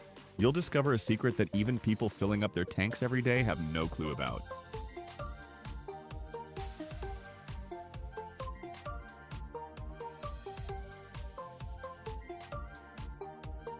Picture a massive oil refinery somewhere in Texas or Louisiana, states that house the world's largest oil refining industry. Enormous pipelines, towers tall as skyscrapers, flare stacks burning flames around the clock. It all starts with crude oil, a black, thick, sticky liquid that's practically useless on its own. This crude oil arrives at the plant through pipelines, on tankers, or in railroad tank cars. Crude oil is a mixture of hundreds of different hydrocarbons, molecules made of carbon and hydrogen atoms linked together in chains of varying lengths. Short chains are gases and light liquids that evaporate easily. Long chains are thick, heavy oils and tars. The refinery's job is to separate this mixture into useful products and transform what's not needed into what is. First step, Fractional distillation. The crude oil gets heated in a giant furnace to over 750 degrees Fahrenheit. At that temperature, most of the oil turns to vapor. This vapor is pumped under pressure into the bottom of a fractionating column.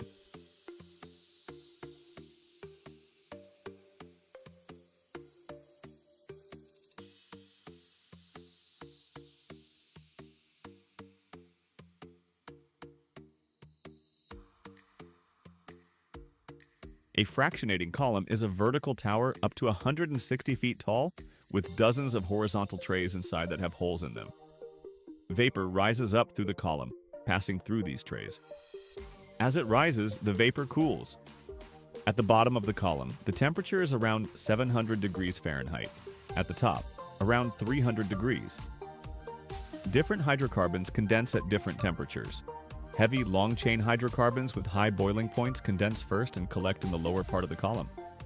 That's fuel oil, bitumen, paraffin.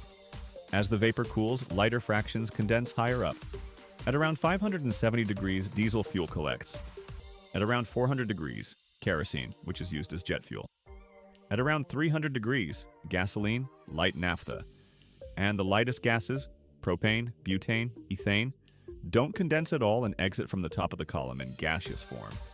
Each fraction is drawn off at its own level through special outlets. That's fractional distillation, separating crude oil into fractions by boiling point.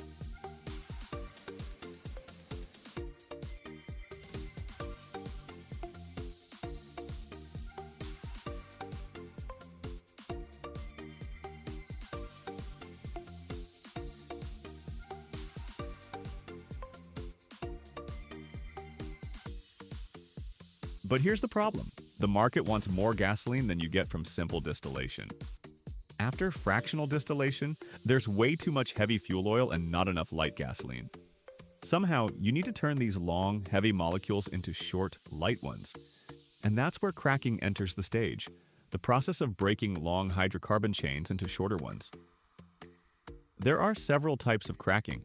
Thermal cracking, simply heating to extremely high temperatures, over 1400 degrees Fahrenheit, until the long molecules break apart. But this is a crude and inefficient method. Far more effective is catalytic cracking, using a catalyst that speeds up the breaking reaction at lower temperatures. Fluid catalytic cracking. This is the heart of the modern oil refinery. This very process, commercialized in 1942, laid the foundation for modern petroleum refining. The process not only provided a highly efficient means of converting heavy gas oils into naphtha to meet growing demand for high-octane gasoline, but also represented a breakthrough in catalyst technology.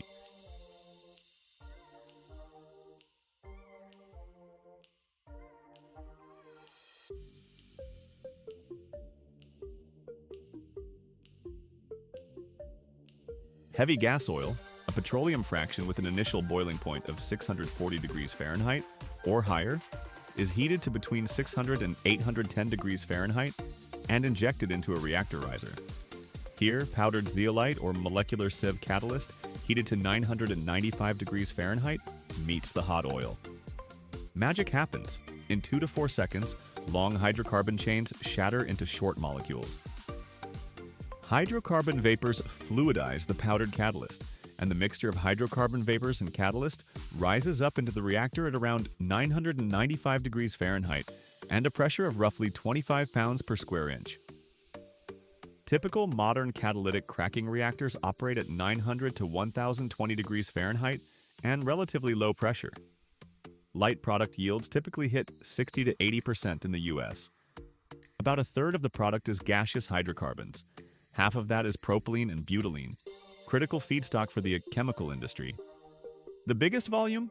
Cracked naphtha, a key gasoline component with an octane rating of 90 to 94.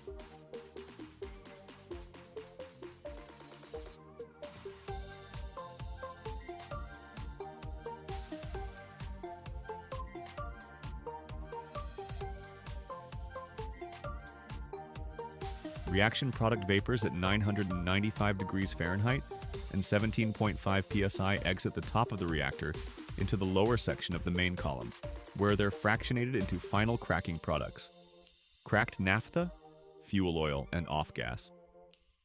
After additional treatment to remove sulfur compounds, cracked naphtha becomes a high-octane gasoline component at the refinery. The off-gas goes to a gas recovery unit, where it's separated into butanes and butylenes, propane and propylene, and lower molecular weight gases, hydrogen, methane, ethylene, and ethane. But cracking isn't the whole story. There's another crucial process, catalytic reforming. This is the conversion of straight-chain alkanes into cyclic alkanes and aromatic compounds. Hydrocarbons from the naphtha fraction are passed through a platinum or platinum-rhenium catalyst at 932 degrees Fahrenheit and high pressure.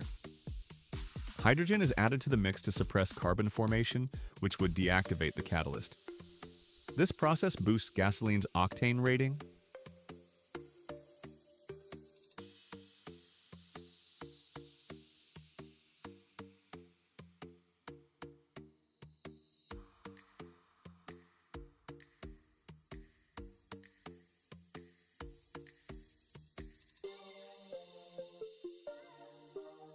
After all these processes, you end up with a bunch of different fractions and components. But the gasoline we pump into our tanks? That's not just one fraction. It's a carefully crafted blend of several components. Gasoline is formulated by mixing various streams from the refinery to hit specific targets: octane rating, vapor pressure, sulfur content. Modern gasoline in the US must contain no more than 10 parts per million sulfur. Since January 2017, the annual average sulfur content in gasoline has been capped at 10 parts per million, with a maximum of 80 parts per million coming straight out of the refinery. Additives also get thrown into the mix: detergents to clean the engine, antioxidants to prevent gum formation, anti-icing agents, dyes. In the US, ethanol is mandatory, usually 10% by volume. It's a renewable fuel made from corn or sugarcane. Winter and summer gasoline? Different beast. Winter gas needs to be more volatile so your engine fires up easier in the cold. Summer gas is less volatile to cut down on evaporation in the heat.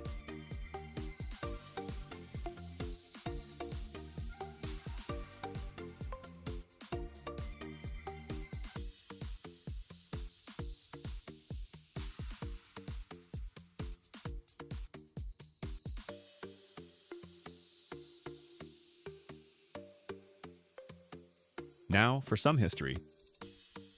The first known American oil refiner was Samuel Keir from Pittsburgh, who in the 1850s produced illuminating oil for miners' lamps. American oil refining largely grew out of oil shale processing. When Drake's well started producing in 1859, the oil shale processing industry was rapidly expanding, and refineries were being built along the Ohio River Valley. As oil production grew, shale processors discovered that their refining process worked beautifully with petroleum too. In 1900, the main product was kerosene for lighting. The heaviest fraction was used as lubricating oil. A fuel oil market developed when they found that petroleum beat coal for powering large ship and locomotive engines.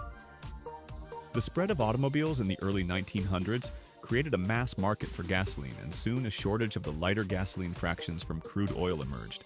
The shortage was solved by the invention of fluidized catalytic cracking, which broke long hydrocarbon chains into smaller molecules.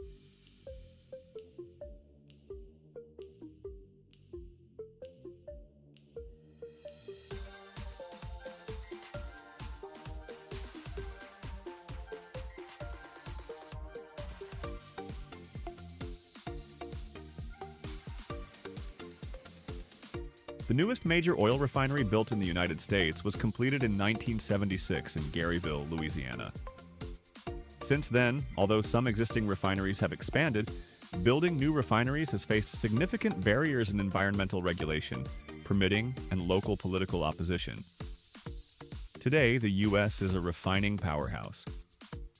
Capacity, 18.4 million barrels per day, 135 operating refineries across 30 states. Capacity utilization rate around 95%, meaning plants are running nearly full throttle, processing roughly 17 million barrels of crude every single day. In 2020, American refineries produced about 18.375 million barrels of petroleum products per day. In 2014, the U.S. became the world's largest exporter of refined products, exporting 3.8 million barrels per day and importing 1.35 million barrels, with net exports of 2.48 million barrels per day.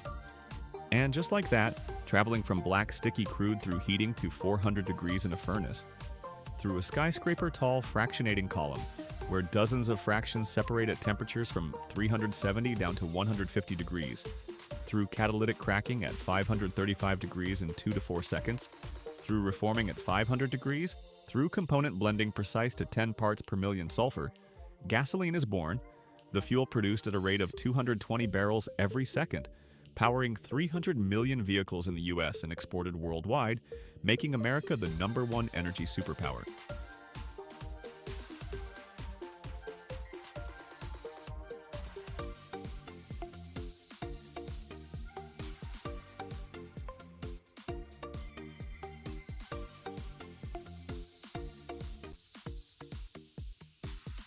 If you want to see what the industrial edge of the world looks like, come to Ecatepec.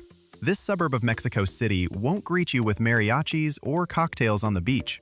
Here, the air is thick with exhaust fumes from old Volkswagen Beetles, and the mountains all around are shrouded in gray smog. But it's right here, among the dusty streets and endless chaos, that what Mexicans call their quiet revolution is happening. I'm standing at the gates of the Granutech factory. There's a pebble stuck in my right shoe, and in my mouth, the aftertaste of cheap pork tacos and dust. But ahead lies a black hell that's becoming this country's salvation.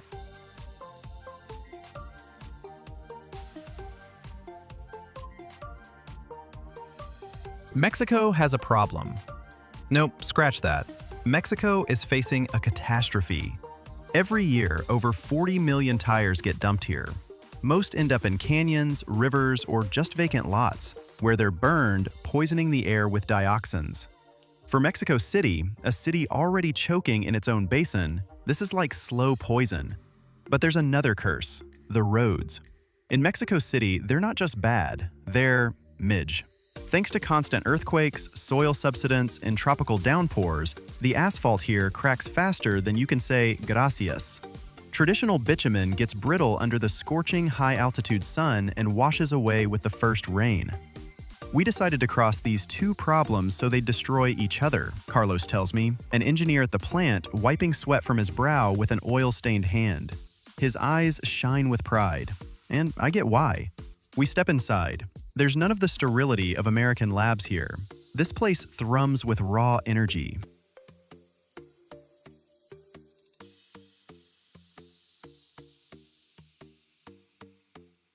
Stage 1. Intake.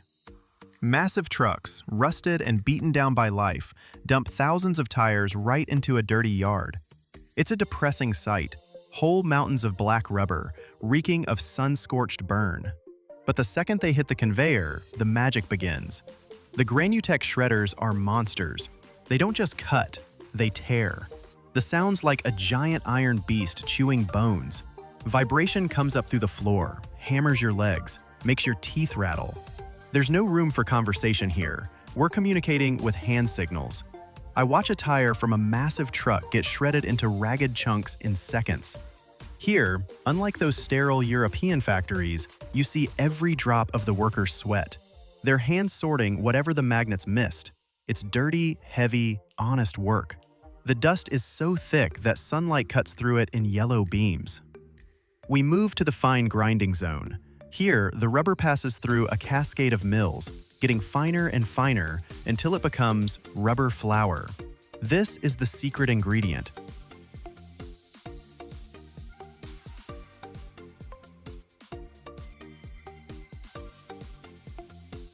Carlos grabs a handful of this black crumble and holds it out to me. It's warm, almost hot. "This isn't trash," he shouts in my ear. "This is flexibility. This is what keeps the asphalt from cracking when the ground under Mexico City shakes again." Mexicans are proud of this technology, and they have every right to be. Roads with added old tires last 3 times longer. They're not afraid of water because rubber repels moisture, preventing it from seeping into the pores and destroying the foundation. Plus, these roads are way quieter. Mexico City is one of the noisiest cities on the planet, and every decibel that the rubber highway absorbs is a blessing.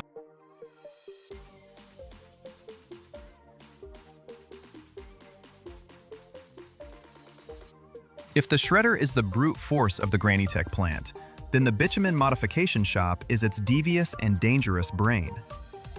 We leave the noisy yard and climb iron staircases to a platform housing gigantic mixing tanks. Here, the air changes. Instead of dry rubber dust, your lungs fill with a heavy, oily mist. It's the smell of hot bitumen mixed with the sweetish scent of heated polymers. Rising from the center of the platform is the reactor, a massive steel thermos where real alchemy happens. Temperature here holds steady at 360 degrees Fahrenheit. This is the critical threshold. Drop below it and the reaction won't start. Go above it and the bitumen will rapidly oxidize and lose its properties. I watch as an automated auger begins feeding that same black flour, fine rubber crumb no bigger than a 32nd of an inch, into the scorching night black bitumen.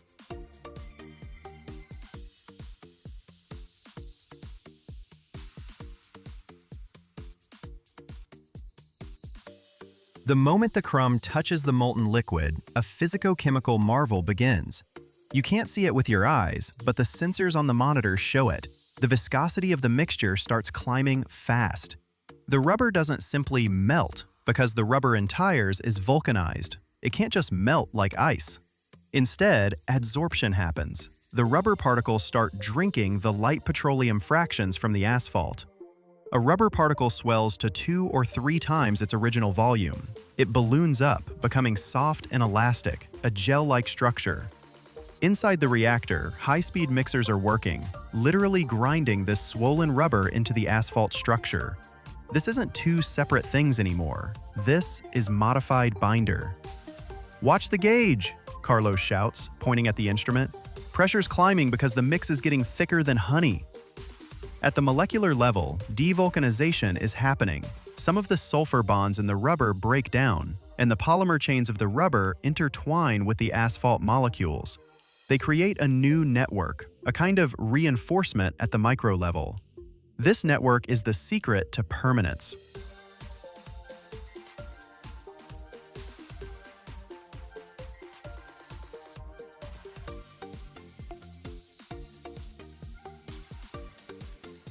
Now, let's compare. Regular asphalt? It's rocks glued together with pure bitumen.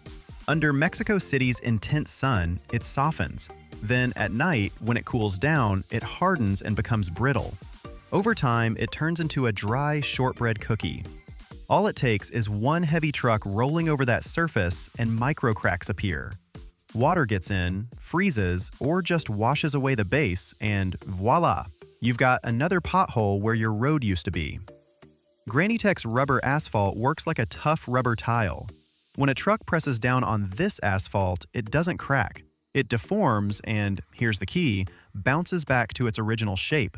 That's called elastic recovery.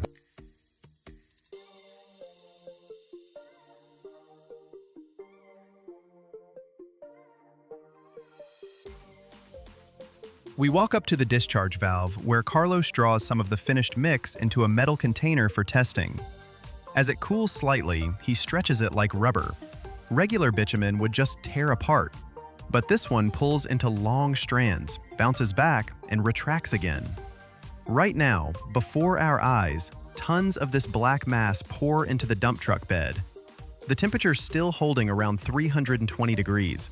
The mix smells like power and progress. This truck's heading to the outskirts of Ecatepec, where tomorrow morning, Mexicans will drive to work on a new road. A road that won't fear the Texas sun, torrential rains, or heavy buses.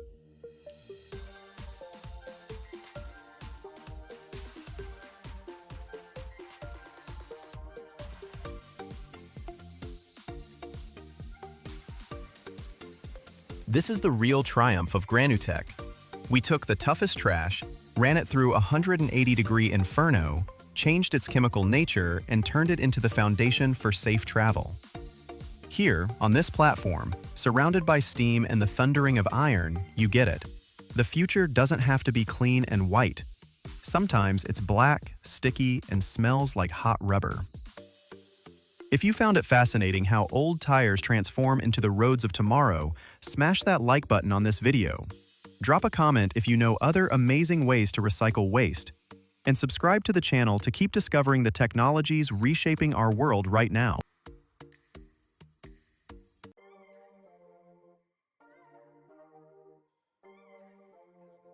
Every year, the world produces over 20 million tons of mineral wool, with nearly half of that volume coming from the United States. This is a material capable of withstanding direct flame contact at temperatures of 1,500 degrees Celsius, whilst weighing less than the air trapped inside it. How does solid, heavy volcanic rock, born in the Earth's fire, become a light and fluffy insulator resembling delicate candy floss? How have engineers harnessed fire powerful enough to melt stone to create silence and warmth in our homes? And most importantly, what secret do these enormous factories hide as they transform tons of dirty industrial waste into a clean and safe product for the future? Watch until the end, because what follows is a fact that will forever change your perception of this remarkable stone fleece.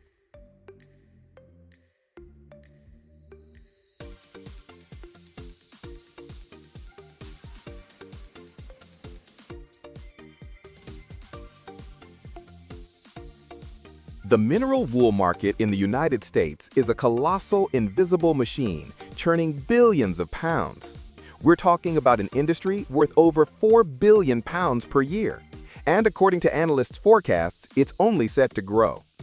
This means that right across the country, from the frozen forests of Minnesota to the scorching deserts of Arizona, more and more builders and homeowners are choosing this rock-based jumper for their walls, roofs, and floors. But the story of this material doesn't begin in a factory. It starts deep within the Earth's crust, in the thunderous heart of a quarry. The foundation of it all is basalt. This is a dark, dense volcanic rock, the very material that forms the ocean floor, and which millions of years ago erupted from volcanic vents. But alongside it comes a rather unexpected partner: slag. This is a byproduct from metallurgical giants, a solidified melt of impurities left behind after steel smelting. Once considered worthless waste and simply carted off to landfills, creating entire man-made mountains, today it's invaluable raw material.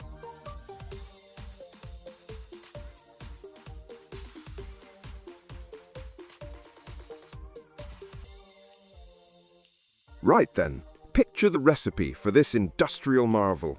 Take several portions of prime crushed basalt for strength, add a touch of slag to achieve the desired chemical properties, and for eco-friendliness and energy savings, generously season it all with recycled glass and offcuts of old mineral wool.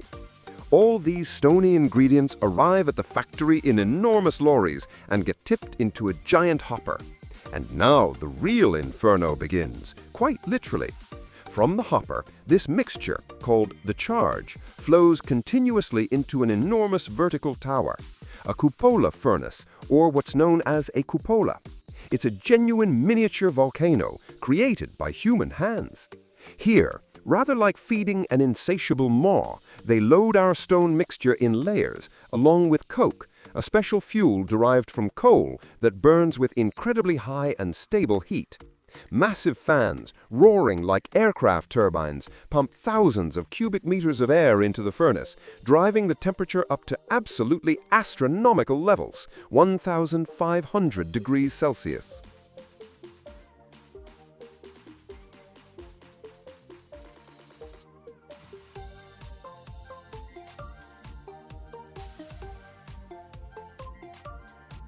At such temperatures, the stone hasn't got a chance.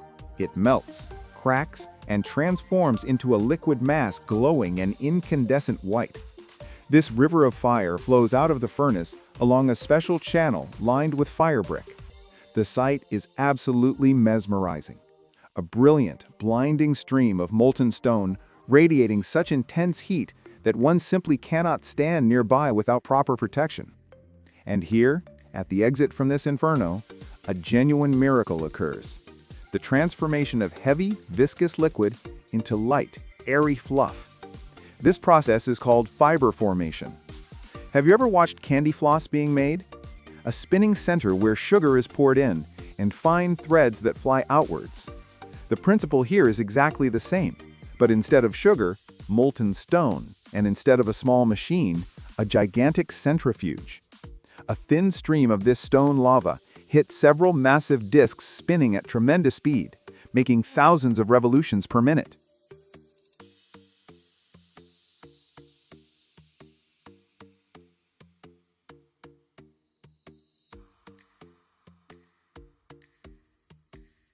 When a droplet of molten rock strikes such a disk, the colossal centrifugal force instantly stretches it and flings it aside as an incredibly fine fiber, just a few microns thick. That's 10 times thinner than a human hair. Since this process occurs continuously, an entire cloud of red-hot stone threads flies off the disks. It resembles a golden, luminous chaos. Billions of these finest fibers, cooling as they fly, transform into a light, wool-like mass. In just a moment, our heavy molten rock has become airy and fluffy. But for now, it's simply a formless cloud that needs to be gathered together. Whilst the fibers are still airborne inside a special chamber, a fine mist of binding agent is sprayed onto them from hundreds of nozzles. This is a special phenol formaldehyde resin that envelops each tiny fiber. This cloud of glue-soaked fibers flies onwards and enters the settling chamber. At the bottom of this chamber sits a wide moving conveyor with a perforated belt. From beneath the belt, powerful fans extract air, creating a vacuum. This directed airflow pulls the fibers downward and lays them evenly onto the conveyor, forming a thick, fluffy carpet. This already resembles the future insulation, but it's still soft and the glue hasn't hardened yet. The thickness of this carpet is controlled by the conveyor's speed. The slower it moves, the thicker the layer that settles. And now this golden yellow, fluffy carpet, reminiscent of a giant Swiss roll, is ready for the final stage, baking.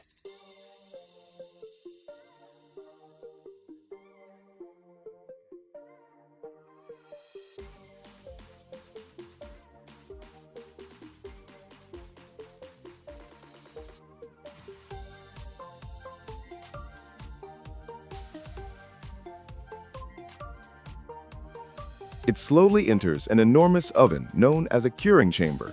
This is a long, multi-level tunnel maintained at a temperature of around 200 degrees Celsius. The purpose of this stage isn't merely to dry the carpet, but to bake the adhesive. Under heat, the resin polymerizes. That is, its molecules cross-link into a robust three-dimensional network, transforming into solid plastic that permanently bonds the stone fibers at their intersection points. It's within this oven that mineral wool acquires its final properties. It becomes resilient, capable of recovering its shape after compression. During this process, the resin often changes color, lending the finished product its characteristic yellowish-brown hue. From the other end of this gigantic toaster oven emerges no longer a loose carpet, but rather a solid, springy mat of specified thickness and density.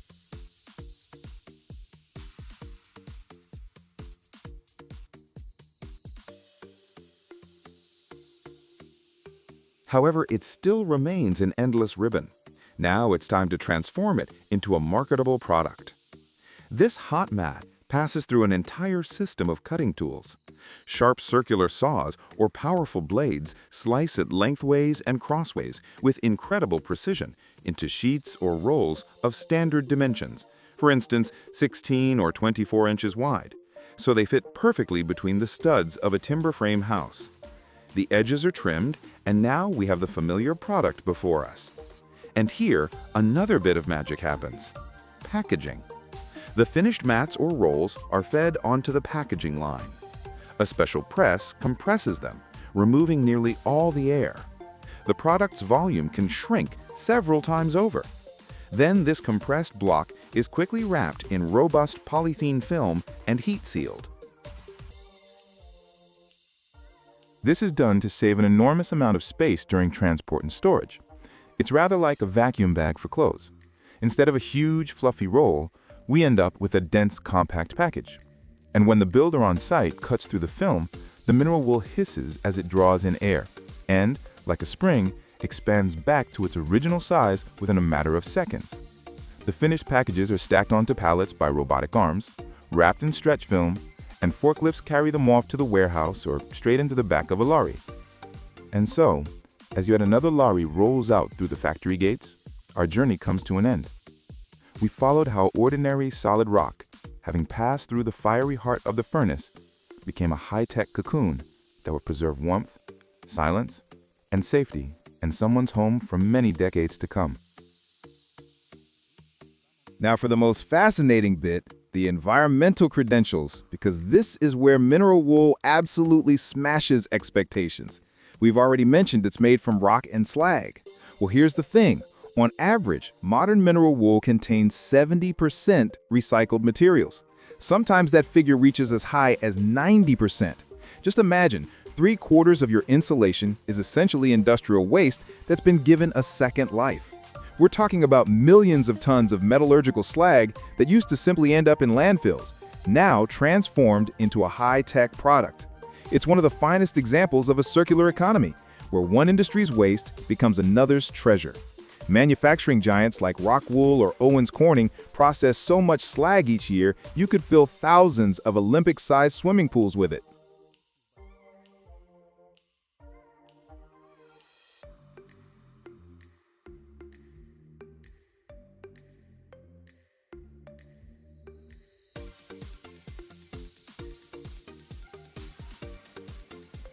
But that's not all.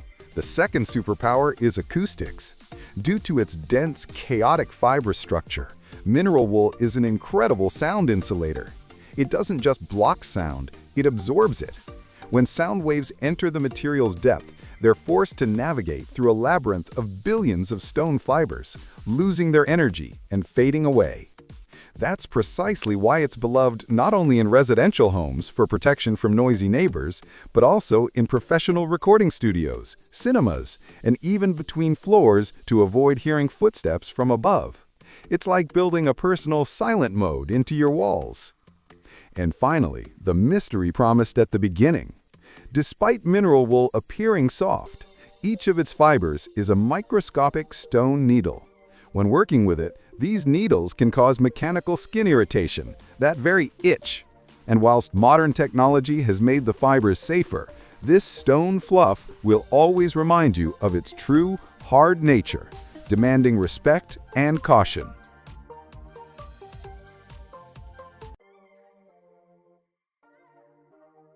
What if the most dangerous part of a suspension bridge isn't what you see? Because inside the main cables, which look like solid metal, there's a structure made of tens of thousands of wires, each one vulnerable to destruction by even a drop of salty fog. So why doesn't a bridge weighing thousands of tons collapse every single day? And what happens if moisture gets inside the cable where nobody can see it? The Golden Gate Bridge in San Francisco has two main cables, each about 37 inches in diameter. Inside each one, 27,572 individual wires. If you unwound all these wires and connected them into one line, you'd get roughly 80,000 miles of steel. That's about 3 times the length of Earth's equator. The weight of just one of these cables? Around 24,500 tons. That's comparable to the mass of a small cruise ship. Japan's Akashi Kaikyo Bridge, one of the longest suspension bridges in the world, has main cables made of many thousands of high-strength steel wires. Their combined length exceeds several tens of thousands of kilometers. Stay till the end. You'll learn a secret that even bridge engineers don't talk about.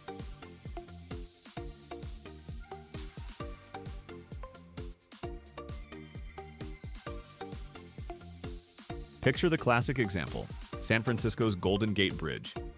It's got two main cables draped over towers and anchored into massive concrete blocks in the rock. Each cable's about 37 inches across. That's not a cable anymore. It's practically a pillar you'd need 2 or 3 people to wrap their arms around. Inside, 27,572 individual wires, compressed into a perfectly round bundle. Unwind all those wires and link them end to end, and you've got roughly 80,000 miles of steel. That's about 3 times the length of Earth's equator. One cable weighs around 24,500 tons, comparable to a small cruise ship or several hundred fully loaded semis. Why so many wires instead of one giant solid rod? Steel handles tension beautifully, but it doesn't tolerate flaws well, especially in large cross-sections.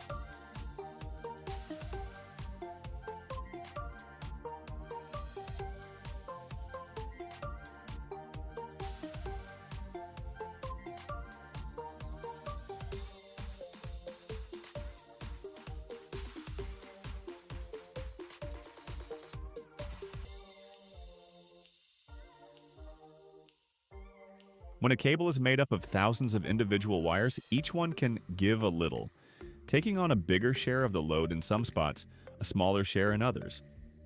If one wire happens to corrode or weaken for some reason, its contribution to the overall strength is minimal, and you won't even notice it in how the whole cable behaves. Plus, it's way easier to create a flexible shape out of tens of thousands of thin elements. A cable can smoothly wrap around towers, forming a big parabola across the span, whereas a solid rod of that diameter just can't be bent without permanent deformation. The process of making the main cables for a suspension bridge is nothing like how regular steel cables are made at a factory. Nobody ships a pre-made coil a yard thick and thousands of feet long to the construction site. A monster like that would be impossible to deliver or lift into position. So the main cables of suspension bridges are spun on site. It starts with installing temporary working cables between the towers.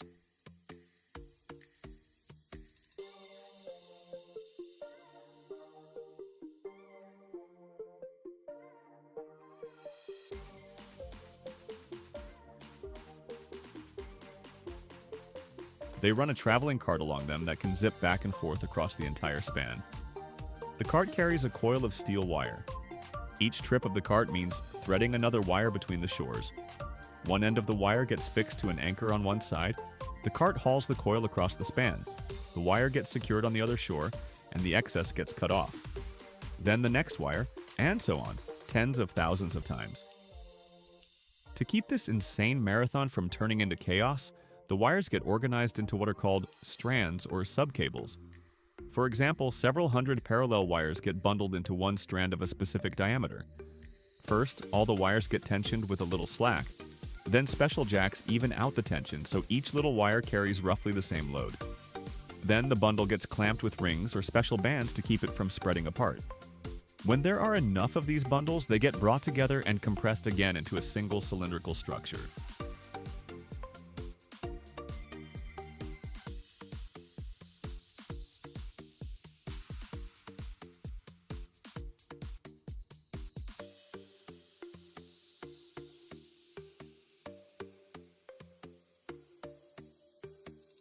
A spiral wrapping of thin round wire goes on top to hold the shape, plus a protective layer of paint or other anti-corrosion coating. At this stage, the cable can already hold incredible force. Picture a bridge deck suspended from it, a steel truss or box girder carrying the road surface. This deck structure transfers the load to the main cables through suspenders.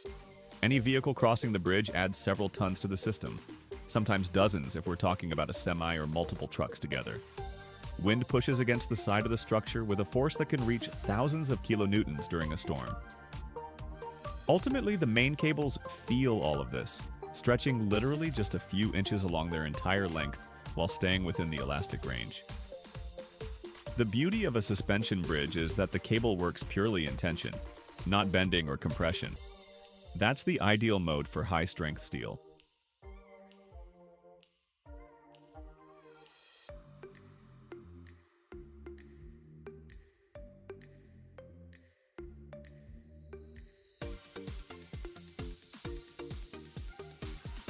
The modulus of elasticity and tensile strength of these cables are specifically chosen so that working stresses stay well below ultimate limits, even accounting for wind gusts, temperature swings, and heavy traffic flow.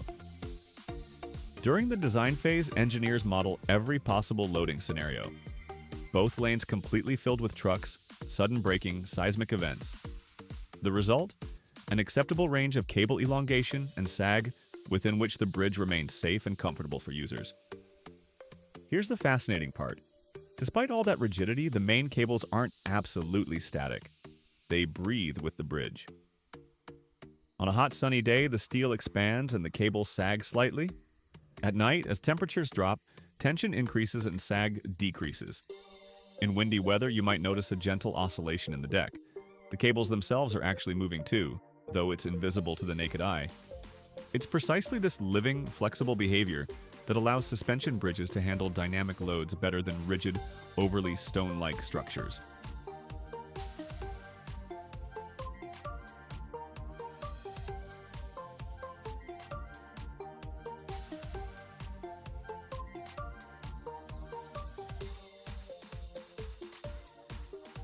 Excessive rigidity is exactly what led to disasters in bridge building history, while controlled flexibility allows the dissipation of vibrational energy.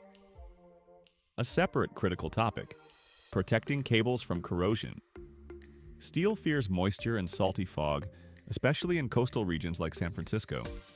If water and aggressive contaminants get inside a cable, reaching each of the tens of thousands of individual wires, corrosion can silently eat away the cross-section for years until it's too late. That's why immediately after strand spinning and compacting are finished, cables get sealed. First thoroughly painted, then the coating is periodically refreshed. Modern bridges employ additional systems: wrapping with airtight tapes, filling gaps with dehumidified air or nitrogen, monitoring humidity inside. Regular inspections are conducted, including magnetic or ultrasonic non-destructive testing methods, which allow engineers to understand the condition of the wires without opening up the cable.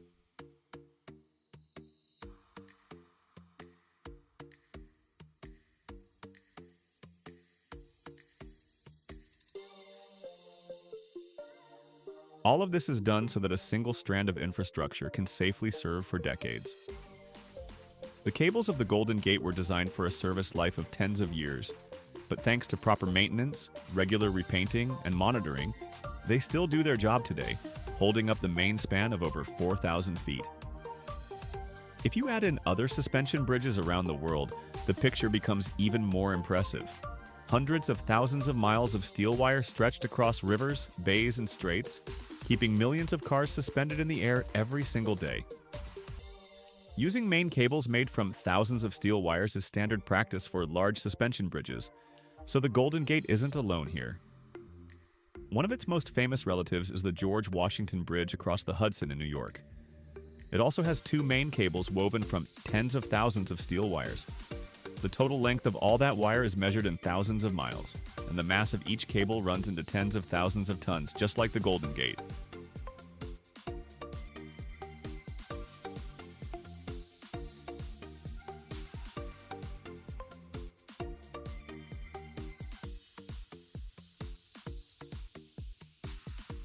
The same technology was used on the Brooklyn Bridge, though it's older and combines a suspension system with cable stays.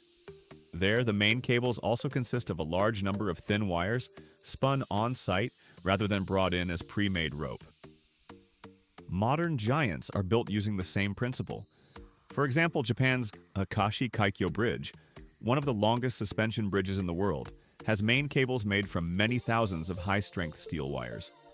Their combined length exceeds several tens of thousands of miles, and the design tension reaches hundreds of thousands of tons.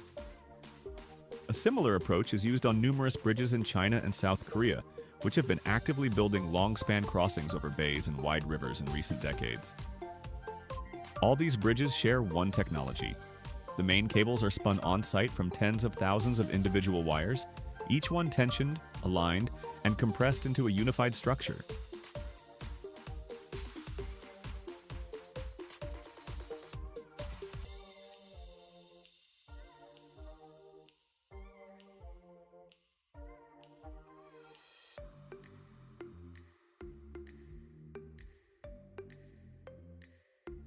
This technology creates cables of incredible strength and flexibility, capable of holding thousands of tons and handling dynamic loads from wind, traffic, and temperature changes.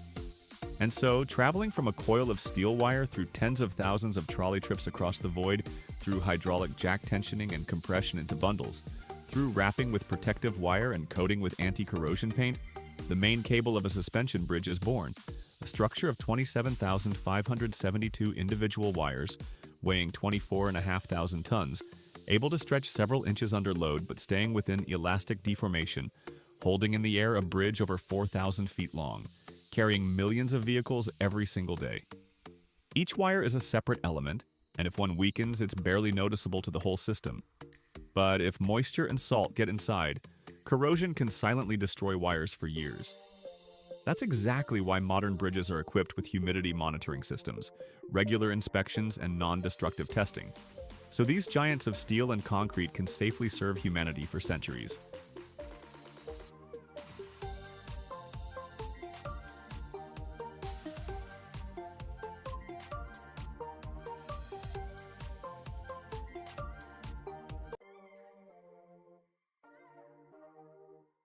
Every year, the world produces billions of square feet of veneer, a petal-thin material hiding the strength and beauty of entire forests. Picture this. From a single log, you can get enough surface area to cover a football field. That's exactly why this industry is worth over $40 billion annually. From one perfect American walnut log, about 3 feet in diameter, you get anywhere from 10,000 to 30,000 square feet of unique surface. One log, almost an entire football field of veneer. Using veneer cuts the need to harvest valuable tree species by 98% compared to making furniture from solid wood. Instead of cutting down 20 trees to make 20 tables, you can harvest one perfect tree and leave the other 19 growing in the forest. But what's behind that number? How does an ordinary tree go through spa treatments, fiery tunnels, and encounters with scalpel-sharp blades to become luxury furniture? Watch closely. At the end, you'll discover a secret almost nobody realizes.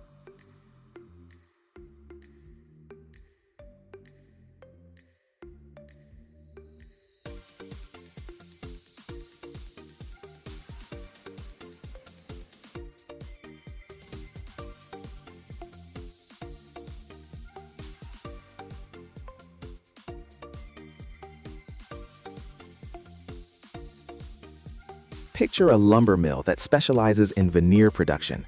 Massive logs of premium hardwoods, oak, ash, maple, walnut, cherry, arrive here by truck. But not every tree makes the cut. These have to be perfectly straight, tall trees with large trunk diameters, and most importantly, free of knots, cracks, and other defects for a significant height. Every knot is a scar that ruins the perfect grain pattern. That's why only the finest specimens are chosen for a veneer. When one of these perfect logs arrives at the mill, it doesn't go straight to the blade. First, it gets the industrial spa treatment. The logs are submerged in enormous pools of hot water or placed in special chambers filled with hot steam. This isn't about cleanliness. This process, lasting anywhere from several hours to several days, at temperatures around 212 degrees Fahrenheit, does two crucial things. It softens the wood, making it more pliable and cooperative for cutting, and it transforms its color, making it richer and more uniform.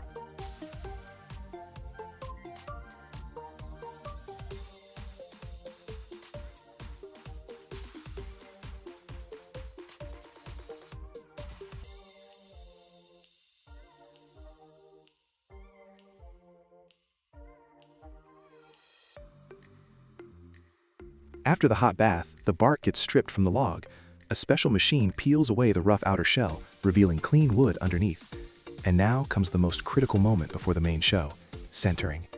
The log gets locked into the machine, and an operator uses lasers to find its perfect axis of rotation. This is absolutely crucial. Giant pencil in a giant sharpener. The log starts spinning around its axis, and the blade cuts into the spinning wood and starts shaving off a continuous wide ribbon of veneer, just 1/50th to 1/8 of an inch thick.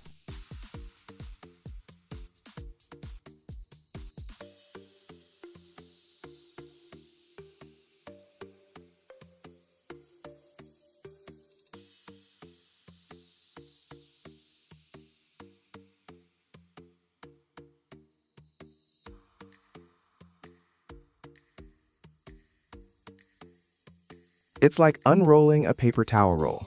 An endless, wet, flexible sheet comes out of the machine, which is then cut into pieces of the right size.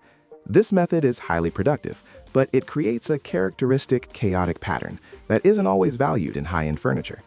The second method, used to obtain the most beautiful decorative veneer, is called slicing. This isn't a sharpener anymore. It's the world's biggest cheese slicer. Here, a log, or part of it cut into beams, is firmly secured to a movable platform. Above it, or to the side, sits a massive, sharp blade. The platform with the wood moves back and forth, or up and down, and with each pass, the blade shaves off a single, perfectly flat sheet of veneer.